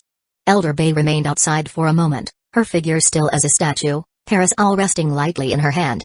Her gaze on the cave entrance as her disciples vanished into the darkness, her calm expression hiding the depths of her thoughts. A short distance away, Suzuabai sensed the stillness in the air. The disciples had finally entered the cave, and the silence gave him his signal. Opening his eyes, he stretched lazily, brushing dust from his robes. Finally, the idiots are gone, he muttered with a smirk. Time for the real fun. He took one step forward, then froze. There, calm as ever, was Elder Bay, standing with her back to him, the parasol twirling slowly in her hand. Cold dread washed over him. She hadn't followed her disciples. She hadn't left. She'd been there the whole time. Oh no. His heart pounded as he cursed his luck. Did she hear me? Without turning, Elder Bay's voice drifted back to him, soft and calm, yet somehow chilling. Don't enter the cave. Unless you want to die. Her words lingered in the air for a moment, and then, without a glance, she floated effortlessly toward the cave's entrance, disappearing into the shadows. Suzuabai exhaled, his mind caught between relief and unease. Don't enter, huh? He thought, frowning. Does she think I'm the type to back down that easily? The words echoed in his mind. To reach strength, one must take risks and forge themselves in fire. Only those who dare step into the flames emerge victorious. Letting others seize the treasure, his only chance for survival and his ticket back home? Yeah, that wasn't his style. With one last look at the dark entrance, Suzuabai's lips curved into a determined smirk. The world rewards those who dare. Those who wait? They end up as dust. Taking a breath, he stepped forward into the cave's depths, ready to face whatever lay ahead. Crunch. Crack. As Suzuabai stepped into the cave, the last trickle of daylight vanished, swallowed up by shadows thick as swamp mud. Whoosh. The air itself was cold and heavy, filled with an iron stench that hit his nose like a punch. Perfect? A haunted cave that smells like a butcher's workshop, he muttered, squinting into the gloom. And, of course, you bastards couldn't resist throwing me into yet another dark hole. He let out a low chuckle. SRRR. He pressed on, and faint blue-green wisps rose from the floor, drifting like ghostly fireflies. The glow cast just enough light to reveal the walls, a series of stone faces, frozen in mid-scream, carved as if the souls of the dead were trapped within the rock itself. All right, whoever of you designed this place had way too much time on their hands, he grumbled, eyeing the eerie carvings. Suzuabai had seen a lot, but this was practically begging for an exorcism. Further in, the cave opened into a larger chamber where towering statues of warriors stood on either side, each one impaled by rusted swords. Their eyeless faces tilted toward him, expressions twisted in agony, as if they'd died guarding some ancient secret. His smirk faded, something about their hollow gaze seemed to follow him as he walked, like a silent warning from beyond. Rustle. A cold gust swept through the chamber, chilling him to the core. Beneath that chill was a powerful stinking pulse of death chi, a twisted, potent cousin of yin chi. While yin chi was cold energy he could cultivate safely, death chi was darker, drawn from places steeped in pain or loss. It carried suffering, leeching the life force of anyone reckless enough to absorb it. The mist seemed to tug at him, practically inviting him to cultivate it. For a moment, the temptation gripped him tightly as he wondered if his veins could refine it like yin chi. Testing my damn resolve, huh? He muttered, eyeing the mist. You'd love it if I keeled over trying to absorb ghost-flavored chi in a cursed hole like this. The urge to cultivate it gripped him, hard. But Suzubai wasn't that reckless. Scrrrh. Tearing a strip from his sleeve, he tied it over his mouth, muttering under his breath. Nice try, you sadists. The chi was potent, no doubt, perfect for his cultivation, but he couldn't waste time here. Elder Bay's group would be closing in on the treasure, and if they reached it first, he'd be left empty-handed, or worse, trapped in a cave collapse. With his focus steeled, Suzubai pressed on, moving as silently as the dead statues themselves. Meanwhile, deeper in the cave. After nearly a week of trekking, Elder Bay's group finally reached the end of the tunnel, only to find a massive golden door, standing stiffly like the face of a cliff. Lan Mi gaped. A door? This wasn't just any door. It stretched hundreds of meters high and was at least twice as wide, its surface engraved with celestial beasts locked in a fierce dance. Ancient runes, glowing faintly, shimmered across the gold, whispering in a language older than history itself, each rune thrummed with the kind of power that could topple kingdoms. Lan Mi cast a hopeful glance at Elder Bay, who stood calm and expressionless, clearly expecting them to figure this out on their own. Lan Mi's shoulders sagged, another trial she'd have to work through herself. Desperate, she turned to Liu Zhenhai, eyes pleading for a solution. But Liu Zhenhai was already staring at the runes, his brow furrowed, beads of sweat forming on his forehead. Touching it might set off a trap, he muttered, voice tight with tension. One wrong move, and we could all end up in pieces. Chapter 31, The Tomb of Weeping Emperor, 2, The Tomb of the Weeping Emperor.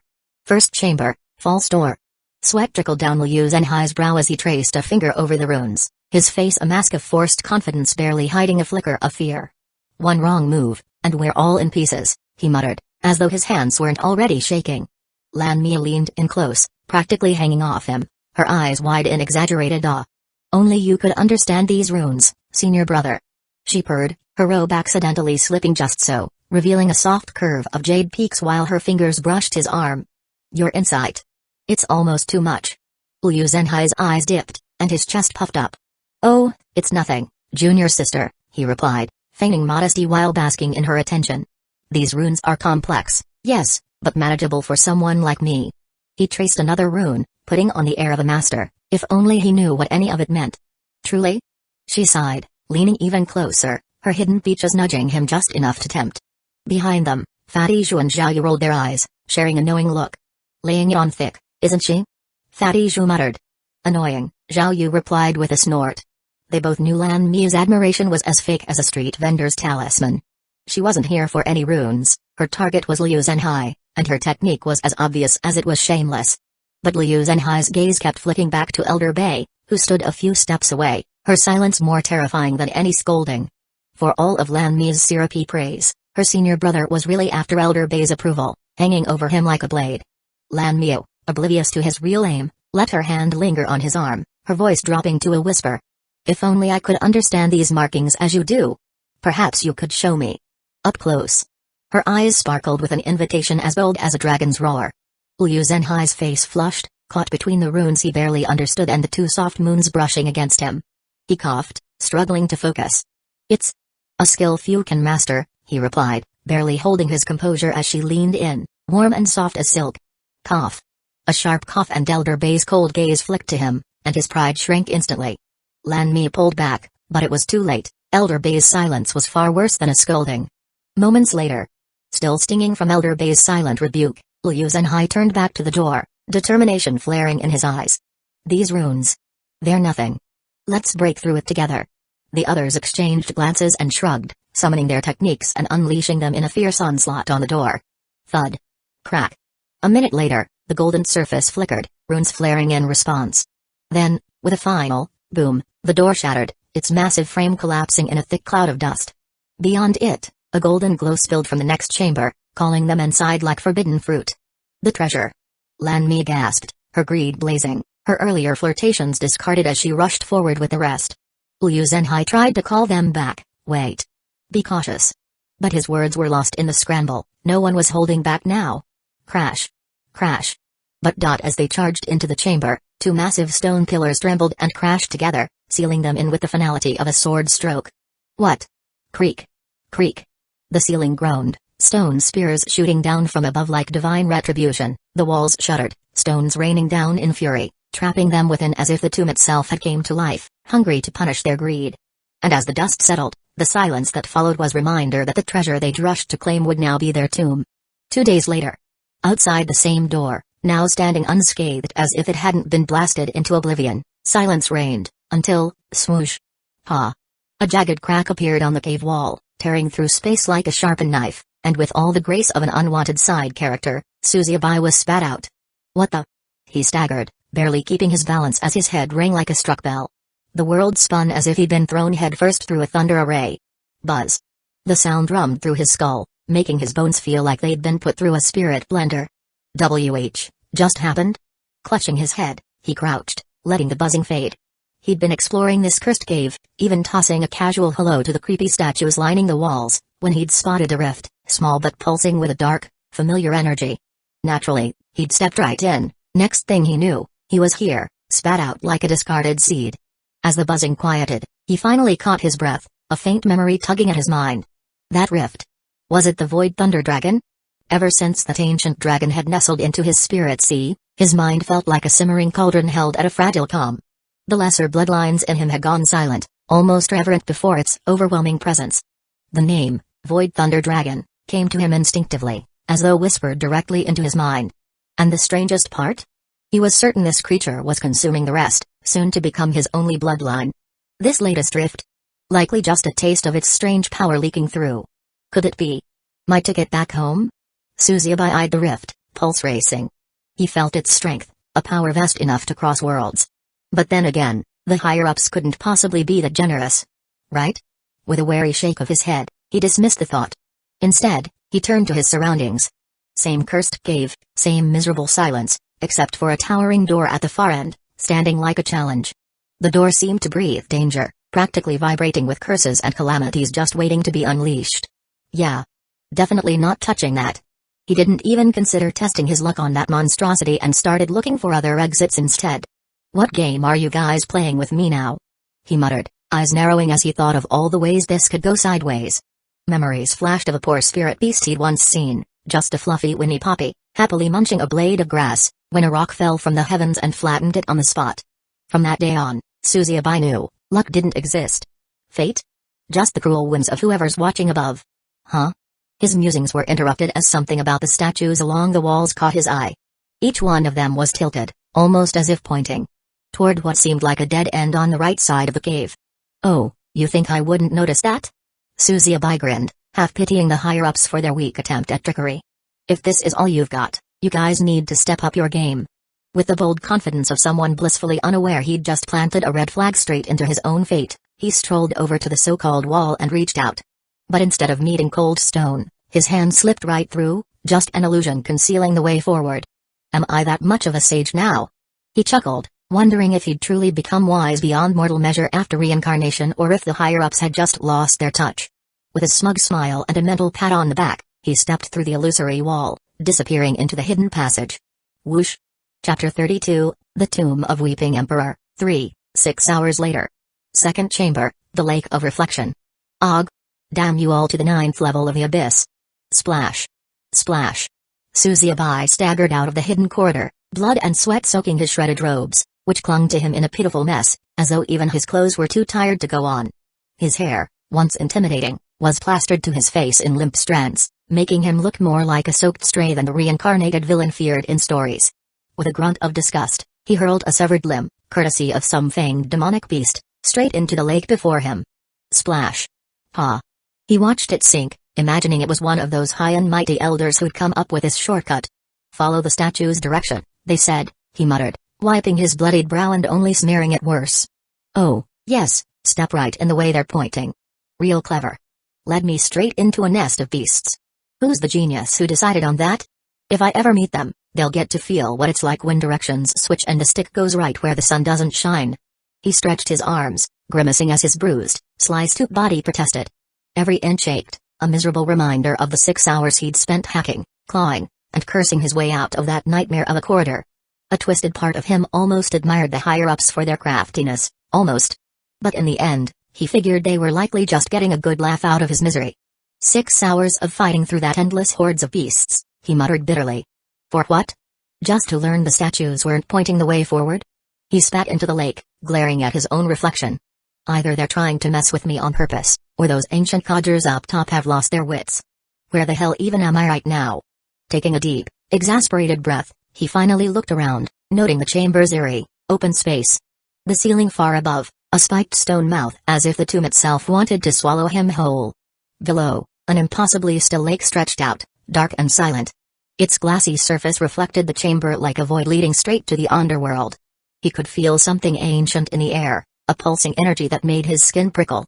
Oh, great. A lake, he muttered, voice dripping with sarcasm. Because nothing ever goes wrong around giant, creepy lakes and ancient caves. He squinted suspiciously at the water, half expecting some tentacled horror to lunge out the second he set foot on it. Floating stone platforms led across the lake toward an altar in the center. The altar practically hummed with an ominous aura, like it was daring him to step forward. But as he was about to take a step, Suzuyabai froze, his gaze shifting across the lake. On the platforms, he saw a group of disciples, young cultivators, each one locked in battle with a shadowy clone of themselves. And not just any disciples. Oh, no. These were the same fools who had snickered outside this cave the last time, when he was peacefully asleep after taming his bloodlines. A cruel grin spread across Suzuyabai's face as he leaned against a rock, arms crossed. Well, he murmured, amusement gleaming in his eyes. Look who's having a bit of trouble now. He watched the disciples struggle against their shadows, each yelp and grunt from them like music to his ears. It was the perfect end to a miserable day. Suzuyabai chuckled, savoring the mess across the lake. Each of the so-called elites wrestled with their shadowy doubles in a miserable dance of self-inflicted agony. Liu Zhenhai, slashing wildly, looked ready to scream as his clone mirrored every strike, while Zhao Yu's fists swung heavier with exhaustion.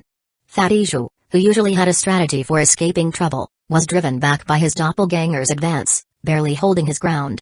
And Lan Miu, her charms, all the coquettish glances and infuriating sighs, utterly useless here, was left gritting her teeth in frustration as her clone countered every flirtatious flick of her eyes with an equally mocking look. Ah, trapped in a tragic little ballet with their own reflections, Suzuyabai snickered, shaking his head. And these bastards called me weak? I swear, my respect for the future just died a little. The irony wasn't lost on him. They had jeered, sneering when he was defenseless. Yet, now here they were, helplessly battling their own shadows. It was almost enough to make him forget the hours he'd just clawed through in that cursed corridor. Almost. Then his gaze drifted, and he froze. Standing at the edge of the lake, observing the pathetic scene with an air of casual detachment, was Elder Bay. She watched her students like a passing curiosity, her face unreadable save for the faintest flicker of amusement. Midnight dark robes hung from her frame like silk woven from shadows and starlight, flowing as though the world itself dared not touch her. She held a jade-handled parasol, as if this was just a pleasant stroll through a moonlit garden rather than a chamber of trials. Suzuyabai felt his smirk falter, his heart giving a hard, unwilling thump. This wasn't the empty gaze of some overindulgent sect elder, no, her presence carried the weight of centuries. Her beauty was fierce, as though carved from the same cold, unforgiving blade she seemed to embody. She was the kind of danger that didn't need to chase you down, you simply fell into her path, and that was that. Her gaze drifted over him, and a chill settled in his bones. Those eyes, depthless, fathomless, seemed to pierce straight through him, peeling back every layer of arrogance and bitterness until he felt bare before her. And in that moment, he knew she had seen it all, every curse he muttered, every wild-eyed glare, and him stumbling out drenched in blood, naked and battered. Her gaze held the faintest flicker of amusement, as though the entire scene was mildly entertaining to her, as if she had encountered some rare creature in her long, monotonous life. And, to his irritation, she didn't seem even slightly bothered by the fact that, despite her warning, he'd still managed to sneak into the tomb. And then, just as swiftly, her gaze slid away, as if he were nothing more than a passing shadow. Sigh. He let out a slow breath, feeling an unexpected warmth creep up his neck. Frustration, resentment, and something else he refused to name, twisted inside him. Damn, he thought, forcing himself to look away. Her beauty filled with contradictions. Her face, smooth as jade, held a chill that could make a man forget his purpose, yet her scarlet lips hinted at danger, a thrill wrapped in elegance. But it was her effortless stillness, the serene confidence with which she held herself, that struck him. There was no strain, no struggle, only the quiet assurance of someone who'd long since left the trials of mortals behind. A pang of nostalgia struck him, a sharp reminder of the heights he once commanded, days when the world bent beneath his will. But those days were long gone, buried under lifetimes of dust and disgrace. Now, he was little more than a pest to these so-called cultivators, an outsider scrabbling his way through every cursed trial higher-ups threw at him. Yet, as he stood there, still filled with the adrenaline from 6 hours spent carving through beasts, a shadow of his former self seemed to flicker over his face, powerful and confident, someone who wasn't used to being at the bottom of the food chain. Chapter 33, The Tomb of Weeping Emperor. 4. One day. Suzubai vowed silently, a flicker of past life villainy sneaking into his grin. One day, I'll surpass even you. And when I do, well, maybe I'll show you a few techniques myself. For now, though, her indifference was his golden ticket. With Elder Bay preoccupied by her noble disciples, Suzubai could fade into the background, focusing on something far more intimate, a breakthrough that had been holding its way to the surface since he'd absorbed the thick, potent yin-chi from the demon beast corpses he'd left strewn across the dark corridor. Settling into a cross-legged position, Suzubai closed his eyes, shutting out the noise of his surroundings. The unrefined yin-chi churned within him, cold and insistent, like the whisper of old, buried secrets echoing in his veins. Not yet, he thought, coaxing it into line. He forced the chi through his meridians, each pulse tearing into him like frozen shards, pain that sharpened to a blade's edge. And yet, he drank it in. This wasn't about comfort, it was about power. Not enough, he muttered to himself, his lips twisting into a hungry smirk. Harder. Take me to the peak or break me. Bit by bit, he tempered the wild yin-chi, refining it until it became true chi, the threads of energy pooling within his danshan. There, his elemental seed pulsed like a smoldering ember, a nexus of potential he'd been feeding ever since he'd reached the late chi condensation stage. But to claim the peak, he'd need far more. Pouring the refined true chi into his nexus, Suzubai pushed it to the breaking point. His danshan shuddered, swelling and stretching to contain the power as it hungrily devoured the energy he fed it, until it seemed he could push no more. Kaka. An hour later, a sharp crack sounded from within him, as though his very core was tearing itself apart, but in that instant, the nexus shattered and reformed, the fragments weaving into a new, pulsing constellation, a radiant map of stars rooted deep within his danshan, burning with fresh power. With a slow, wicked grin, he opened his eyes and raised a hand, calling forth a gust of wind that spiraled around his fingers, lightning crackling alongside it. The strength felt electric, hot as sin and sharp enough to cut through stone. So this is the true peak of the chi condensation realm, he whispered, the satisfaction thrumming through him like the heady afterglow of a lover's touch. Across the lake, the Xianshan sect disciples floundered, each locked in combat with their own shadow, exhausted and running on fumes. His gaze sharpened on Xiaoyu, forced into desperate hand-to-hand combat, his chi reduced to the dregs. Poor rooster, Suzubai smiling wryly, he's got all the bluster of a dragon, yet flails like a fish out of water. Did he figure it out? Across the lake, as Suzubai studied the still pond with a calculating look, Elder Bay cast him a glance, her cool detachment momentarily giving way to a flicker of surprise. Cultivators typically took time to consolidate their foundation after a breakthrough, but this one? No, he was already up, eyes narrowed, probing his surroundings as if his breakthrough had only sharpened his instincts. She watched him closely. He seemed focused on her disciples, scrutinizing them with an almost suspicious intensity. Did he really uncover the flaw in the formation already? She wondered, what sort of devilish intuition does he have? The cave, she knew, was no ordinary tomb but a series of trials, each chamber sealed with a unique ray. Her disciples had triggered the formation in the first chamber, setting off a chain reaction. The door had slammed shut behind them, the ceiling collapsing as if punishing their reckless entry. And then the true danger had activated, the dreaded Hellgate array. The formation had summoned wave upon wave of demonic beasts, and while her disciples had cowered, she'd stepped in, swiftly dispatching the horde. But some of the beasts had slipped past, and it seemed Suzubai had been unlucky enough to encounter those survivors, mistaking them as part of his own trial. In truth, Suzubai had followed the correct path. However, thanks to her disciples' carelessness, the remaining beasts from the array had flooded his corridor. And here he was, somehow surviving despite the odds, observing this chamber like he knew its secrets. Elder Bay's gaze softened as she considered the pond. She knew it was no ordinary body of water, spiritual energy pulsed beneath its serene surface. This was a spiritual pond, and somewhere at its depths lay a hidden formation producing the shadow puppets that plagued her disciples. If I'm correct, this is following a pattern, an inheritance trial, she thought, piecing together the clues. From the layered formations through each chamber, it was becoming clear, this wasn't just a treasure cave. This was a tomb of a powerful cultivator of the past, one who had left behind an inheritance meant to test and refine the worthy. As her disciples floundered, Elder Bay's attention remained on Suzubai. This chamber was array-driven, and she knew every array had its weakness. She was curious, wondering if this rogue cultivator, who seemed so at odds with her disciples and yet strangely adept, had already sensed it. He's moving already. Elder Bay's eyes narrowed as Suzubai strode boldly to the lake's edge, exuding a quiet arrogance that made her disciples shift uneasily. His eyes gleamed with a sharp, knowing glint, a faint smirk suggesting he already knew the outcome. "Watch closely," he called. Swoosh. The moment his foot grazed the lake's surface, the water rippled violently, and dark chi surged upward, coalescing into a twisted reflection of himself, a shadow puppet with hollow eyes that gazed back mockingly. Suzubai didn't hesitate. In an instant, a surge of chi erupted from him, lightning sparking from his fingertips with a fierce crackle, wind swirling at his feet, flames flickering around him like a storm-given flesh. The disciples froze, eyes widening in shock. "Is he using everything at once?" Zhao Yu muttered. "Madness," Fatty Zhu stammered, struggling to fend off his own shadow puppet as it lunged at him. Unfazed, Suzubai drove a bolt of lightning into his shadow's chest, crack, sending it staggering back, smoke curling from the charred mark. Bam! His fist encircled in flames as he struck his shadow, sending it skidding across the lake's surface in a searing trail of steam. Lan Mi gasped, momentarily distracted and taking a blow from her own shadow. Suzubai smiled, he raised his hand, summoning a vortex of fire and wind that spiraled forward, tearing across the lake. His shadow wavered, struggling to match his chi, but it couldn't keep up. Boom! The cyclone struck, shattering the puppets into trails of steam that drifted across the water.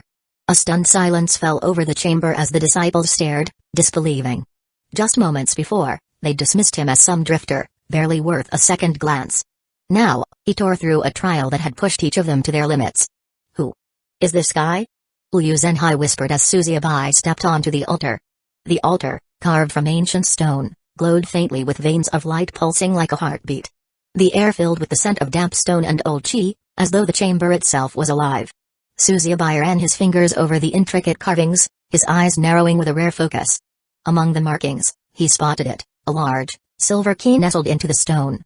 Without a second thought, he slipped it into his spatial ring. Only then did he grip the altar's lever, his smirk shifting into a look of satisfaction. Thud. The grinding of stone echoed as a massive door on the far side of the lake creaked open, revealing a dark passage stretching into the unknown. Whoosh! Without a glance back, Suzubai strode through, disappearing into the shadows. "Wait." Wang's voice broke the silence, panic flashing across his face as he turned to Elder Bay. "He'll take all the treasures." Elder Bay's gaze flicked toward him, her voice cool and sharp. "If you want them, then keep up. Only strength will earn you rewards here." Her words left no room for any arguments, and the disciples fell silent, realizing they were each on their own. Watching the lake's rippling surface, Elder Bay found herself recalling Suzubai's precise, brutal strikes. She had seen powerful cultivators before, but his control over the formation's weaknesses had been exact, striking just as the puppet's chi dipped, exploiting each brief pause with uncanny timing. Did he sense the formation's nature? She murmured, a trace of surprise in her eyes. Or is he simply touched by fortune? The array was a basic spiritual pond by ancient standards, yet had accumulated energy over centuries to animate the puppets. Each puppet cycled through bursts of strength with a split-second rest between, nearly undetectable. Suzubai had seized that opening, something most wouldn't catch without knowing the array intimately. Elder Bay's gaze stayed on the door where he had disappeared, her expression thoughtful. She'd dismissed him initially, thinking him too weak for these trials. But here he was, or was it instinct? "Well," she murmured, a faint smile flickering across her lips. "Let's see just how far this one's devil's luck carries him." The disciples exchanged glances, frustration rose beneath the surface as they prepared to continue. Chapter 34, The Tomb of Weeping Emperor, 5, The Third Chamber, The Labyrinth of Time. Finally. Out. Chen Yong and Wang staggered out, red-faced and panting like beaten dogs. Their shame burned, neither had managed to defeat their shadows, needing rescuing like helpless fish in a net. They cursed their luck, muttering how things would have been easier if Suzubai hadn't run off. But safety was short-lived. Tremble. The floor trembled, and a vortex descended above them, casting bright green light across their surprised faces. Whoosh! Look out! Zhao Yu shouted, his voice cracking. Too late, the vortex spun faster, and with a deep whump, sucked them in, tossing them like leaves in a storm. Crash! They landed in a sprawling, dark labyrinth. Tunnels stretched out, curling into shadowed paths that stank of rot. Each step squelched in cold mud that gripped their feet like claws. Elder Bay, normally ice-cool, narrowed her eyes at the passages, a flicker of worry breaking her calm mask. The disciples shifted uneasily. Then, tap, tap, tap. A familiar figure strolled out from one of the darkened paths, wearing a surprised smile. Suzubai leaned against the wall, a lazy smirk tugging at his lips. Took you all long enough. If he could have avoided this meeting, he would have. But, of course, the heavens seem to have other ideas. Lan Mi bristled, crossing her arms. Long enough? We were minutes behind you. She shot back, her tone like a whip. She recognized him as the lazy bastard she caught napping outside the cave, and now here he was, smug as if he'd conquered the heavens. What stung most was that Suzubai was only at the chi condensation realm, while she had reached late earthly rebirth, 3 realms above. Ivajayu and Fatiju, the weakest, were at core formation, while the inner disciples were all nascent soul and beyond. Were Elder Bay not here, they'd have given him a lesson in respect. Suzubai, smirk widened, knew Elder Bay's presence was his shield and milked it for all it was worth. But Lan Mi's irritation finally got a reaction. His brow twitched. 10 minutes? He asked, brows raising. I've been wandering here for days. Huh? Days? The disciples exchanged uneasy looks, realizing how twisted the labyrinth's time was. Liu Zhenhai turned to Elder Bay. Elder. What is this place? Elder Bay flicked a raven black strand over her shoulder, her jade-like face catching the cold torchlight. This, she said, voice like iron, is a temporal formation. It twists time, warping hours into moments and days into seconds. This labyrinth exists beyond mortal time. Lan Mi's eyes widened. So, while we were fighting shadows, he has been here for days? Possibly, Elder Bay replied, though doubt glimmered in her gaze. The longer we stay, the deeper we're drawn into its web. Chen Yong, his voice wavering, glanced at her. How do we escape, Elder? Elder Bay took a breath, her jade-like calm barely holding. The heart of the maze holds the source of the disturbance. We must find it to escape. Suzubai rolled his eyes, muttering, more acting tough. Though he smiled, a trace of doubt lingered. Elder Bay was powerful, but he doubted she had all the answers. Stronger cultivators loved putting on airs as if they held heaven's secrets. He could see it in her eyes, she was as lost as they were, though she'd die before admitting it. Lan Mi's sharp gaze landed on him. And how did you survive here for days without getting lost? She asked, voice honeyed with sarcasm. Suzubai shrugged, his expression infuriatingly casual. Guess I'm just lucky, he said with a grin that only stoked her irritation. Or maybe I'm just better at navigating than all of you. If he was better at navigating, it was pure accident. Days of stumbling in the dark had left him more annoyed than proud. He cursed his inability to identify the formation sooner, especially as he usually prided himself on spotting such things. If he'd only formed his core, he'd have seen through it in a heartbeat. But stuck with true chi, he was like a man holding a candle in a storm. Without profound chi, the formation's pulse was invisible, its clues hidden from his senses. The air here filled with power he couldn't yet touch, taunting him with the potential just out of reach. Let's move cautiously, Elder Bay commanded, voice brooking no argument. Stay close, and if you notice anything strange, speak up immediately. Suzubai rolled his eyes. He didn't need to cling to the group. With a casual wave, he turned down one of the dark tunnels, his footsteps echoing, tap, tap, tap. Let them stumble along together all they want. Behind him, the disciples sneered. Let him wander off. The labyrinth will swallow him whole, Wang muttered. Chen Yong snorted. Arrogant fool.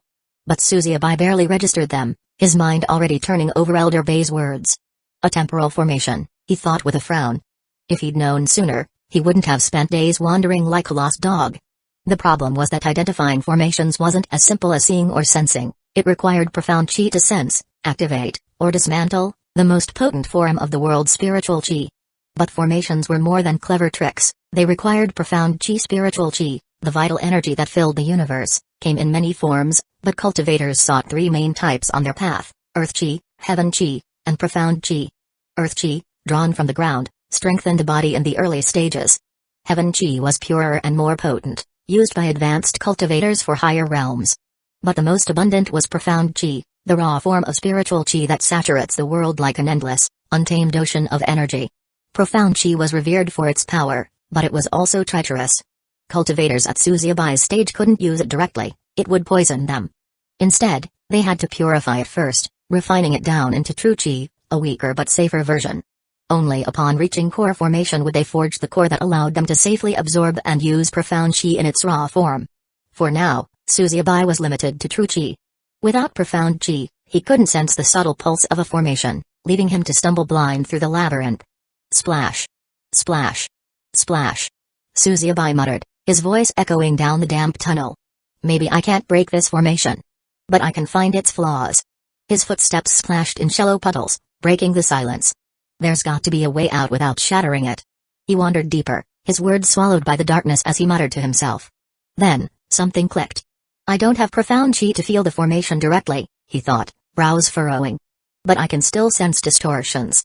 If the time shifts weren't random, then there must be a pattern, a way time twisted around certain points. He couldn't see the profound chi itself, but he could track the ripples. Taking a deep breath, he stilled himself, letting his senses stretch. Slowly, faint threads seemed to flicker into awareness, like shadows tugging at the edges of his mind. There you are, he murmured, smirking. The threads wove through the maze, some pulsing, others tangled or erratic. One in particular wavered, its flow unstable, a flaw. Got you. He followed the path eagerly, feeling it pull him closer. Behind him, he could almost hear the others fumbling through the maze. They can stumble around all they want while I'm off with the treasure. A while later. Suzuyabai strolled along, humming cheerfully, looking every bit the clueless wanderer. But inside, he was enjoying every step, each turn leaving the others further behind. Just then, a faint groan echoed through the corridors. Cocking his head, he followed the sound, turning a corner, and came face to face with what used to be Fatty Zhu. The once plump disciple looked haggard, face lined with wrinkles and hair gray, as if he'd aged decades in moments. Ah, brother. What happened to you? Suzuyabai asked, voice dripping with concern while he smirked inwardly. A few years here, a few there. What a shame.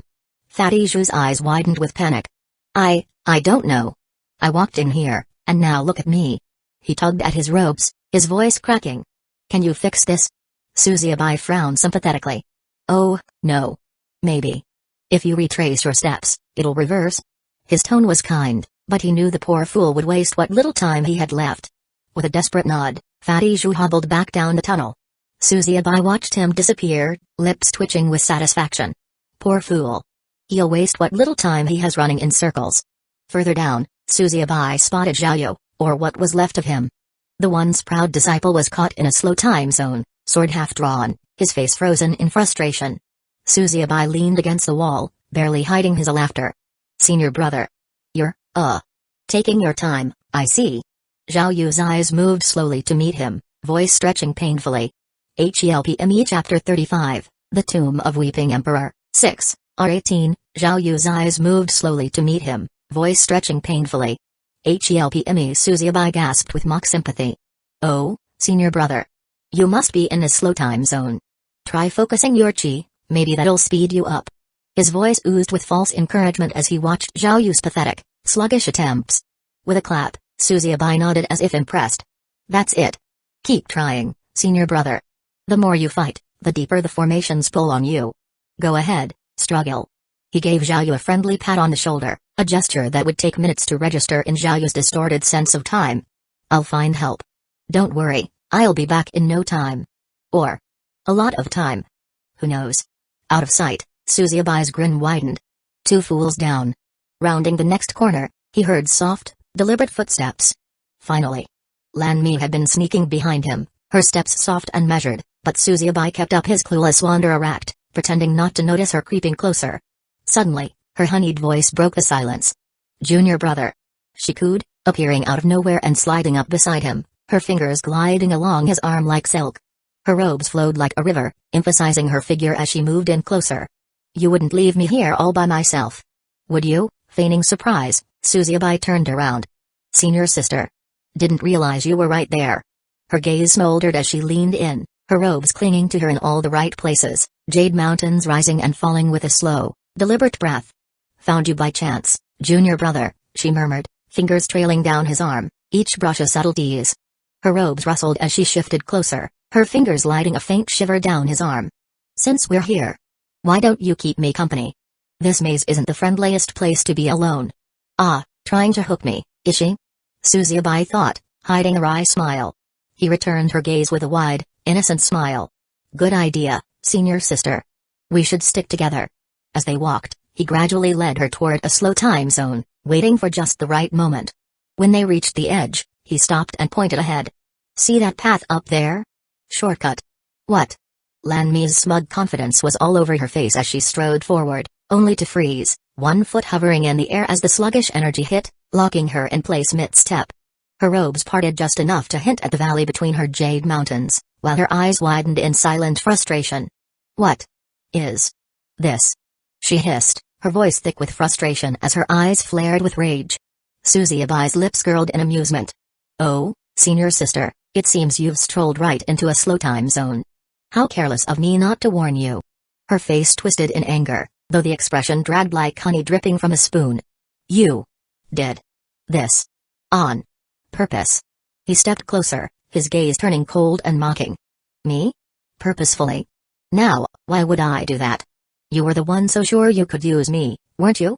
He let his hand slide down her back, resting his fingers over the curve of her hip, then channeled his chi to deliver a crisp slap.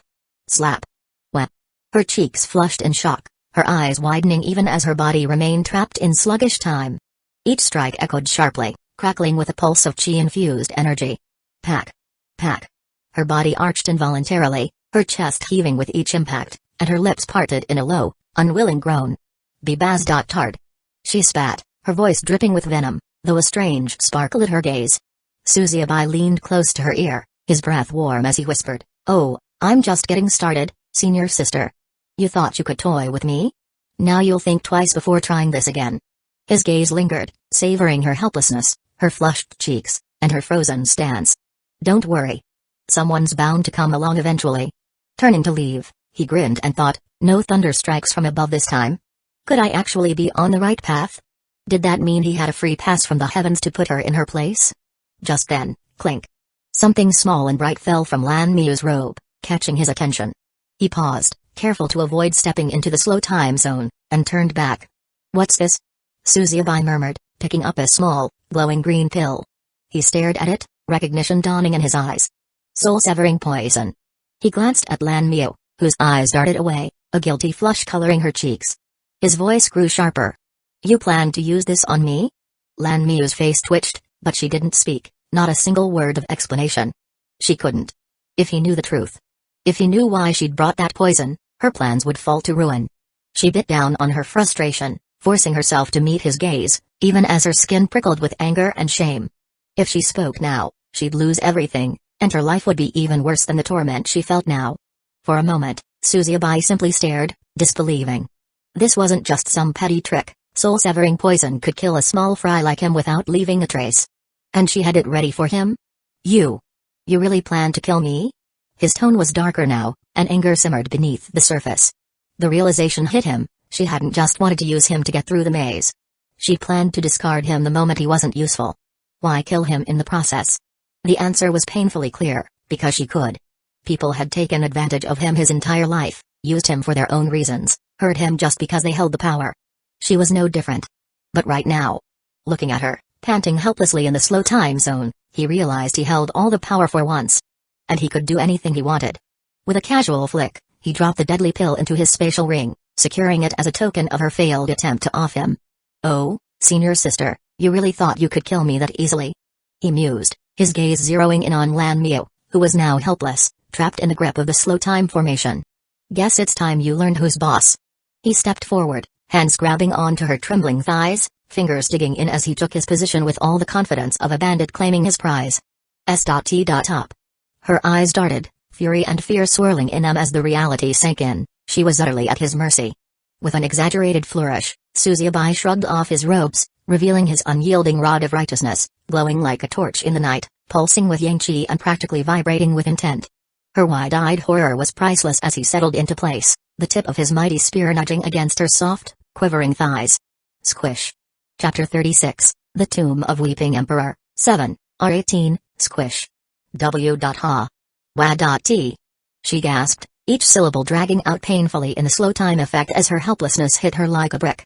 Her thighs, already glistening with sweat from her earlier squirming, twitched under his hold, but her chi reserves were about as empty as her last scheme, leaving her resistance about as effective as a wet noodle. Beads of sweat traced down her cheeks, pooling in the hollow of her collar as her breathing quickened. He leaned in close, letting his breath tickle her ear. With a mocking laugh, Susie Abi taunted, well, senior sister. How does it feel to be the one brought down by your own shortcut? Acting all high and mighty, and now, look at you. Pack. Pack. Pack. Each rhythmic thrust of his weapon of justice drove into the space between her thighs, sending a scorching wave of yang qi up through her legs. Her traitorous body responded, thighs instinctively clamping around his righteous staff, her face a whole shade of red as she tried to stifle the humiliating sensations. Ah. Sounds slipped from her lips against her will, her expression twisting between shame and unwanted pleasure, breaths coming in ragged, uneven gasps. The heat and friction were unbearable, her body betraying her in ways she couldn't control, each pulse of his chi stoking the uncomfortable warmth building within her.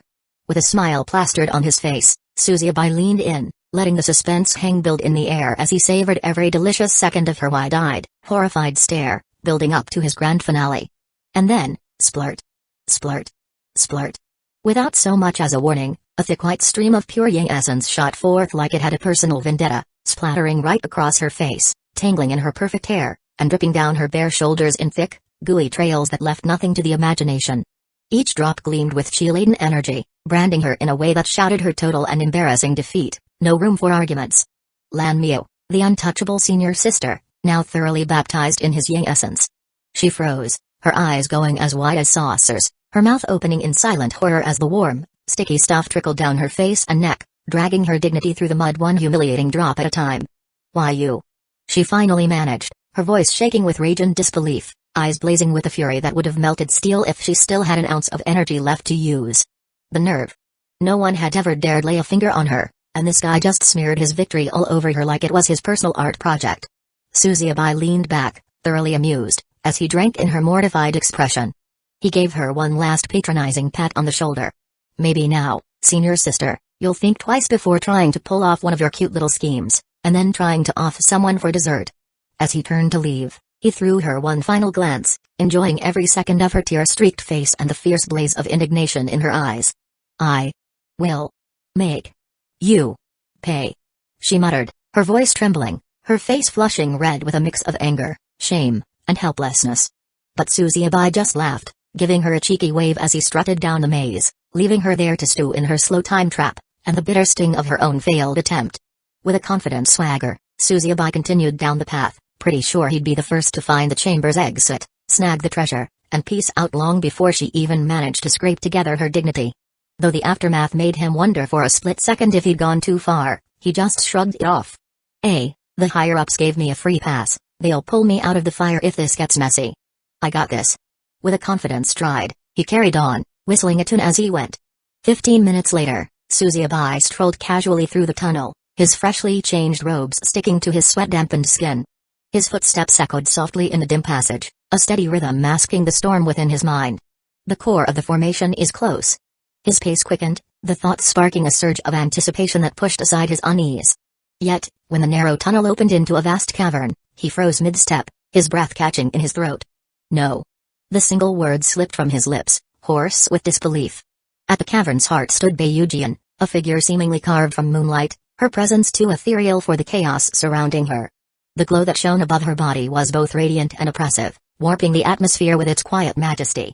In her hand rested a parasol, delicate in design, yet suffused with a power that made Suzuki's stomach churn. How? I calculated every possible path. She shouldn't be here ahead of me. He clenched his fists. It was always like this, plans meticulously laid out, only to crumble at the last moment. Was it fate? Coincidence? Or just some twisted rule that ensured his efforts would never yield victory without blood and humiliation? Beiyujian's gaze seemed distant, as though her thoughts were elsewhere. That serene stillness might have fooled others, but Suzuki knew better. Beneath the surface lay a storm, its fury coiled and waiting. Does she know? Did she sense? What happened with Lan Miu? His paranoia clawed at the edges of his mind, spinning webs of suspicion. Sweat beaded on his brow despite the chill in the cavern. Is this some kind of joke? First, they throw a formation at me. Now, her? Have you bastards abandoned me already? Frustrated, he couldn't help but glance upward, half expecting divine punishment. And then she moved. With a flick of her wrist, the parasol began to spin, and in that instant, an eruption of sword intent split the air. Boom. The energy surged forward, brilliant and bright, shredding the seals guarding the formation's core like paper. Crack. Crack. Crack. The cavern quaked violently. Suzuki staggered back, his arms rising to shield his face as the oppressive force of her mastery pressed down on him. The razor-sharp purity of her sword intent filled the air, its overwhelming precision leaving no room for doubt. This was perfection honed to an unimaginable degree. His gaze locked onto the parasol in her hand, confusion flickering across his features. A sword? That doesn't even look like a sword. Who in their right mind uses that as a weapon? As if hearing his thoughts, Bayujian turned her piercing gaze toward him. Her voice rang out, cold and steady. "This is the white jade sword," she said, lifting the parasol in a fluid motion. "A weapon that severs both seals and arrogance alike." Suzuyabi's chest tightened, a knee sinking its claws deeper. The third chamber was already open, and the spatial treasure he sought would now fall into her hands. Negotiating with her was a death wish. Even worse, he couldn't shake the feeling that she had known of his presence all along, playing her part to perfection while he stumbled through the ruins like a pawn. Creak. The cavern groaned under the strain of her unleashed energy, jagged cracks racing across its walls.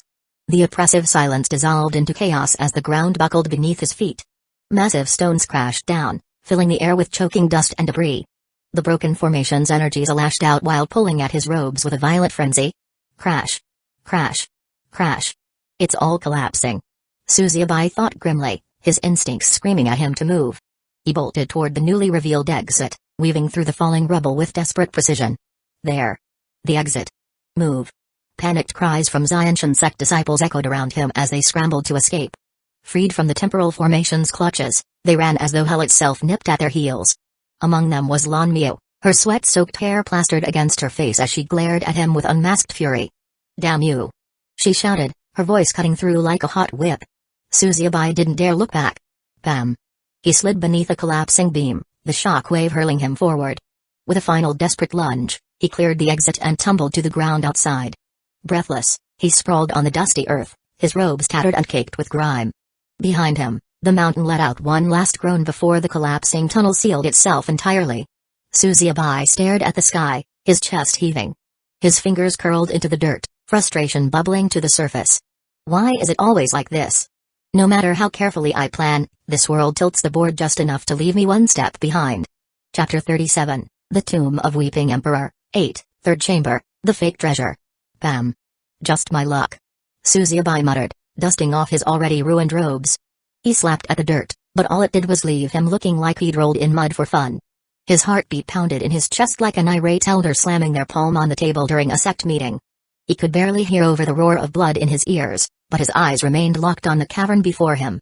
The massive chamber stretched out, glowing faintly with a mystical light that whispered, "This place is important. Be amazed, you peasant." At its center, a chest hovered above a jade and obsidian altar, its radiant glow practically screaming, "I'm treasure. Come fight over me."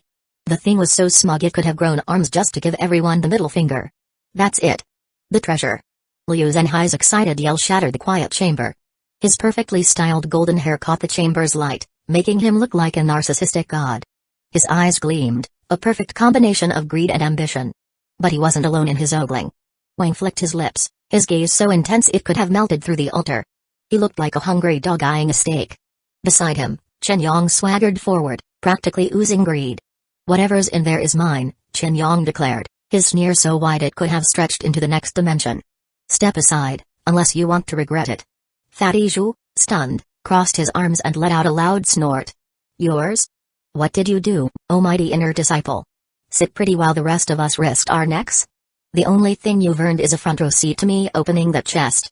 Chen Yong's face darkened like a storm cloud, and he barked, "Shut your filthy mouth, you tub of fat. Outer disciples don't get a say here." "Oh yeah? Come closer and say that to my face." Zhu growled, his belly trembling with barely contained rage. The tension crackled like a lightning array about to detonate, but before anyone could swing a fist or summon a technique, Zhao Yu's voice echoed, filled with doubt. "Wait. Where's Lan Miu? Huh?" The question hit like a thunderclap. "Lan Miu?" Wang repeated, blinking. "Where is she?" Liu Zhenhai echoed, his brow furrowing. The shadows answered. Lan Miu stepped forward, her figure emerging from the darkness like a ghost bent on vengeance. Her usually pristine robes hung in tatters, revealing streaks of dirt and sweat-streaked skin beneath. Her every step radiated fury, her eyes blazing like twin suns ready to incinerate everything in their path. Suzuyabi's gut clenched.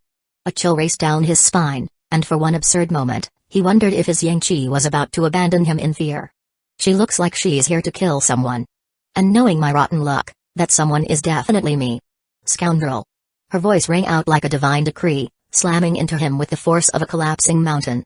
Everyone turned to stare at Suzuyabi. Great. Perfect? Yeah, this is fine, he thought bitterly. Sure, Let's just ignore the glowing chest of potential death in the room and make me the center of attention. Love this.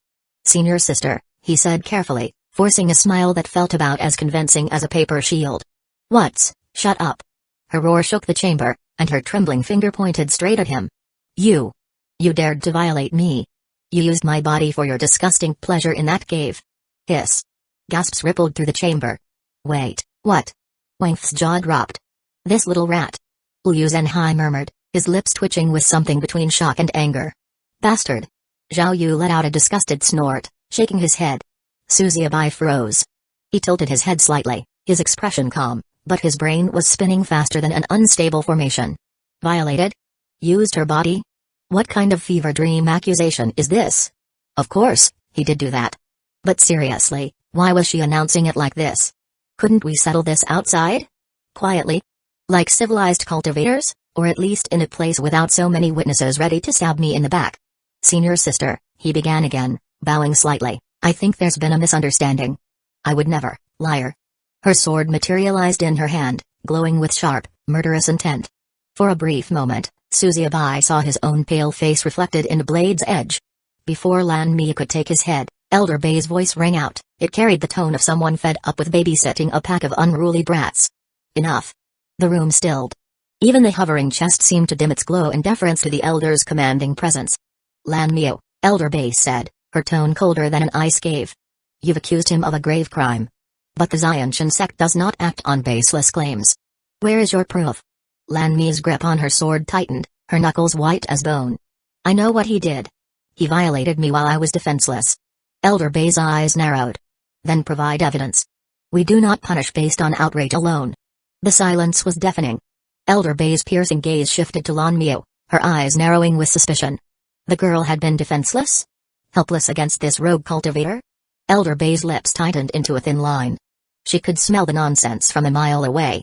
Lan Mi, a disciple of Xianshan sect with enough skill to slap someone like Su Xiaobai into next week, suddenly unable to fend him off? It didn't add up. What's more, Elder Bei had been observing Lan Mi throughout this treasure hunt. The girl wasn't just cunning, she was calculating. Too calculating for someone who is supposedly caught off guard. No, Elder Bei thought, her instincts sharpening. This disciple isn't simple at all. Lan Mi's face turned ugly as the elder seemed to not believe her at all. At that moment, Liu Zhenhai stepped in to assist, holding up a vial of shimmering purple liquid. Elder Bei, I have a truth-seeking elixir. Let him drink it, and we'll know the truth.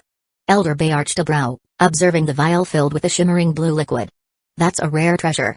Are you truly willing to sacrifice it for this? Liu Zhenhai's gaze burned with self-righteous. Justice demands sacrifice.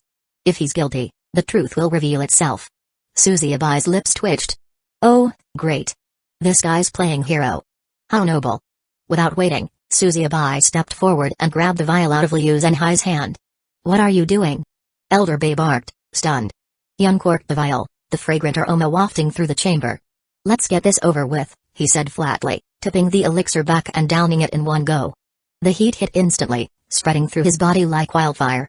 It felt like someone had peeled his mind open and pinned it to a dissecting table. Elder Bei, quickly recovering from her initial surprise, stepped forward, her sharp gaze boring into him. Who are you? She wanted to confirm his identity first. He couldn't be just a spy from a heretic sect, could he? Chapter 38, Elder Bei's Invitation. Who are you? The question echoed sharply through the chamber like a sword cleaving through stone. Before Su Xiaobai could process it, the truth-seeking elixir surged through his veins, fiery and unrelenting. The words spilled from his mouth as if some celestial power had tied strings to his tongue. My name is Su Xiaobai, he said, his voice hollow, his eyes dim. I come from far beyond this sect, from snow-capped mountains where the wind howls like a beast at night. My family was once powerful. My father, a peerless cultivator, and my mother, a storm of destruction. But me? He let out a self-deprecating laugh. I was nothing. A failure. My veins locked, my body unable to cultivate. The chamber fell deathly silent. The gathered disciples and even Bei Yujian frozen, their hostility replaced by uneasy curiosity. I was the outcast, Su Xiaobai continued, his fists tightening as memories clawed at him. My sisters believed in me, but when my father died under mysterious circumstances, everything fell apart. My family was shunned and exiled to the wilderness. And then, a demon found us. My mother and my sisters, they all abandoned me. I watched helplessly as it destroyed everything. I survived, but just barely. His confession settled over the room like a thundercloud. Eventually, my cultivation returned, he said, his voice filled with emotion. But it's weak, pathetic compared to what I need to kill that demon.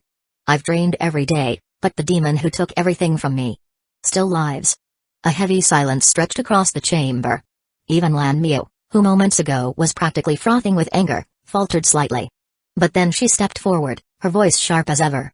Spare us your sob story. That doesn't explain what you did to me in the cave. The room shifted, the somber atmosphere dissipating instantly. Beiujian, who had appeared moved, now turned cold again. Suzubai blinked. Then, a slow, smug smile crept onto his face. Ah, so the higher-ups did save my ass, he thought, completely misreading the situation. He'd felt the elixir begin to control him earlier, but then, almost immediately, it was snuffed out, burned away like dry grass in a wildfire.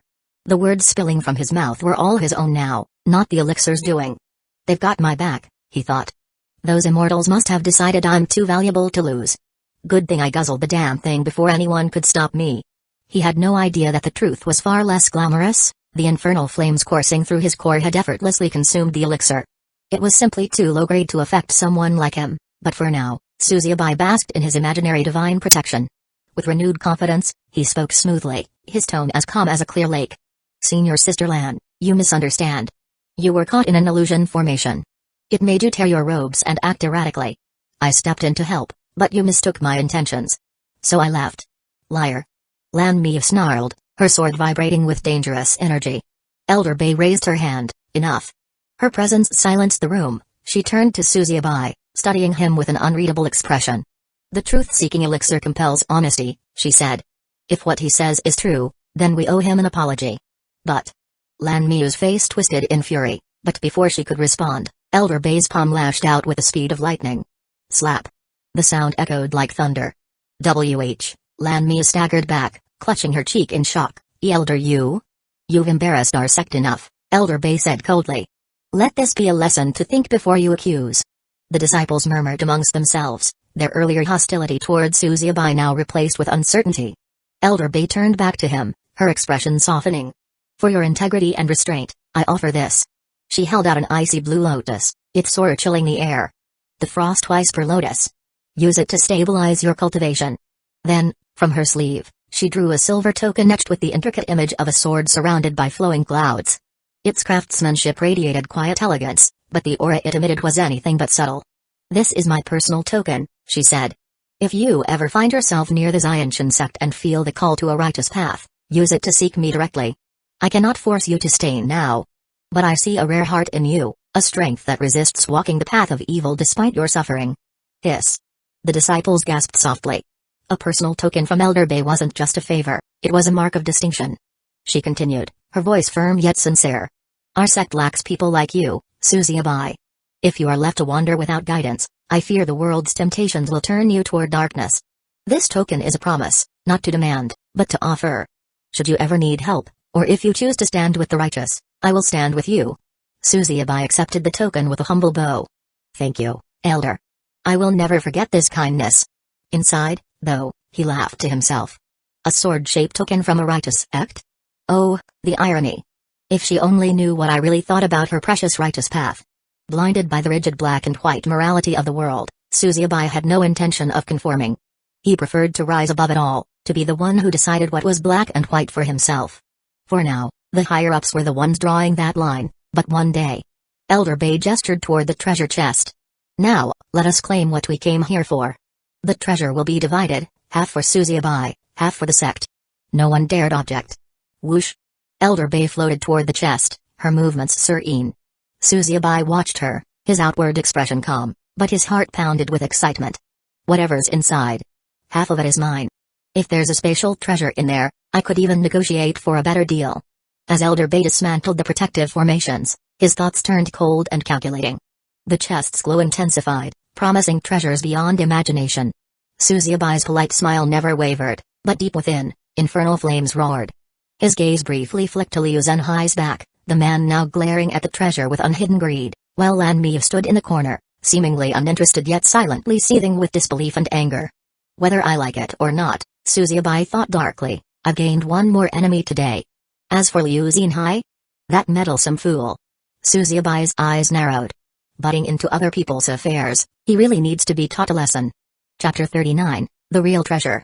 The treasure revealed. Click. Elder Bay's hand hovered over the chest. With a soft click, the lid creaked open, spilling a faint glow like a teasing promise. The disciples leaned forward, breaths held, as if the chest held the meaning of life itself.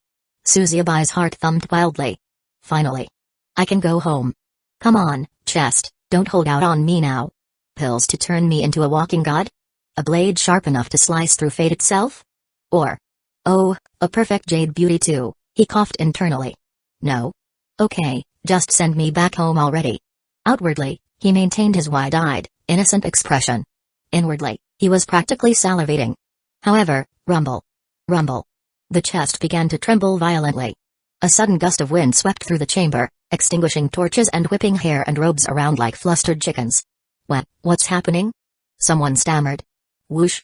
The lid cracked open further, and inky black miasma poured out, curling and twisting across the floor like a living thing. Bam. The air turned icy as shadows devoured the light. The smug grin froze on Suzuabai's face. Oh. It's another trap, isn't it? He wasn't even surprised anymore, he had just been carried away by the plot. What is this? Elder Bay muttered, her serene aura flaring protectively as she stepped back. Take formations. Liu Xinhai barked, his sword already unsheathed and glowing faintly in the oppressive dark. Then it hit. The smell. Bam. The stench of rotting flesh slapped Suzuabai like a jealous ex. Ugh. He gagged, clutching his nose as bile threatened to rise. What in the unholy name of plot twists is that? Rustle. Rustle. From the swirling fog, countless glowing red eyes flickered to life, blinking in eerie unison like a legion of predators closing in. And then, they emerged. The ghouls. Twisted corpses, reanimated by dark chi and twisted beyond recognition. Skeletal frames, patches of decaying skin, their mouths gaping to reveal jagged, dripping fangs. Their claws scraped the ground, filling the chamber with a grating screech that set teeth on edge. Suzuabai froze, his stomach churning. So. These are ghouls? Kaka. Kaka. Prepare yourselves. Liu Xinhai roared. His sword flared brighter as he stepped into a defensive stance. Meanwhile, Suzuabai was busy reevaluating his life choices. I could have been a farmer. Or a merchant. Hell, even a wandering bard. But no, I just had to chase treasure and end up in a room full of ghouls. Ha. Fantastic. Whoever was writing his destiny clearly had a cruel sense of humor. He glanced around. The disciples were scrambling into formation while Elder Bay's aura shielded the group from the worst of the miasma. Yeah, no. I'm not dying for this. Without hesitation, Suzuabai turned and bolted for the far edge of the chamber. Screw bravery. Screw teamwork. Screw this entire chapter. The idea of playing hero, slashing ghouls left and right to impress the higher-ups, flickered briefly in his mind before reality hit like a brick. MFS, not even a single bone of mine would remain. He didn't even try to hide his retreat. Survival wasn't shameful, it was an art. But as he ran, a horrifying thought struck him. What if Lanmi decides to stab me accidentally in the chaos? She probably still thinks I owe her a lifetime of suffering. The mental image made his pace quicken. Nope. Not waiting to find out, that's when he saw it, a faint shimmer flickering at the edge of the chamber, like a mirage. Void cracks. Ever since awakening the Void Thunder Dragon in his spirit sea, these mysterious distortions had become an annoying reality. They appeared randomly, warping space, offering transportation to wherever. One had already yanked him into the first chamber, dropping him in front of a giant door like an uninvited guest. While he didn't fully understand how they worked, he did know they were risky as hell. But right now, risky was better than dead. Please, he muttered, sprinting toward the shimmering crack. Take me anywhere but here. Whoosh. He dove in headfirst. The world twisted violently, space collapsing in on itself as colors bled and stretched like a surreal painting. Ugh. The pressure pulled at him, squeezing his body like a stress toy, until, crash. He landed hard, groaning as he rolled over and sat up. Arg. Where now?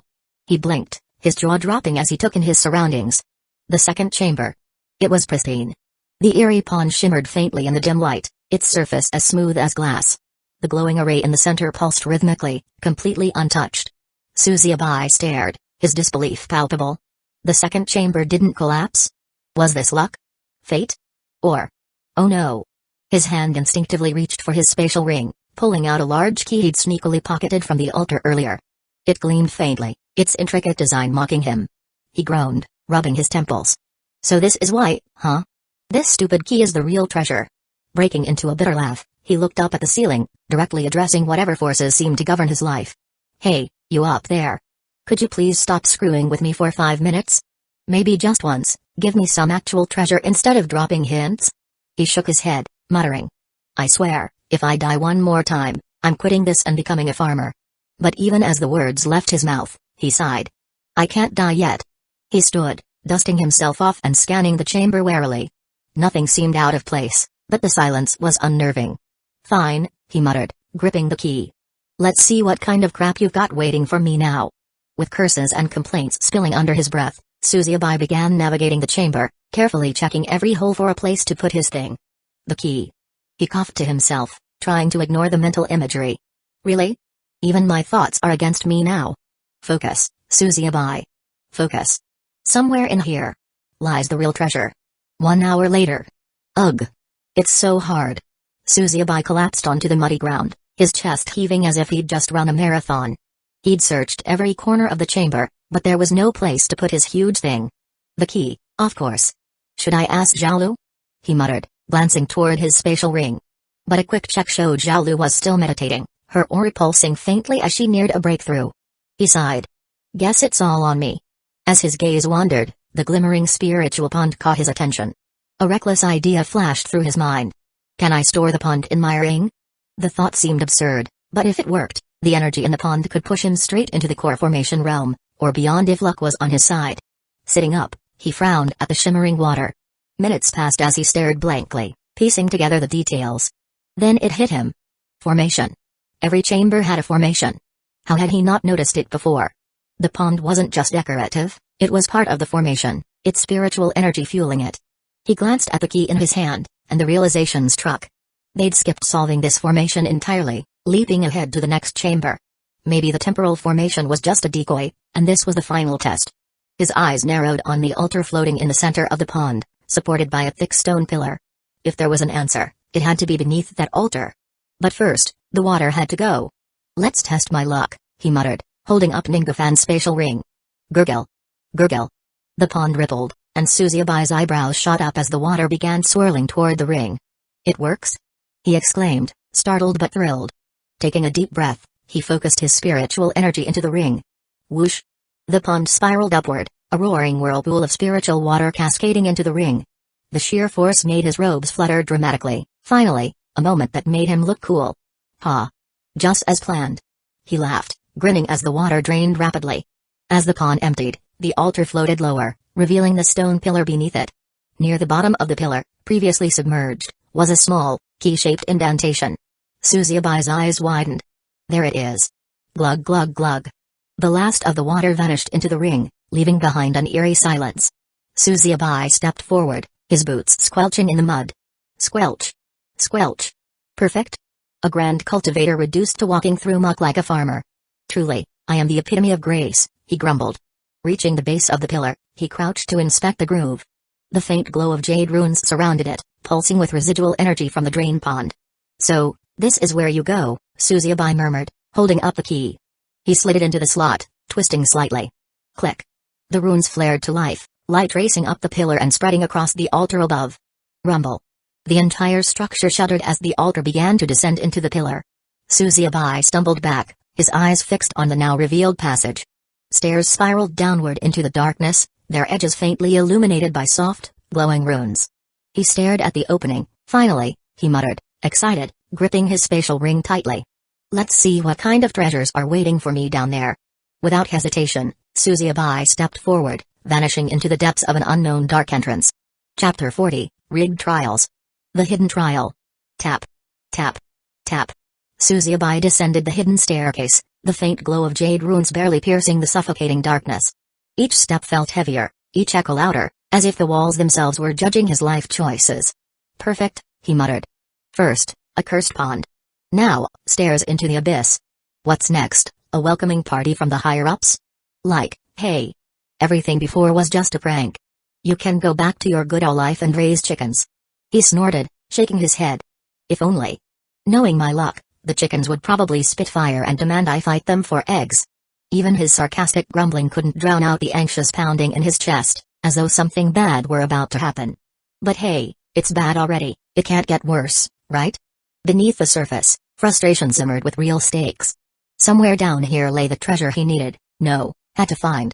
Without it, there was no way back home. Rustle.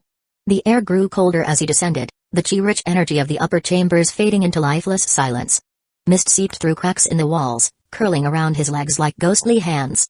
Suzuki paused, glancing at the sinister green fog with a frown. Seriously, who designs these places? Did some ancient cultivator look at a foggy swamp and think, you know what this needs? A soul-devouring dungeon?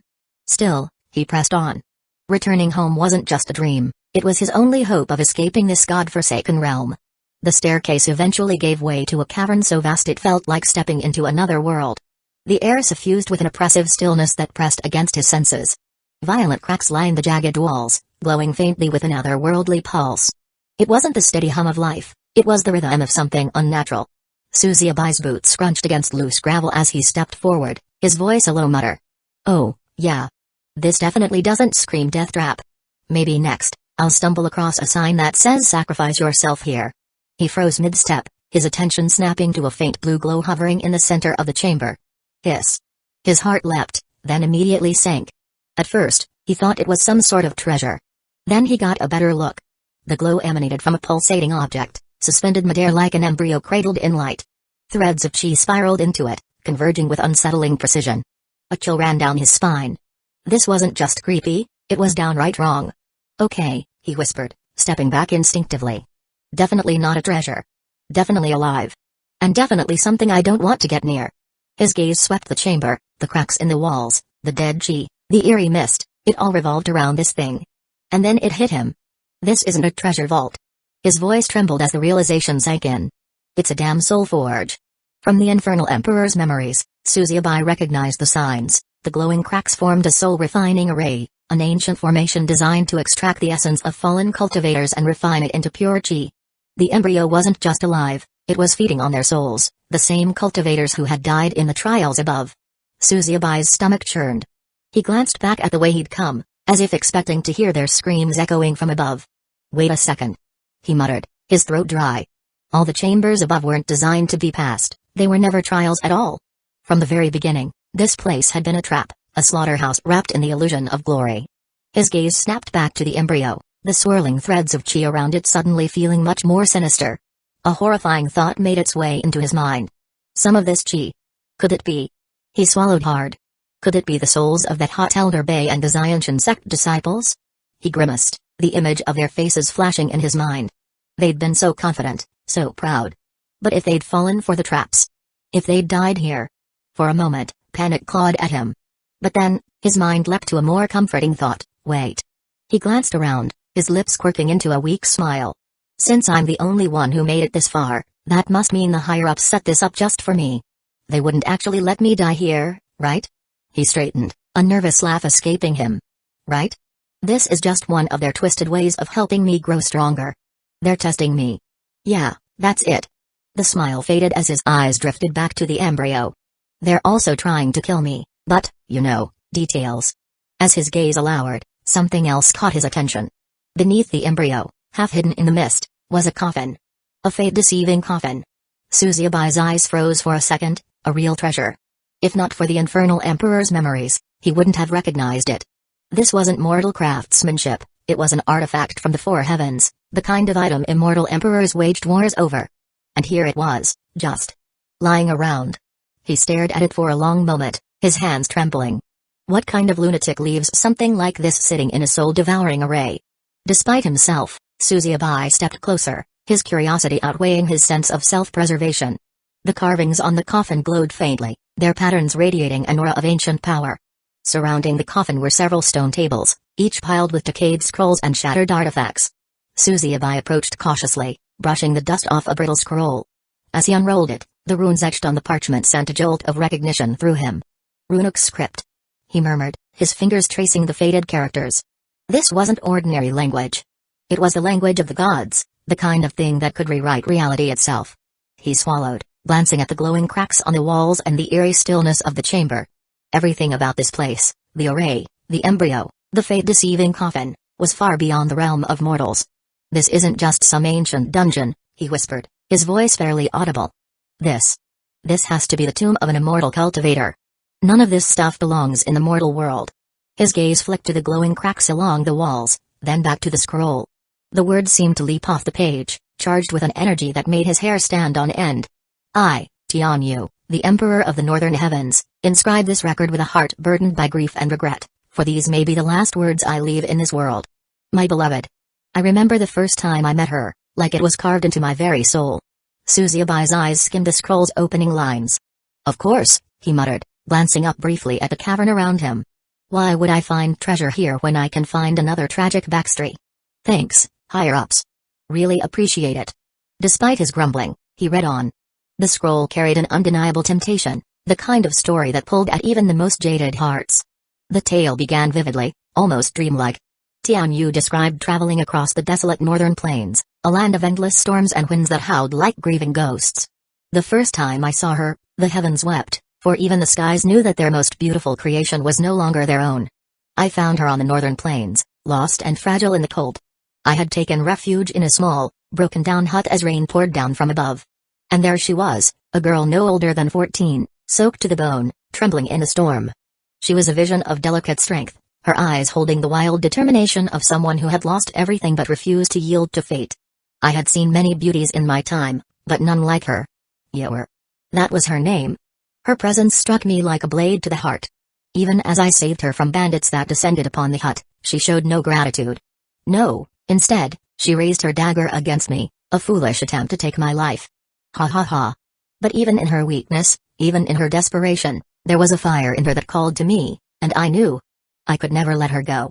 Chapter 41, Alone. Susiebai let out a long breath. The Emperor's words were steeped in longing and awe, the memory seared into his soul. He could almost picture the scene, the rain, the violence, the girl's beautiful gaze. "Sure," Susiebai muttered, rubbing his temples. "Let's ignore the red flags in that story. What could possibly go wrong with chaining yourself to someone who greets you with a dagger?" Still, as he read further, even Susiebai couldn't deny the Emperor's devotion. She was no ordinary girl. Yor told me that she was dying, a cruel disease had already begun to devour her vitality, consuming her slowly, painfully, from within. It had left her wandering the world, seeking a cure she knew she would never find. How could someone so fierce, so young, be condemned to such a fate? I could not accept it. I bound her with chains at first to keep her by my side, she hated me for it, fought me every step of the way. But over time, we fought side by side. I vowed to find a cure for her as we conquered the north together, and then the south. Together, we united lands, defeated warlords, and brought peace to realms that had known nothing but chaos. Together, we forged the white jade sword, and I stole the strings from the heavens themselves to craft the heavenly bow as my gift to her. We were unstoppable. I believed, with all the arrogance of a young emperor, that we could conquer even death itself. Susiebai's fingers tightened around the scroll. The white jade sword. The heavenly bow. Artifacts whispered about in the legends of the northern plains, which no longer exist in the world, could be relics potentially dating back hundreds of millions of years. He blinked, glancing up at the coffin and the embryo above it. A bitter laugh escaped his lips. "So, let me get this straight. While I'm stuck here trying to find a way home, I've stumbled onto the love story of the century, complete with star-crossed lovers, legendary weapons, and a whole lot of unresolved trauma. Yeah, thanks for that." But the humor couldn't fully mask the pain in his chest. He read on, compelled by the Emperor's desperation. "We built the Lost City, a monument to our victories, and within it, the Heavens Library, a place where the knowledge of the world could be preserved. But all the knowledge, all the power we had amassed, none of it could save her. As the days passed, I watched helplessly as her vibrant spirit withered. The disease came back fiercer than ever, draining her vitality at a terrifying pace. I was powerless to stop it. Yor, always the stronger of us, made me promise to live on after her. To ascend alone if I must. Even as her strength faded, she smiled at me, telling me to look at the stars and not mourn her. But how could I? How could I live on, knowing the only person I ever loved was taken from me? I vowed that day. I would never let her go. I wouldn't abandon her, not to the cruel hands of fate, not to the heavens. Susiebai let out a low whistle. Now that's dedication. Crazy, obsessive, self-destructive dedication, but dedication nonetheless. The image of Tianyu, a mighty emperor brought to his knees by love, flickered vividly in his mind. For all his flaws, The man had been willing to defy heaven itself to keep his promise. It was foolish. And yet, Suzubai found it inspiring. In a twisted, hopeless sort of way. I sealed her body in the fate-deceiving coffin, a relic that even the gods themselves would covet. It preserved her, kept her beauty and essence intact, hidden from the prying eyes of the death. But it wasn't enough. It was never enough. I needed to bring her back.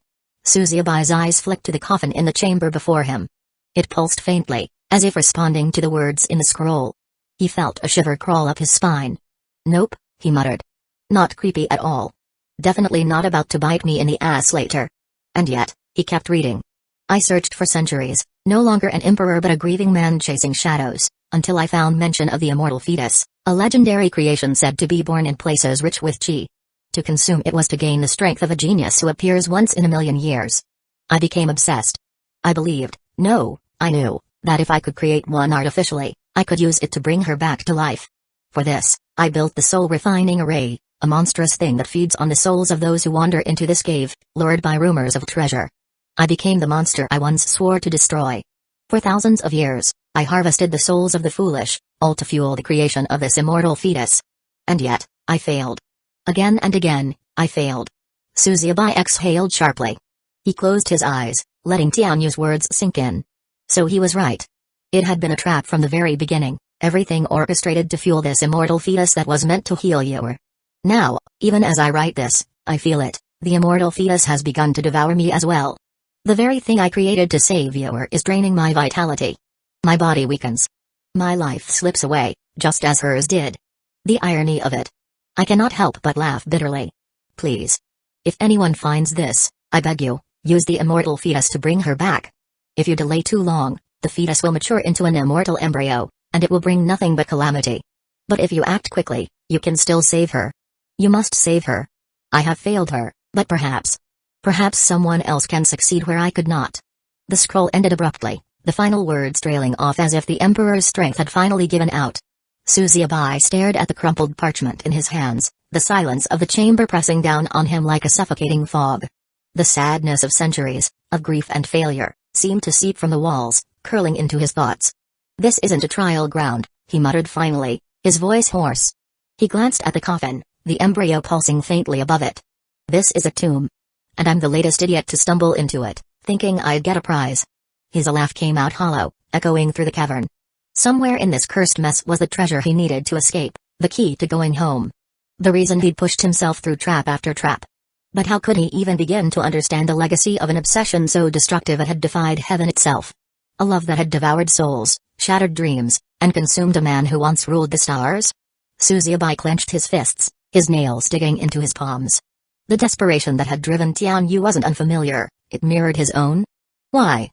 He exhaled shakily, glaring at the embryo, the coffin, the very aura around him. Why can't you just give me the treasure and stop playing with me? The faint pulse of the embryo offered no answer. His temples throbbed as frustration and exhaustion flooded him. His entire body felt heavy, as if the universe itself was bearing down on him. He closed his eyes, trying to make sense of the chaos, but the same thought kept surfacing. Wasn't this entire cave meant for him to get the spatial treasure? Wasn't someone up there planning all this, guiding him toward the next step, like in every other trial he'd faced? The question burned at the back of his mind, sharp and painful. His legs buckled without warning, and he sank to the ground. Thud. For a moment, he simply sat there, staring at the floor. The cold stone bit into his skin, but he didn't care. A bitter laugh escaped his lips as a thought, unbidden, crashed into his mind. Am I not the main character? He whispered. The words tasted foreign, wrong, like poison on his tongue. But once spoken, they refused to fade. His eyes widened as the doubt took root, spreading like wildfire through his thoughts. Was he really the center of this grand, cosmic stage? Or had he just fooled himself into thinking so? Wasn't it strange? The trials, the dangers, the supposed help from the higher-ups, why had he always assumed they cared about him? Why had he believed, even for a second, that the plot had his survival in mind? What if I was never the focus of this story? He murmured, his voice trembling. His gaze drifted upward, to the shadows of the cavern ceiling. What if no one's even watching? The silence offered no comfort, no reassurance. His mind shook as memories hit him like tidal waves. The fairy lianhua. The bizarre coincidences. The narrow escapes. Could those really have been planned? Or were they just accidents? Flukes of a story that didn't even include him in its pages? Is no one there anymore? Chapter 42, Celestial Inscriber. Astral Gateway. Is no one there anymore? The words echoed against the cold stone walls. For the first time in years, Suzuki felt truly, utterly alone. This was what he'd wanted. To live as an insignificant character. To escape the gaze of the higher-ups. To slip through the cracks of the cosmic stage and avoid the world's cruel whims. And he'd gotten it. But why did it hurt? Why did the thought of being insignificant, of being just another nameless figure swept away by someone else's story, make his chest ache? He still had a family to save, his mother and sisters, if they were even alive. Or were they, too, like insignificant characters erased from the story without so much as a mention? Killed in the background, forgotten by everyone, even the heavens? Was he working for nothing? Did it all even make sense anymore? Insignificant characters weren't people of focus. They weren't the ones whose stories were written. Even someone like Sun Liang, someone adored by everyone, someone whose life was the stage, might have trampled families like his. Would anyone even notice? His wish to be insignificant had been fulfilled. But did it make his life any better? Tears pricked at the corners of his eyes, though he refused to let them fall. The bitterness of his doubts threatened to choke him. It felt hollow now. He could still continue. But what for? For revenge that might never feel complete? For a family that might no longer exist? And when he returned to White Cloud Star, if he returned, would there be anything left for him to find? Maybe. Everyone I knew is already gone. The thought, cold and unshakable. For a long moment, Suzuki sat in silence, the cavern's chill seeping into his bones. The glow of the embryo mocked him from above, a silent reminder of his insignificance. And he? He was left alone. He didn't know how long he'd been sitting there. The cavern's oppressive silence swallowed time, each second dragging on like an eternity. The faint glow of the immortal fetus pulsed rhythmically, a cruel reminder of life feeding on death. At first, Suzuki thought it was just his exhaustion, but soon he felt it, a subtle, insidious pull. His spiritual energy was being drained. Much like Emperor Tianyu, Suzuki had become another source of fuel for the growing embryo. Two faint, shimmering threads, almost imperceptible in the dim light, stretched from either side of his body toward the glowing fetus. They shimmered with an ethereal beauty, their slow undulation resembling the weaving of life and death. The sight might have been mesmerizing. If it weren't so terrifying. Suzuki sat motionless, feeling the vitality drain from his body. It wasn't sudden or painful, it was quiet, gentle, almost serene, as if nature itself had accepted his fate. The embryo's heartbeats grew louder, echoing through the cavern with a slow, deliberate rhythm. Thump. Thump. Thump. His own heart, in contrast, felt weaker, each beat softer, slower. The fetus had already transformed into an embryo, and now it was reaching its final stage. The last step before it hatched. Suzuki's vision blurred as his strength ebbed away. If there's still any hope. Just give me a sign. His lips moved silently, as if praying to an entity that had long stopped listening. Just one sign. But nothing came. His head tilted back, a hollow laugh escaping his lips. The sound cracked and echoed through the chamber. He was about to give in completely when something caught his attention. What? He froze, his breath catching in his throat. The threads. The two shimmering strings latched to his face, they'd been so faint, so silent, that he hadn't even noticed them before. Now, they horrified him. A cold dread sank into his chest as he watched the threads pulse with life, their ends rooted in the glowing embryo. They pulsed and pulled like veins, draining him with every second. He tried to move, tried to rip them off, but his body refused to obey. And then... snap. The threads broke. Rustle. The severed ends didn't retract violently or vanish, they drifted toward him, brushing against his face like the soft caress of tiny hands. He flinched instinctively but stopped when he realized what he was feeling. Gentle. Curious. Almost tender. It was as though something small, fragile, and impossibly delicate had touched him, lingering briefly before pulling back. Suzuki's chest heaved as he shot to his feet, his blood pounding in his ears. He didn't know whether to laugh, cry, or scream. Did you see that? He whispered to no one in particular, a faint chuckle escaping his lips. His voice trembled, caught somewhere between disbelief and wonder. Was it a hand? He thought. So tiny. So delicate. He rubbed his face, his heart starting to beat very loudly, as if it were a roaring flame. Was it a sign? The cavern around him seemed unchanged, the embryo still glowing faintly, but something in the air felt different. Lighter. Like a whisper of reassurance had passed through the void. Taking a shaky breath, Suzuki looked around, his gaze sweeping across the chamber with renewed focus. He couldn't afford to sit here and let himself waste away. Not now. It was then that his eyes landed on another stone table, partially hidden in the shadows. His breath stopped. There was something there, a piece of parchment, weathered and brittle, lying amidst the dust. Another note. To the one who has found this, I have little left to offer but my gratitude. You've read my story, and for that, I thank you. Perhaps it was a selfish thing to leave behind, but even a broken man wishes to be remembered. I can no longer speak of pride, yet I will not deny the truth. I was one of the greatest formation masters in the mortal plane. My knowledge, my legacy, I have consolidated into a single book. It contains the foundations of formation theory, mortal and immortal alike. Whether you are a novice or an adept, this knowledge will serve you well. Take it. Use it as you will. And as a final gift, I leave you my celestial inscriber, a tool that has inscribed arrays that shaped history. May it guide you in crafting your own fate. If nothing else, let this be a better inheritance than the tomb you now stand in, Tianyu. Suzuki blinked, rereading the note. His hand brushed over the stone table, where a slim, worn book rested beside a slender, glowing brush. The book's surface was plain and dark brown, with no symbols to suggest its significance, just an unassuming relic, like something you'd find in a dusty old library.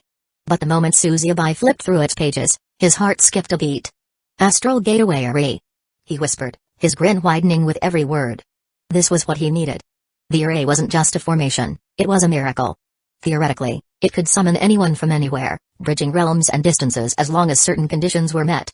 But Suzuki's initial excitement dimmed as he skimmed the requirements. First, spatial anchor token, a personal object linked to the person being summoned. Second, void fracture stones, essential for stabilizing the spatial rift. The stronger the person being summoned, the more stones required. Astral alignment, the array could only be activated under specific celestial conditions, requiring careful timing. At last, spiritual energy, the user needed at least twice the spiritual energy of the person being summoned. Suzuki frowned as he read the last part. Twice the spiritual energy? He muttered, rubbing his temple. That was the real kicker. His current cultivation wouldn't even allow him to summon his little sister, let alone his mother, who might be in the heavenly tribulation realm.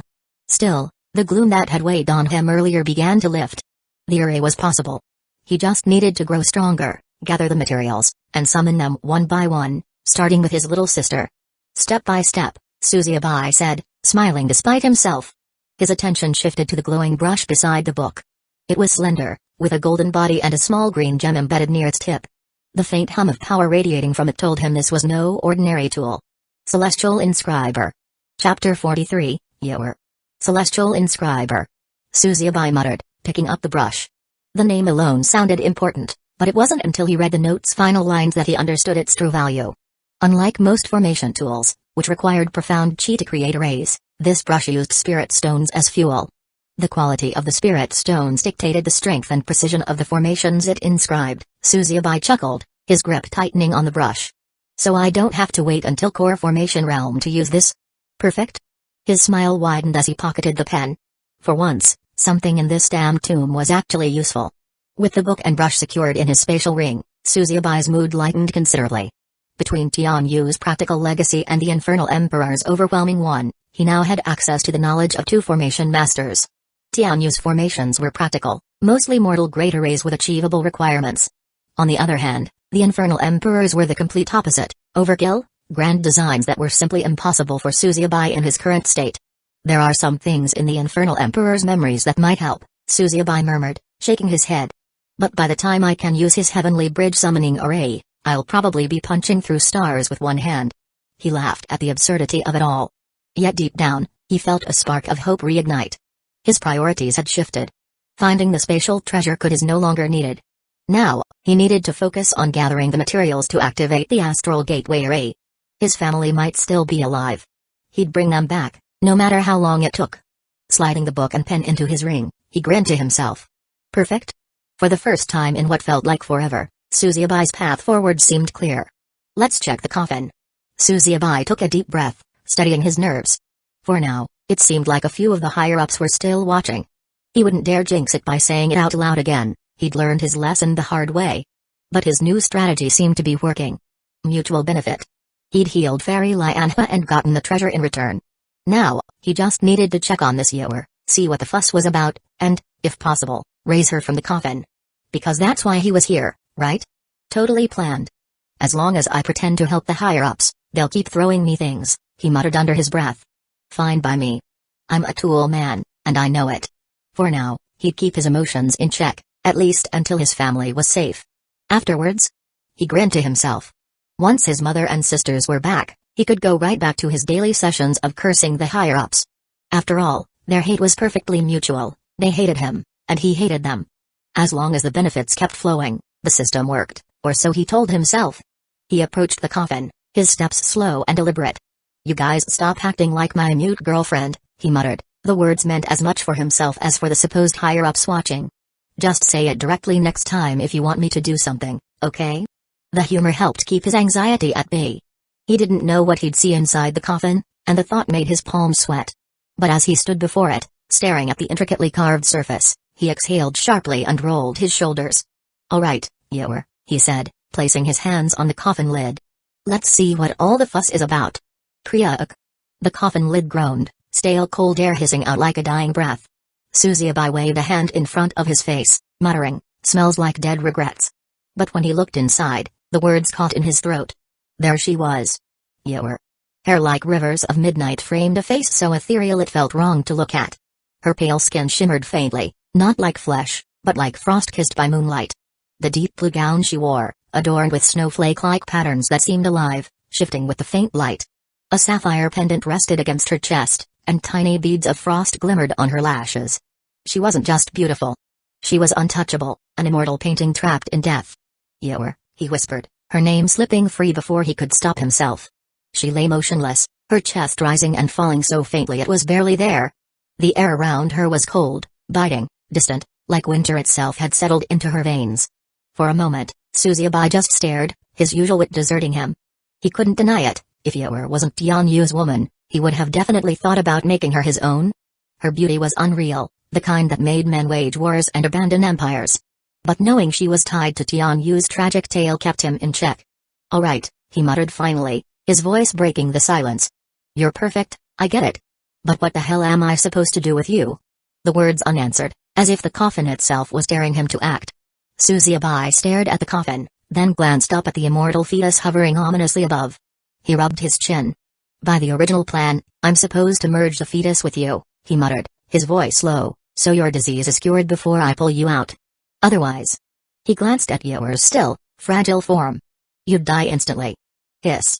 Before he could think further, the immortal fetus thumped violently, releasing thin, tendril-like threads that slithered downward toward the coffin. Suzuki's eyes widened in panic. "Oh, hell no." Bang. He slammed the coffin lid shut. Creak. A heavy silence followed. Suzuki let out a long sigh, running a hand through his hair. "Really, what a pain," he muttered, his frown deepening. The problem was obvious. If the coffin was exposed, the fetus would try to drain Yower's vitality. But keeping it shut wasn't exactly a permanent solution either. "Should I just throw it into my spatial ring?" He gave it a shot, holding his hand over the coffin and willing it into storage. Nothing happened. The coffin remained stubbornly in place. "Of course it doesn't work," Suzuki grumbled. "Probably because she's inside." "Figures." He sighed again, glancing at the fetus. If this was an option, Tianyu would have carried her to the heavens himself. "Guess I'm stuck with you." His gaze lingered on the immortal fetus. The pulsing light within it had grown stronger. It wasn't just a tool anymore, it had life. A life that was nearing its final stage. "It's beyond the point where I could merge it with you, anyway," he muttered, shaking his head. "And honestly, I don't feel like pissing it off. That thing's powerful enough to give me nightmares." Turning back to the coffin, Suzuki's eyes narrowed in thought. "All right," he said aloud. "If I can't use the fetus, maybe I can redirect some of the spiritual energy flow from the soul refining array. If luck's on your side, it might help your recovery. Or at least give you a fighting chance." The plan wasn't foolproof. Hell, it wasn't even a plan. But it was better than doing nothing. Tianyu hadn't been able to alter the soul refining array. But he could. After all, Suzuki wasn't relying on Tianyu's limited knowledge, he had the Infernal Emperor's memories to back him up. If the Infernal Emperor could create arrays that turned entire dynasties into ash, redirecting a sliver of energy to a coffin should be child's play. Right? He cracked his knuckles and pulled out the celestial inscriber. Hours later, Suzuki wiped the sweat from his brow, glaring at the dozens of depleted spirit stones scattered around him. "Damn, this thing eats like a starving beast," he muttered, pocketing the celestial inscriber. "Didn't think it'd drain me dry on its first round." He glanced at the array's glowing runes, now slightly altered to redirect a thin stream of refined spiritual energy toward the coffin. From the cracks, a faint glimmer of power seeped into the sealed space. "It's done," Suzubai announced, stepping back to admire his handiwork.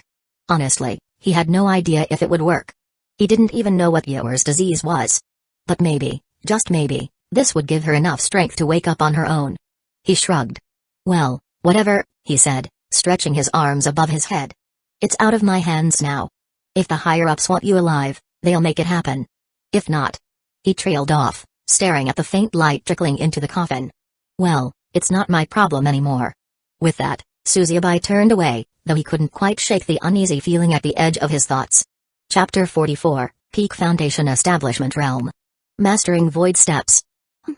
Just as Suzubai turned to leave the underground chamber, his eyes caught the faint violet glow threading across the stone walls.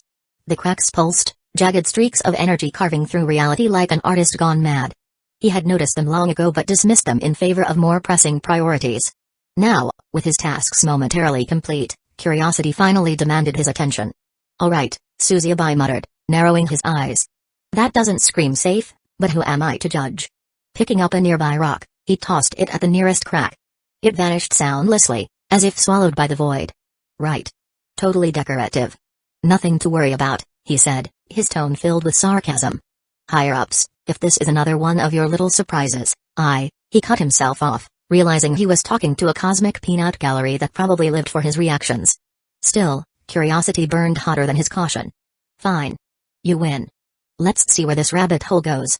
He extended a hand toward the crack, hesitating briefly before plunging his fingers into its shimmering depths. The sensation was unsettling, like plunging his hand into a pool of liquid starlight. His lips twitched into a grin. "Not even gonna explain this one, are you?" he muttered. Pulling out Tian Yu's formation manual from his spatial ring, he quickly flipped through its worn pages until one particular entry caught his eye. "Void cracks," he read aloud. "Fragments of space stored by a failed soul refining array. They may serve as unstable portals, linking random locations, or leading to realms beyond mortal comprehension. Use at your own risk." He whistled low, a mix of awe and nervous energy coursing through him. "So, basically, instant teleportation to anywhere within this cave. Good to know." For the next few hours, Suzubai threw himself through the void cracks with reckless smile. One jump spat him out upside down, slamming his head against the chamber ceiling. Another dumped him ankle-deep into glowing sludge that reeked of sulfur. "Yeah, no. Definitely not decorative," he grumbled, shaking off the slime. "Are you guys having fun yet? Because He stepped through another crack and promptly tripped over his own feet, landing face first on cold stone. Unbeknownst to him, the void thunder dragon in his spirit sea had been watching. Its colossal, serpentine body coiled lazily in the endless void of his spirit sea. Its massive golden eyes gleamed with interest, following Suzubai's antics like a bored god watching a mortal circus. When Suzubai tripped and fell out of a crack, landing face first on the ground, the dragon snorted. Whoosh! A beam of multicolored light erupted from the dragon's head, condensing into a small black manual. Threads of vibrant energy wove together, forming a book whose surface shimmered like polished obsidian. Whoosh! With a flick of its tail, the dragon hurled the manual through space, sending it hurtling toward Suzubai. Unaware of the dragon's interference, Suzubai dusted himself off after hopping out of another crack. "Alright, one more jump, and then, bam. Ow!" Suzubai staggered as the manual abruptly collided with his head. "What the, who just hit me?" Rubbing the sore spot, he glared upward at the ceiling as if daring it to answer. "Alright, which one of you bastards did it?" he snapped, glaring at the stone ceiling. "We need to talk about boundaries. Come forward and face me. Can't stand to see me happy for once, huh?" As he rubbed his head, his gaze fell to the ground, making his eyes surprised like a curious puppy. There, lying at his feet, was a small black-covered manual. Its surface gleamed like polished obsidian, smooth and unmarked except for faint silver threads along the edges, shimmering as though stitched with starlight. A strange, subtle energy pulsed from it, steady and deliberate, like the heartbeat of something alive. "What's this?" Suzubai crouched, picking it up. He flipped through the pages, his eyes widening as he read. Void steps. A movement technique? His lips curled into a delighted grin. "Now this is exactly what I needed." For a moment, he laughed in his luck before quickly coughing, unschooling his expression. Glancing upward, he muttered, "Alright, what's the catch? Or are you guys just rewarding me for not dying? Either way, thanks, I guess. But the next time, maybe deliver it without a concussion?" He paused, then added with a wry smile, I know one of you is watching. Probably giggling right now. Sadists. He then shook his head, as if passing judgment.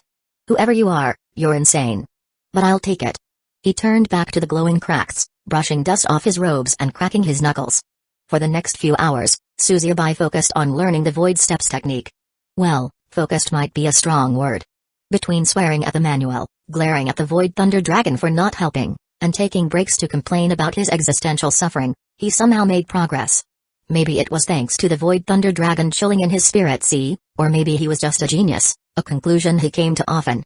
Either way, the process felt oddly smooth. The first stage? Mastering void concealment.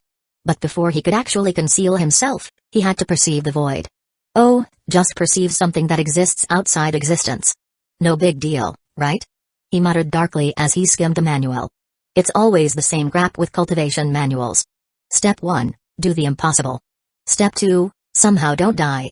The text described the void as cracks that occasionally touched reality, like celestial spiders weaving cosmic cobwebs.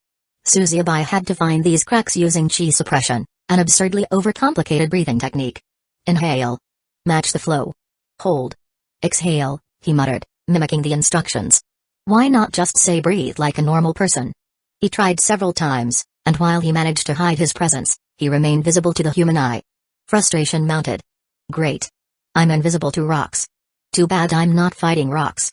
His mind wandered to Elder Bay's gift, the Frost Whisper Lotus. Originally, the lotus was meant to stabilize his foundation after his reckless breakthroughs, but its calming properties could help him focus. Without overthinking, Suzubai tossed the lotus into his mouth like candy. Whoosh! His entire body lit up with icy chi, the chill biting into his bones. His mind sharpened, and his scattered thoughts stilled. For once, he felt quiet. He muttered, impressed. So this is what it's like to not be a complete mess. 2 days passed in frozen silence as he meditated. And then, like the curtains of reality parting, he saw them, the void cracks. They were faint, like whispers in the air, barely visible to the naked eye. Nothing like the glaring rifts on the cave walls, but they were there. He grinned. Gotcha, you sneaky bastards. Repeating the chi suppression technique, Suzubai failed repeatedly, but persistence, and swearing, finally paid off. Bit by bit, his presence dissolved until he vanished completely. I am officially a ghost. Suck it, mortal eyes. Flipping to the next page of the Void Steps manual, Suzubai's excitement fizzled. The requirements for Stage 2 were a joke, some ridiculous nonsense about merging with the void and flickering like a lantern. TCH. He tossed the book aside. Who writes these things? The author with no concept of pacing? A faint ripple in his spiritual ring drew his attention. Xiaolu's awake. Peering into the ring world, he saw his little servant meditating, her cultivation aura calm but steady. The effects of the Frost Whisper Lotus still in his body, so he decided to seize the moment. The cave was silent, undisturbed by any threats. All right, let's do this, he said, sitting cross-legged. It was time to break through to Foundation establishment. Whoosh! Spiritual pond water poured from his spatial ring, coiling around him like a living stream. He absorbed it slowly, directing a smaller flow into the ring world to aid Xiaolu's cultivation. Even as he meditated, he calculated how much water he'd need to save for the future. Breaking through Foundation establishment was just the start. Forming a core would require 10 times this much chi. The process began with fortifying his body, a step that felt less like cultivation and more like being crushed by a mountain. He grimaced through the pain, gritting his teeth. Oh yeah, this is exactly what I signed up for. Love it. 10 out of 10, would recommend. Next came forming the chi nodes, reservoirs for storing excess chi. As each node formed, he felt like his insides were being poked by celestial needles. Fantastic. Nothing like stabbing yourself repeatedly to feel alive. Finally, he worked on creating the 3 meridian cores, one in his spirit sea, one in his danshan, and one near his essence.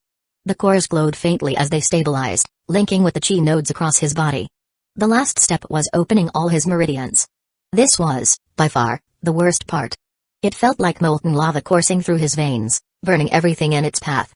2 months later, Suzubai finally opened his eyes, his body radiating with vitality.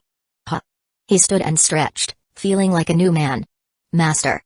Xiaolu appeared, her cheeks flushed and glowing. You've reached the peak of Foundation establishment. Congratulations. Chapter 45, Wind Serpent Mountain. Rescuing a beauty. Master. Xiaolu appeared, cheeks flushed and glowing with vitality. You've reached the peak of the Foundation establishment realm. Congratulations. Suziabai smirked, his gaze briefly drifting to Zhao Lu's waist. Not bad. Seems you've climbed a little higher up the mountain, but you're still a few steps behind me. Keep going, maybe one day you'll catch up. She blinked, startled.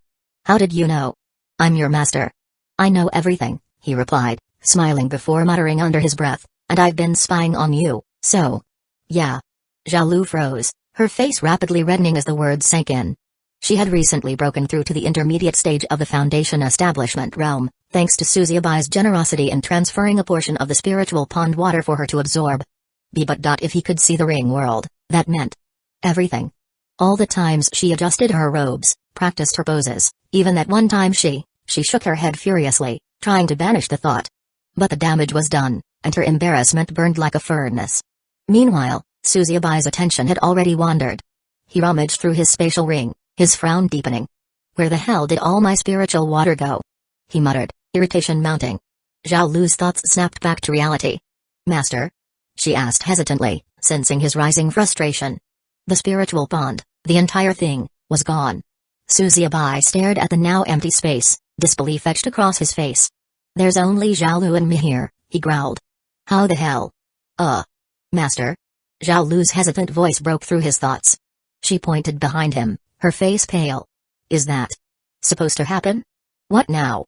Suziabai turned, still fuming, but the moment his eyes landed on the scene behind him, he froze. The immortal fetus hovered in the air like a harbinger of doom. Its once blue glow had turned blood red, and its aura pulsed with a sinister rhythm, like the heartbeat of a wicked beast. The remnants of the spiritual pond swirled in a vortex, sucked into the unholy thing. The blood-red aura writhed like a living entity, exuding a hunger that made Suziabai's skin crawl. Suziabai's brows twitched violently. This thing ate my core-forming chance. Rage bubbled up inside him. I'll kill. No. Nope. Not worth it. This is way above my pay grade. Whoosh. Without a second thought, he grabbed Zhao Lu by the arm and bolted toward the exit. Master? Why are we running? Zhao Lu's voice trembled, her confusion evident. Suziabai's face twisted into a grimace. Shut your mouth and run. That demon child's about to hatch, and when it does, it'll eat everything in its path, including us. Their footsteps thundered through the chamber as Suziabai's mind shook in disbelief. Damn it. Why does this kind of crap always happen to me?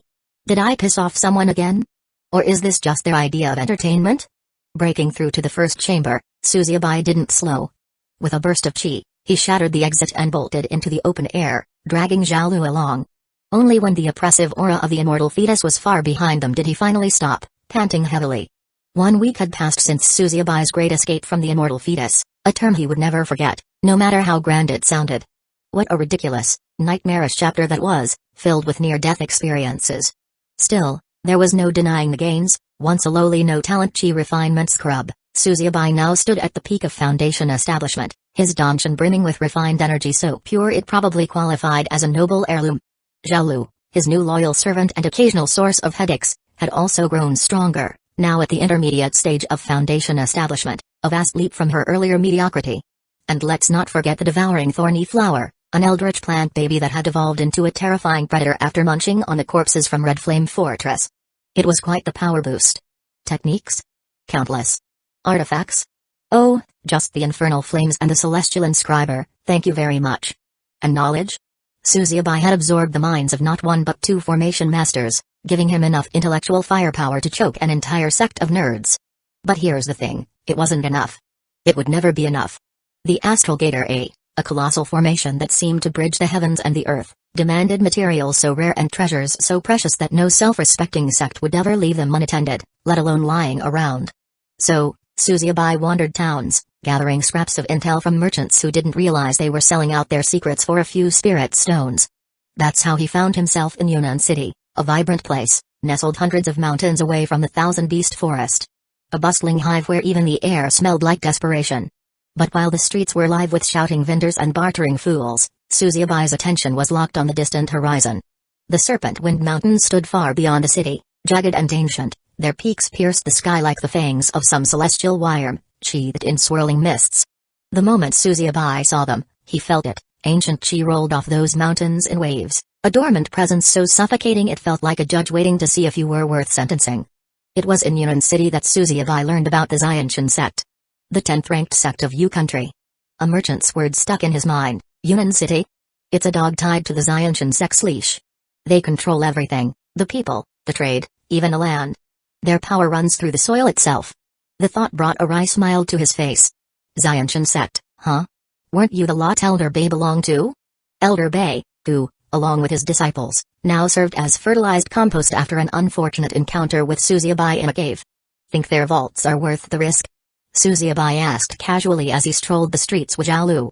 She took a bite out of the wild apple, the juice staining her crimson lips like spilled wine. A sect treasury could provide everything you need for the array, she said between bites, her tone so thoughtful. Suzuyabai nodded. You're not wrong. Let's see if their mountains bite. The foothills greeted him with a stiff breeze that nearly tore the hair from his scalp. Spiritual energy in this place wasn't just dense, it was aggressive, crackling through the air like an angry spirit's breath. Wind serpents appeared almost immediately, their translucent forms darting through the currents.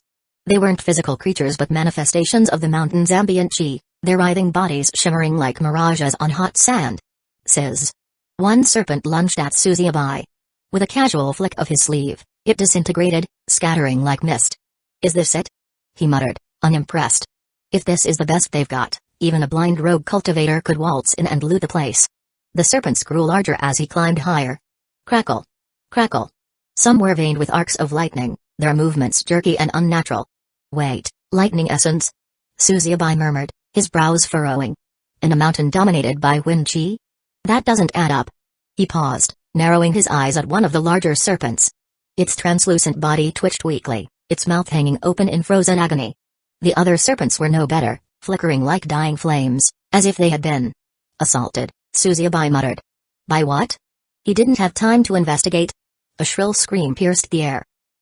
Suzuyabai's ears twitched at the scream ripping through the forest, high-pitched, desperate, and getting closer.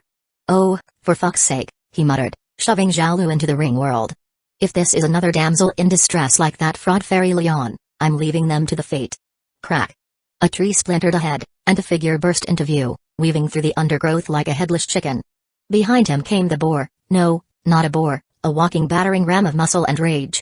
Its tusks gleamed like molten spears, arcs of lightning crawling across their surface, while red eyes burned with the promise of violence. Yup, Suzuyabai said flatly, that's not my problem. The fleeing figure didn't seem to agree. Brother, save me. Suzuyabai squinted. Long black hair? Check. Flowing blue robes? Check. Porcelain face glistening with tears? Aha. But something was wrong. Too slender. Too flat. His eyes dropped, confirming the truth. Flat. As a jade plate. He sighed, disgusted. That's not a woman. The man stumbled toward him, grabbing at his sleeve with trembling hands. Up close, the illusion shattered further, dirt-streaked robes, cracked lips, and desperation pouring off him like cheap wine. Brother, help me. Suzuyabai raised an eyebrow. No. Please. The man dodged left, the boar's tusks gouging a trench into the ground behind him. Spirit crystals, treasures, whatever you want. Just kill this thing. Suzuyabai's gaze drifted to the boar, then back to the man.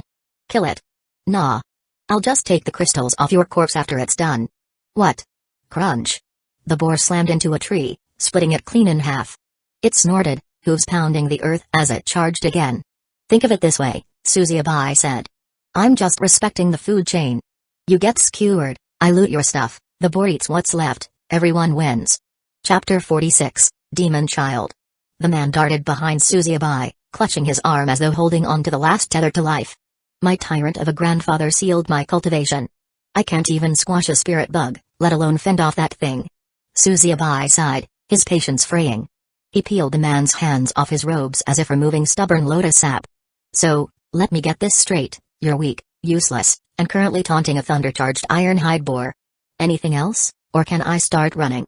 Wei Jun's face froze, panic morphing into sudden clarity. Wait. I can introduce you to my sister. Suzuyabai paused mid-step, his brow twitching. What? She's nearby. Exquisite beauty, refined temperament, and completely untouched. Untouched? Ding. In the depths of Suzuyabai's soul, a phantom bell tolled, a sign from the heavens or, more likely, the meddling higher-ups. He cracked his knuckles, a wicked grin spreading across his face. You lead with that next time. The boar thundered toward them, its tusks crackling with arcs of wild lightning. Boom. Susieba's fist met the beast's skull with the force of a falling meteor. A shockwave rippled outward, flattening the surrounding grass. The boar didn't even have time to squeal as its head caved in with a bloody crunch, its colossal body crashing lifeless to the ground. Wei Jun stumbled backward, his legs giving out beneath him. You killed it. With a single strike. Susiebai brushed flecks of blood from his sleeve, his expression aloof. Naturally. Now, about this sister of yours. Wei Jun scrambled to his feet, hastily adjusting his disheveled robes. His voice carried an almost breezy charm as he said, Brother, allow me a moment to make myself presentable before we proceed. If my grandfather learns I was anywhere near the sect. His words trailed off, the smile persistent but his eyes watchful. Susiebai caught the faint shift in tone. He arched an eyebrow, smirking faintly. So, you were poking around where you shouldn't have been. Why does that not surprise me? Wei Jun froze mid-motion, his fan clutched tightly. How? How did you know? I'm not blind, Susiebai replied dryly, though his thoughts whispered otherwise. You guys send me this? A smooth-tongued wanderer with secrets? At least give me someone with a treasure map. Wei Jun chuckled lightly, his fan snapping open with a practiced flick. Brother, you're too clever by half. But I assure you, my intentions are as pure as a spirit lotus in moonlight. Spit. Pure as mud, Susiebai muttered under his breath, turning away. Hurry up and change before the stench of the boar attracts something worse. As Wei Jun shrugged off his robe, Susiebai pointedly looked away. Quit wasting time. This isn't a low-budget brothel drama. Wei Jun's laughter came light and teasing. Brother, why so shy? We're both men, are we not? Susiebai rolled his eyes, tone dripping with sarcasm. I'm merely shielding myself from the blinding radiance of your unmatched charm. Hurry it up. Draping himself in a fresh green robe of fine silk, Wei Jun snapped his fan closed and inclined his head with an easy smile. Shall we proceed, brother? Susiebai's gaze sharpened. You'd better not be lying about this sister of yours. If this is some elaborate joke, I'll ensure you regret it for the rest of your fleeting existence.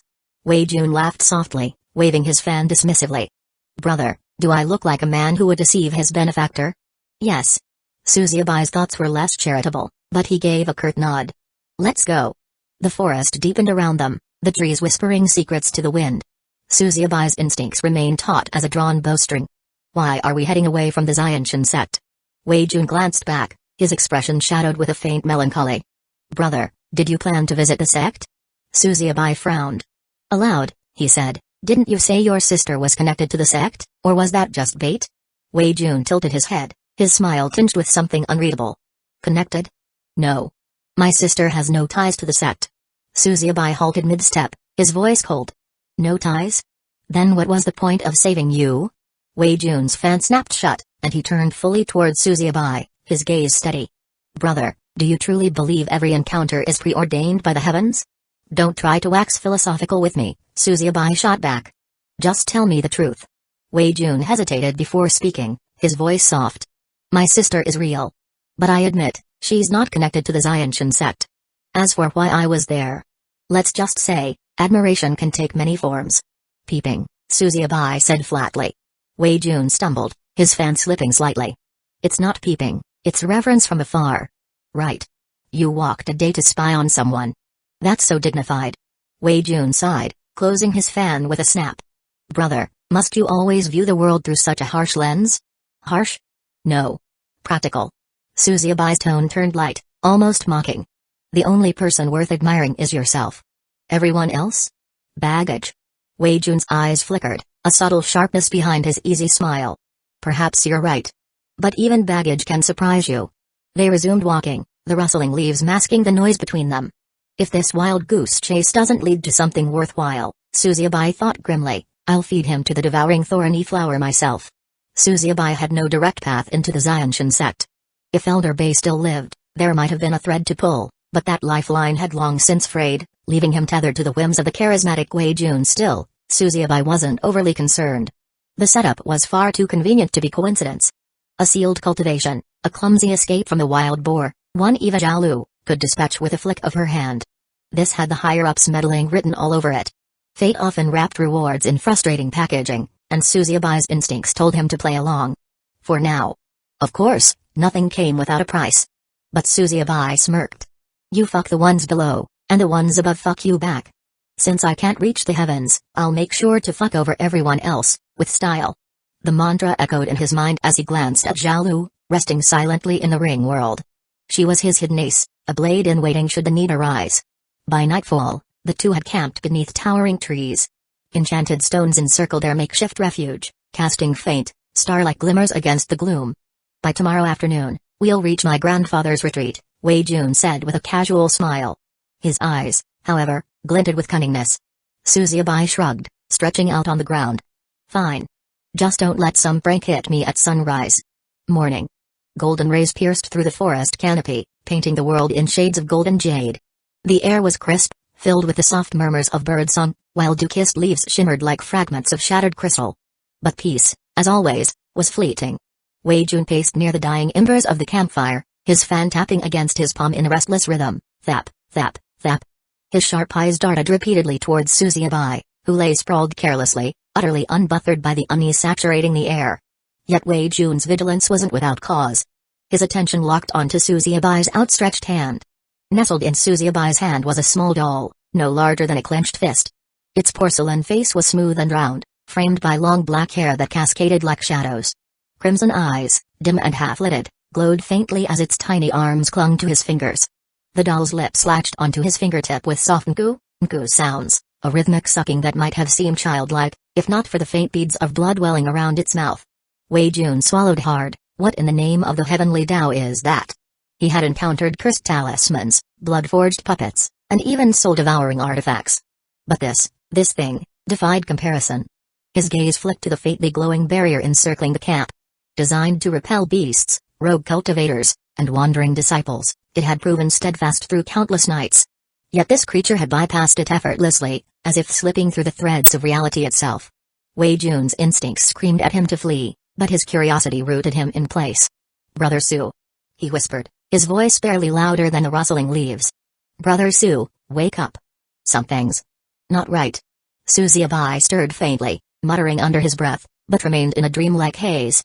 His fingers twitched, but the doll didn't release her grip. Instead, she nuzzled his palm softly, her crimson eyes gleaming faintly as the sucking continued. SCHLP, nku, SCHLP, a steady rhythm both innocent and unnerving cute. Wei Jun, trembling, accidentally brushed his fan against an enchanted stone, and the barrier let out a faint hum, WRRNNN. "Brother Su." Wei Jun hissed, louder this time. "Wake up, damn it." With a groggy groan, Suzuyabai cracked an eye open, his vision blurred as Wei Jun's pale, frantic face swam into view. "What?" Suzuyabai grumbled, his voice thick with irritation. Without thinking, he waved his hand lazily in Wei Jun's direction, a reflexive motion born of annoyance. The motion dislodged the doll entirely, sending her tumbling through the air with a soft movement. She landed silently, her glowing crimson eyes narrowing as she scuttled backward like a startled kitten. Chapter 47, Grandpa Zong. "Why are you pacing like a chi-deviated duck about to be plucked?" Suzuyabai asked, his voice sharp with irritation. "Did your inner demon escape, or has old grandma finally ascended to the underworld?" Wei Jun's lips curved into a faint smile, his tone unhurried but measured. "Brother, it's what?" Suzuyabai cut in, his patience already wearing thin. "If you're here to waste my time with half a sentence, remember, my patience is thinner than spider silk." Wei Jun raised a hand, his fingers moving with deliberate grace to point at Suzuyabai's hand. "There's something on you. I thought you'd prefer to notice it yourself." Suzuyabai frowned and followed his gaze. A pale, tiny figure was clinging to his finger. His brow twitched. "What is this?" The creature gave no answer, tightening its grip like a starving dick. Suzuyabai flicked his hand lightly. No effect. He flicked again, chi swirling with precision. Still, the thing clung tighter. It was a dull, small, pale, and unnervingly lifelike. Porcelain skin framed by flowing black hair. Crimson eyes glimmered faintly, gazing up with an innocent pout, though its sharp, blood-stained teeth betrayed it. "Brother," Wei Jun said, his voice calm but watchful, "that's what I've been trying to warn you about. It's been latched on for quite some time now." Suzuyabai's gaze lifted slowly. "And you didn't think to stop it?" Wei Jun's faint smile didn't waver. "I didn't want to act rashly and escalate the situation. Sometimes, caution yields better results." "Ah, yes," Suzuyabai said coldly. A masterstroke of calculated wisdom. Without further ceremony, he grasped the doll by its hair and pulled it free. Blood beaded on his fingertip as he held the creature aloft. It dangled limp, its crimson eyes dim, as harmless as a discarded talisman. Suzuyabai sneered. "A parasitic treasure?" A cursed child's toy? Or some second-rate demonic technique? Wei Jun tilted his head thoughtfully. It might be a rare spiritual artifact. One that recognizes you as its master. Or, he added with a knowing edge, perhaps something more troublesome. Suzuki hummed, turning the doll over. If that's true, its method of introduction sucks. Satisfied, he flicked his wrist to discard it. Bam. Suddenly, the doll's crimson eyes reignited, blazing like infernal rubies. Twisting midair, it executed a flawless backflip and latched back onto his finger. Its teeth bit deeper, cheese swirling faintly as it drank. For a moment, Suzuki's expression was unreadable. Calm. Cold. Calculating. Then he exhaled slowly, his voice like a whisper of death. You little fucker. Wei Jun raised an eyebrow, his tone betraying faint amusement. It seems quite determined to stay. Perhaps you should entertain its attachment. Or find a way to leash it. Suzuki's gaze darkened, chi flaring as trees swayed violently around them. Golden light wreathed his hand. He ripped the doll free, holding it up like a captured criminal. You've drunk enough blood to rebuild a small sect. Let's see if you can handle some backlash. The doll tilted its head innocently, then grinned, a tiny, rebellious smile. Whose soft, bell-like laugh echoed through the forest, sweet yet mocking. The tiny creature Suzuki had tried roasting alive not an hour ago now perched smugly on his shoulder, its fluffy hands swaying in victory.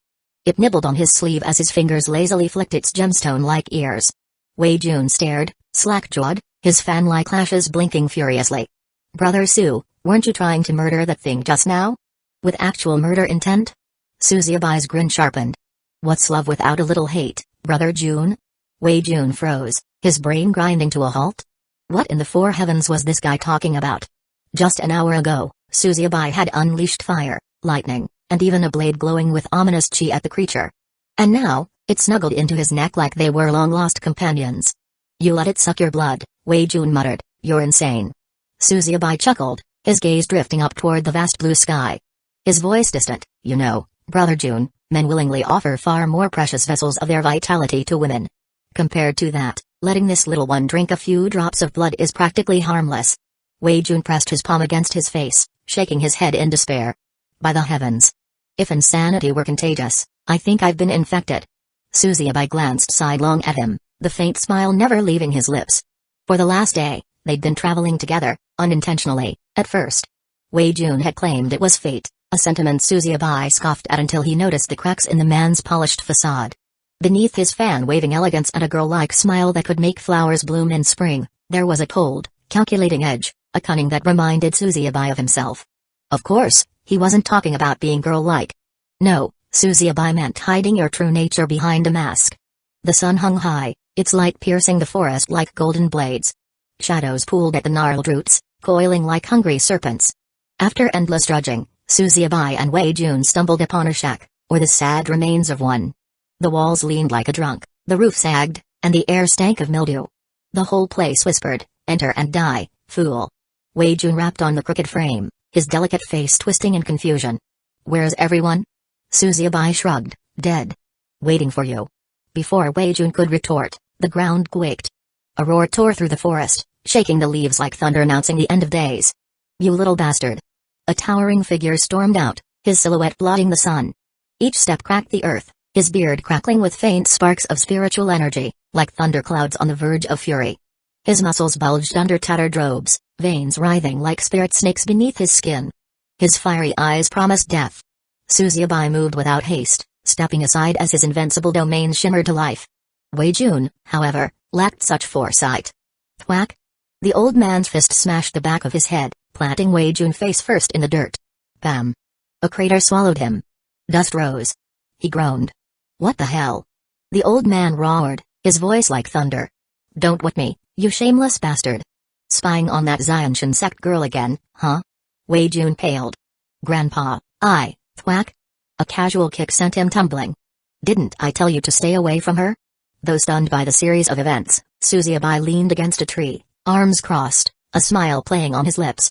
The heavens must truly favor you, Brother Jun, to be graced by such divine attention. Wei Jun spat dirt, glaring at him. Divine attention? I'm being fucking murdered. The old man cracked his knuckles, each sound like a stone splitting. Enough excuses. Thwack. Thwack. Thwack. Each blow sent Wei Jun bouncing like a battered doll, his once pristine robes now ruins of regret. Grandpa, wait, thwack. It's not what it looks like, thwack. I was just passing by, thwack. The old man's final kick sent Wei Jun crashing into a tree, the trunk groaning as leaves rained down. Next time, I'll bury you myself. The old man barked, his aura suffocating as he turned. Wei Jun lay crumpled, limbs akimbo. I think I'm dead. Suzubai crouched, peering down with a smirk that could cut jade. His voice, calm and cutting, felt like salt in a wound. Don't worry, Brother Jun, death's just a detour. Wei Jun's glare carried all the hate of a dying man. Screw you. Suzubai stood, brushing off his robes with maddening care. Didn't he already? Wei Jun. Chapter 48, Demon Empress. River of Time. Suzubai stood at a respectful distance, his sharp gaze fixed on the old man. Wei Zong moved with practiced ease, unloading herbs and spirit fruits onto a flat stone. Yet, nothing about him was ordinary. The faint ripple of spiritual energy around the elder weighed on the air, pressing against Suzubai's skin like an invisible hand. His faded purple robes, brushed by the wind, carried an authority that defied time. His gray hair framed a face both weathered and unyielding, while his beard lent him the majesty of a storm-bound mountain. Danger stood in the man's very presence, silent, suppressed, but unmistakable. Heavenly tribulation realm, Suzubai thought grimly. The old man's cultivation was so far above his own, it wasn't even worth counting the difference. What kind of family is this? And yet, irritation itched at the back of Suzubai's mind. The higher-ups, he thought darkly, are at it again. He'd spent an entire day trudging through this damned forest, for what? A crooked shack and a family drama with a thundering patriarch. They could have just handed me a script, Suzubai thought sourly. Are they allies? Informants? Or just another set of side characters to amuse the higher-ups? No instructions. No hints. Nothing but vague purpose and this absurd scenario. Of course, there was another possibility. Wei Jun's sister. The thought blindsided him, and Suzubai stiffened. Was this some higher-up's scheme to shove him into a romance subplot? Was the old man's granddaughter supposed to be his destined love interest? Impossible. He wasn't some starry-eyed protagonist chasing flowers in the sect. Love was a distraction, a detour he couldn't afford. Zhaolu was different, he reasoned, glancing at his hand. She's useful. And she could accompany him in his journey. But Wei Jun's sister? Trouble. He could already picture Wei Zong glaring at him, spiritual energy crackling like thunder, just for daring to suggest her involvement in his plans. Suzubai's jaw tightened. No. Absolutely not. I don't care what the higher-ups want. I won't be their puppet for romance. And yet, the more he tried to ignore it, the more absurd the thought became. Why am I even thinking about this? Shaking himself, he muttered under his breath, forget it. I'm here for the treasury, not a love story. Suzubai's thoughts were cut short by Wei Zong's sudden movement. Why are you standing there like an idiot? The old man's voice cracked again like a sharp whip. Wei Jun froze. Thwack. The old man's fist struck the back of Wei Jun's head with a resounding crack, planting him face first into the dirt. Suzubai blinked, surprised. Brother Jun, he muttered, crouching near the cratered figure. If this were a story, I'd say you've been demoted to slapstick sidekick. Thoughts? Wei Jun groaned, his face half buried in soil. I have none. Smart, Suzubai said, grinning. Wouldn't want to overexert yourself. When Wei Jun finally staggered to his feet, swaying like a drunken immortal, Wei Zong turned to Suzubai. You, the old man said, his tone sharp and suspicious, what do you want? Suzubai clasped his hands in a gesture of respect, a faint smile playing on his lips. Elder Wei, I merely seek guidance. As someone new to you country, I find myself in need of perspective. Perspective? Wei Zong repeated, his lips curling faintly. Is that what they're calling greed these days? The old man's gaze tore into Suzubai, sharp and knowing, yet tinged with something else, amusement, perhaps. Go on, Wei Zong said, lighting a pipe. Smoke curled around him like a dragon's breath. What do you want to know? The Xianshan sect, Suzubai said smoothly. The air seemed to chill. Wei Zong's expression darkened, his voice turning to iron. That den of vipers. The hate in his tone was as clear as the vast blue sky. Forgive me, Suzubai said lightly, tilting his head. I didn't realize the sect's reputation was so poor. Wei Zong barked a harsh laugh. Poor? Boy, the Xianshan sect was once a lion, mighty, proud, and feared by all. But now, he spat on the ground. It's a rotting carcass, picked apart by jackals and rats. He took a slow drag from his pipe, his eyes glinting with distant memories. War is coming. Blood will flow. And anyone foolish enough to get caught in the middle will drown in it. Suzuyabai nodded solemnly, his face a mask of respect. Thank you for the warning, Elder. I will take it to heart.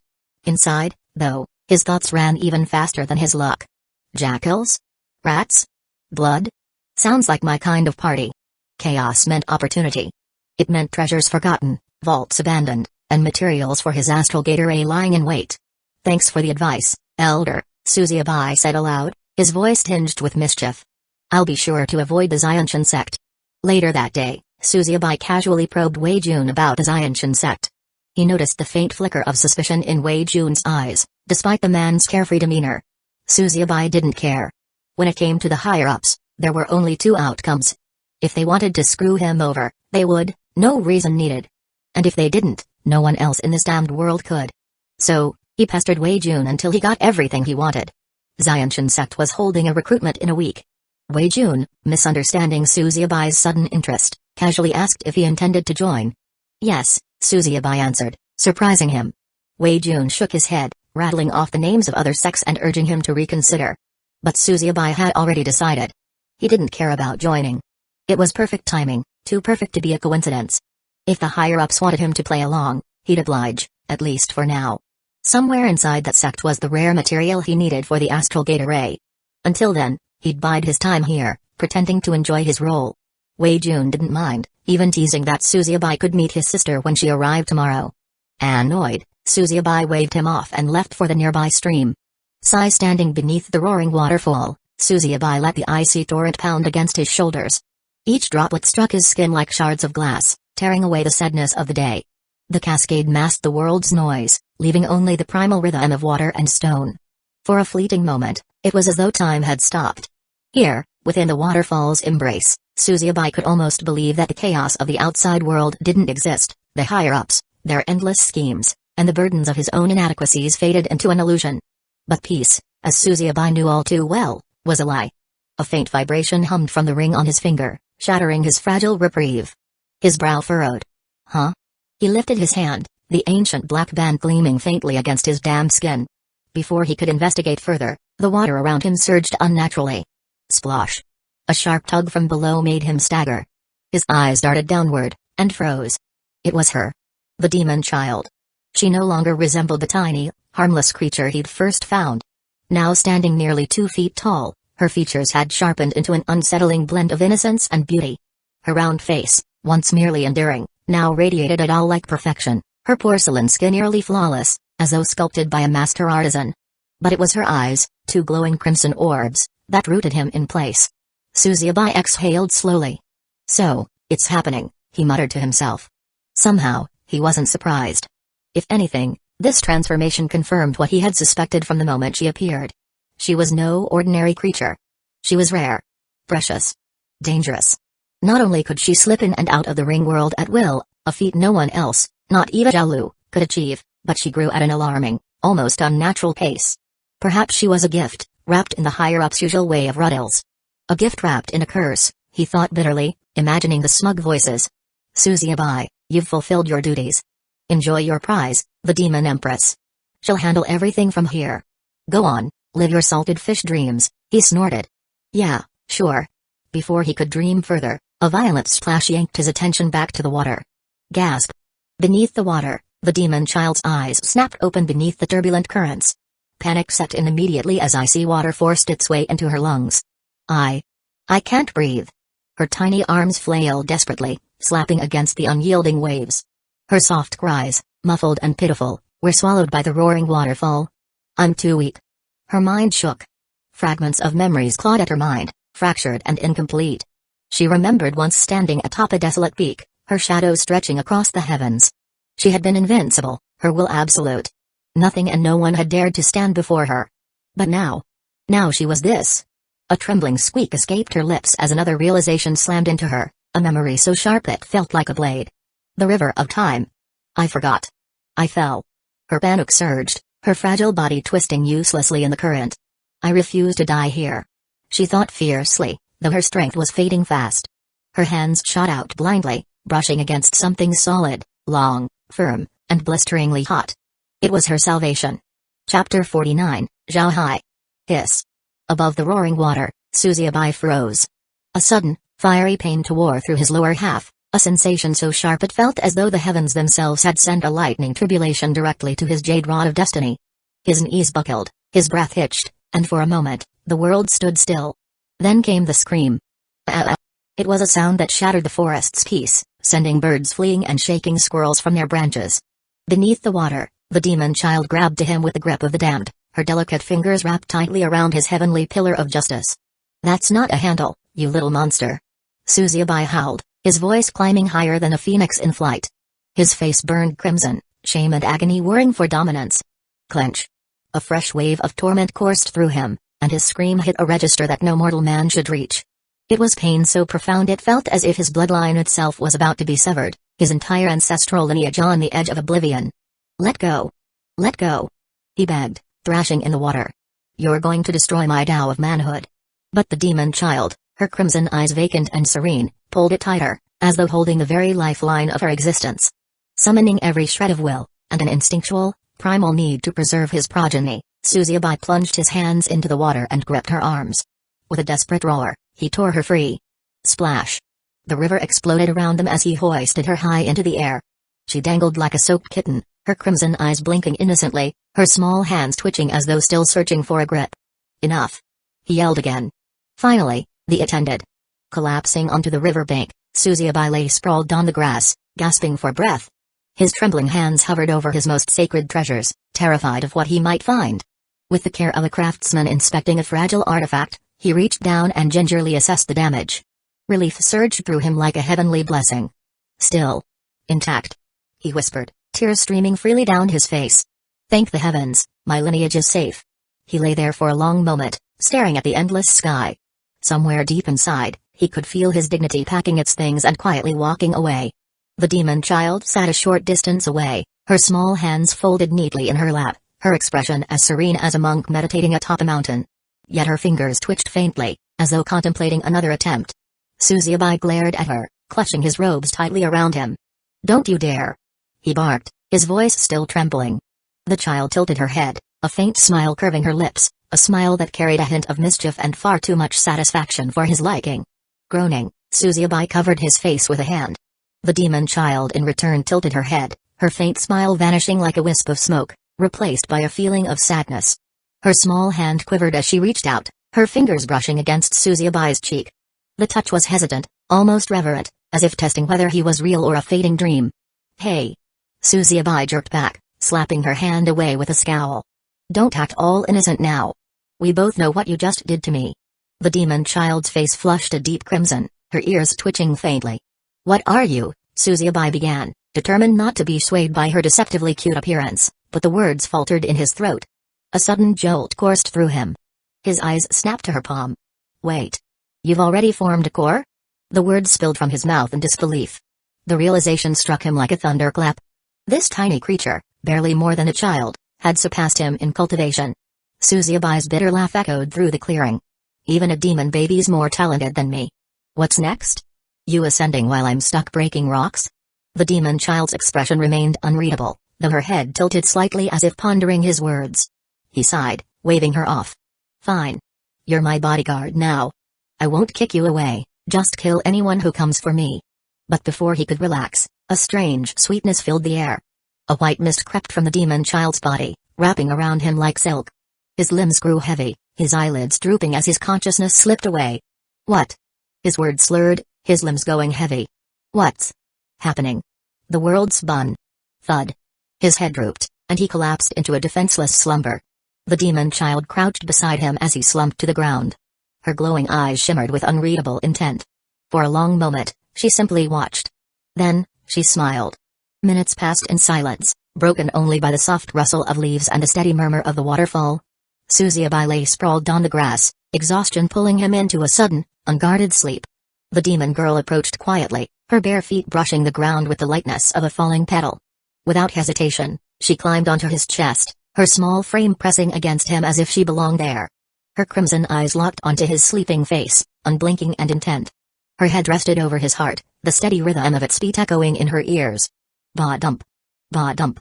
For a fleeting moment, her expressionless mask cracked. Her lips trembled, and tears shimmered at the corners of her eyes. But the moment passed too quickly. Her porcelain face twisted, a storm of emotions battling for dominance, sorrow, confusion, longing. Her expression shifted from a soft smile to quiet laughter, tears streaking her cheeks, only to harden again into an unsettling calm.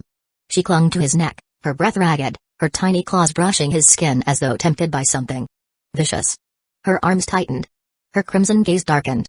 And then, Gruul, the sound shattered the tension. Her stomach's cry of hunger rang out like a declaration of betrayal, loud and clear. She froze, her predatory expression crumbling into wide-eyed panic. Suzuki stirred beneath her, his eyes fluttering open groggily. Huh? What was that? He mumbled, his voice thick with sleep. He blinked blearily at the demon girl perched on his chest. Her face went blank instantly, a childlike innocence washing over her features as her long black hair fell forward, obscuring her panicked expression. Your stomach? He guessed, raising an eyebrow as the memory of the growl replayed in his head. Her heart pounded as she scrambled off him, retreating with unsteady steps. Her claws retracted as she forced a small, artificial smile onto her face. Suzuki rubbed his temples, sitting up slowly. Did I fall asleep here? On the shore? He glanced at the sky.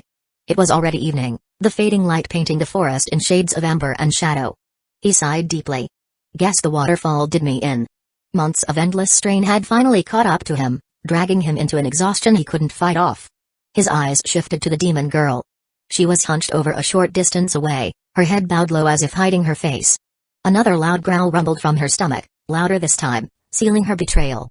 Suzuki smirked. You're hungry again? After drinking half my blood? Greedy little thing. He chuckled, though his tone carried a bitter edge. Yet, as he stared at her small, trembling frame, a strange warmth stirred within him.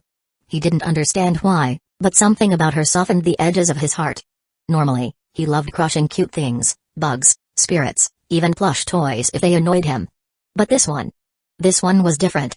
She was sharp, dangerous, and unsettlingly adorable, yet he felt no desire to break her.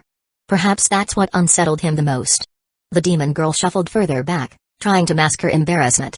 Another growl from her stomach betrayed her once more. All right, Suzuki said, standing up and dusting himself off. Stop glaring at me like a starving puppy. Let's get you something to eat before you decide to literally eat me again. He stalked into the woods, returning shortly with a rabbit dangling from one hand. With a practiced motion, he dispatched the creature, gutting it cleanly with the efficiency of someone who'd butchered more lives than he cared to count.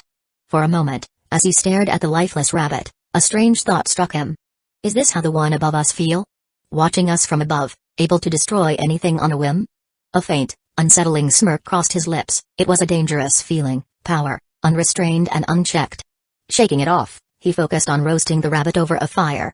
The demon girl sat cross-legged beside him, her eyes fixed on the flames. Her expression was unreadable, but her crimson gaze never wavered from the cooking meat. When it was done, Suzuki tore off a piece and handed it to her. She nibbled at it hesitantly at first, her sharp teeth working awkwardly. Despite her earlier terror-inducing strength, she now looked absurdly harmless, like a child with no idea how to behave. You're a weird one, Suzuki murmured, leaning back against a tree. His gaze on her small frame as she chewed. If the heavens sent you, they've got a sick mind. Because if he had something like this, there was no chance he'd let it go. Zhao Hai, he said suddenly. The demon girl paused mid-bite, tilting her head. That's your name, Suzuki said confidently. Small, dangerous, and black-haired. Simple enough. Her expression didn't change, but for a moment, her eyes flickered with something, annoyance? Amusement? It was hard to tell. Zhao Hai, she repeated silently to herself, rolling the name around in her mind. Stupid name. Zhao Bei calls himself Little White, and now I'm Little Black? What's next, naming me after the color of dirt? She looked away, her thoughts masked by her usual blank stare. Don't like it? Suzuki asked, smirking. Too bad. Zhao Hai it is. The demon girl dipped her head slightly, not bothering to argue. Suzuki grinned, leaning back with his hands behind his head. Guess I'll keep you around, Zhao Hai. Just don't grab anything you're not supposed to again. Her eyes flickered briefly, unreadable as ever, but she said nothing, focusing instead on her meal. For now, Suzuki let it slide. The forest seemed calm, the air unusually sweet. He glanced at her again, an odd feeling at the back of his mind. Something strange about this place, he muttered, his gaze scanning the woods. Zhao Hai stiffened almost imperceptibly, her chewing slowing for a fraction of a second before resuming. Suzuki's eyes narrowed slightly. Suspicious. But for now, She was calm. And, truth be told, he didn't mind the quiet. If she stayed this docile, maybe she'd make a decent bodyguard. Or, at the very least, a terrifyingly adorable pet. For now, though, he let the higher-ups keep their secrets. Chapter 50, The Righteous Brother Su and the Little Demon. Where's your friend? Back at the worn, moss-covered cottage, Grandpa Zong snorted, his wizened face twisting with disdain as he glanced at Wei Jun, who crouched over the fire pit, coaxing the flames to life. It's been hours since he disappeared. Wei Jun shrugged, his sleeves rolled up as he fanned the fire, beads of sweat rolling down his brow. His irritation barely concealed itself beneath his calm tone. Shouldn't you be more worried about unsealing my cultivation instead of him? Grandpa Zong sneered, waving a hand lazily. Figure it out yourself. Learn to master the ancient sealing gate and undo it, or stay weak. Makes no difference to me. Wei Jun's face darkened, the firelight glinting off his narrowing eyes. Old man. The ancient sealing gate, a bloodline technique unique to their clan, was a terrifying ability capable of sealing even the strongest cultivator's strength. But unsealing it was another matter entirely, requiring mastery far beyond Wei Jun's current abilities. Grandpa Zong, of course, delighted in his grandson's helplessness. Grinding his teeth, Wei Jun stood, brushing dirt from his robes. Fine. I'll go find him. At least he doesn't spend all day taunting me. Anything was better than enduring Grandpa Zong's barbs. As Wei Jun turned to leave, the old man watched him go, his lips curling into a faint smirk. That boy never brings anyone here, he murmured, almost to himself. For Wei Jun to have brought Susie Abai to their secluded home, there had to be a reason. Grandpa Zong didn't know the specifics, but he had learned long ago not to underestimate his grandson. Beneath Wei Jun's lazy, carefree facade lay a sharp, calculating mind, a serpent lying in wait, its fangs hidden until the perfect moment to strike. Not showing your fangs until the moment to bite, Grandpa Zong murmured approvingly. The first rule of survival. His expression soured as his thoughts wandered to the past. If only that cursed girl wasn't in the picture. He muttered, his voice laced with bitterness. The Xianshan sect woman had plagued their family for generations. Even his son had failed to escape her grasp. A sigh escaped him, heavy and resigned. That wretched woman. Whistle by the lake, Wei Jun strolled toward the water's edge, whistling a light tune. As his gaze settled on the scene before him, he froze mid-step, his sharp eyes locking onto the figure sitting by the lake. At first, he thought it was the doll-like girl from earlier, a fragile, tiny thing. But now. What the hell? His brows furrowed. The girl was taller now, her porcelain skin glowing faintly in the twilight, her long black hair swaying with the breeze. Wei Jun quickly hid his surprise behind a casual smirk. Brother Su, he called out, his tone playful, congratulations. Your little daughter has grown up. Should I call her Lady Su now? Leaning against a tree, Susie Abai snorted, not even sparing Wei Jun a glance. Call her what you want, Brother Jun, just don't call her mother when she decides to devour your soul. Wei Jun's steps faltered, a chill creeping up his spine, but he recovered quickly, laughing. So elegant, Brother Su. Truly, a man of words. Susie Abai tilted his head lazily.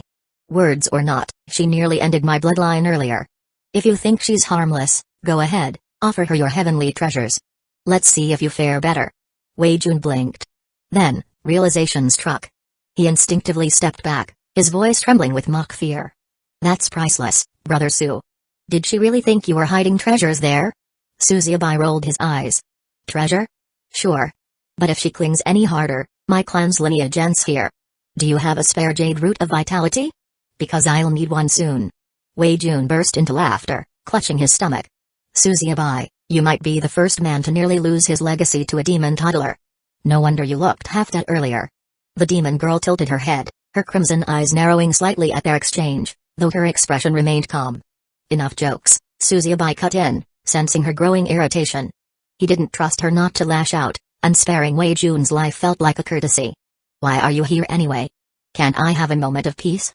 Wei Jun smiled wryly, stepping closer but keeping his distance from the girl. I got bored babysitting Grandpa.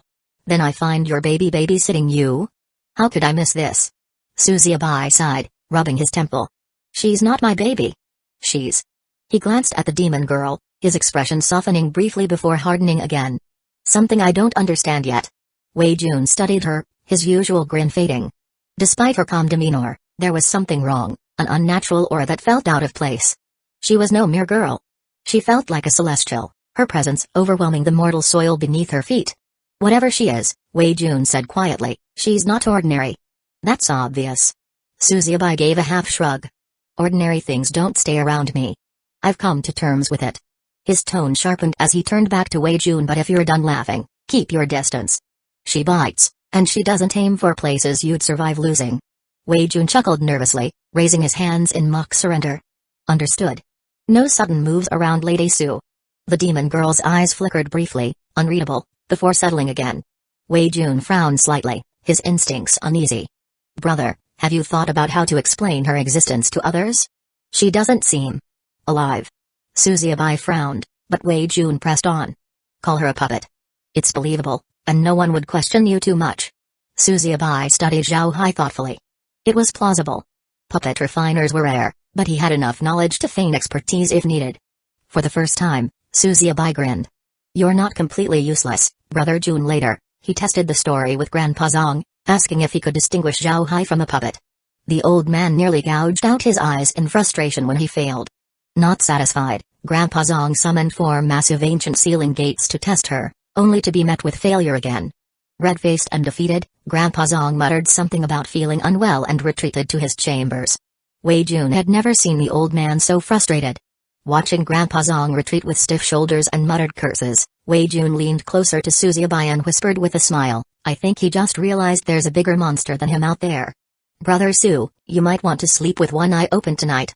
Suzuki sighed, leading Zhao Hai into the woods to sleep far from the cottage. What if the old man tries to sneak attack her? Suzuki muttered. Safer this way.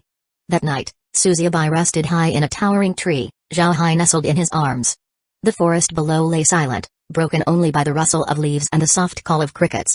Her warmth pressed against him, carrying the faint scent of dried roses, a fragrance both soothing and haunting, like a memory just out of reach. Rustle. A breeze brushed past, her black hair grazing his face. He frowned but let it be, his gaze falling on her doll-like face. Peaceful. Innocent. Why did it feel like they'd always slept this way, as though bound by threads beyond time? Acting harmless, Suzuki muttered, brushing a strand from her cheek. He couldn't help but chuckle. Cute face, deadly grip. If the world knew a one-day-old was core formation, shrines or chaos, it's a coin toss. His fingers brushed her small hand, smooth and cool like jade.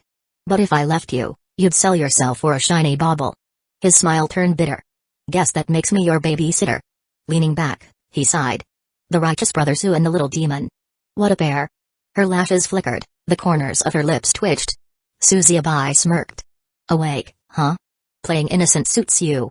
He closed his eyes, his head resting against the trunk. Above, stars gleamed faintly, scattered like shards of a shattered mirror. For years, his thoughts had been consumed by the path home. Tonight, for the first time, he wondered if this was where he was meant to be. But Zhao Hai wasn't so idle. 9 times, that night, she tried to kill him. Each time, her claws extended, gleaming faintly under the moonlight. Each time, they hovered, trembling above his neck. Her crimson eyes glowed with intent, her hand poised for the strike, yet the killing blow refused to land. Suzuki snored softly, oblivious. His arm cradled her loosely, his breath warm against her hair. Her claws hovered closer, so near she could feel the faint pulse beneath his skin. One swipe, and it would end. Why do I hesitate? The starlight fell on his face, serene and unguarded. He looked nothing like the fierce fighter who had outwitted beasts and men alike. His sleeping face, softened by dreams, unsettled her more than any blade could. Her chest burned with an unfamiliar heat. Kill him. Now. Her claws trembled. Instead of striking, they brushed his robe. Schnick. The faintest graze of her claws drew a thin red line across his neck. A bead of blood welled up, shimmering like ruby dew. Her breath hitched. She froze, staring at the blood. Her claws retracted, trembling.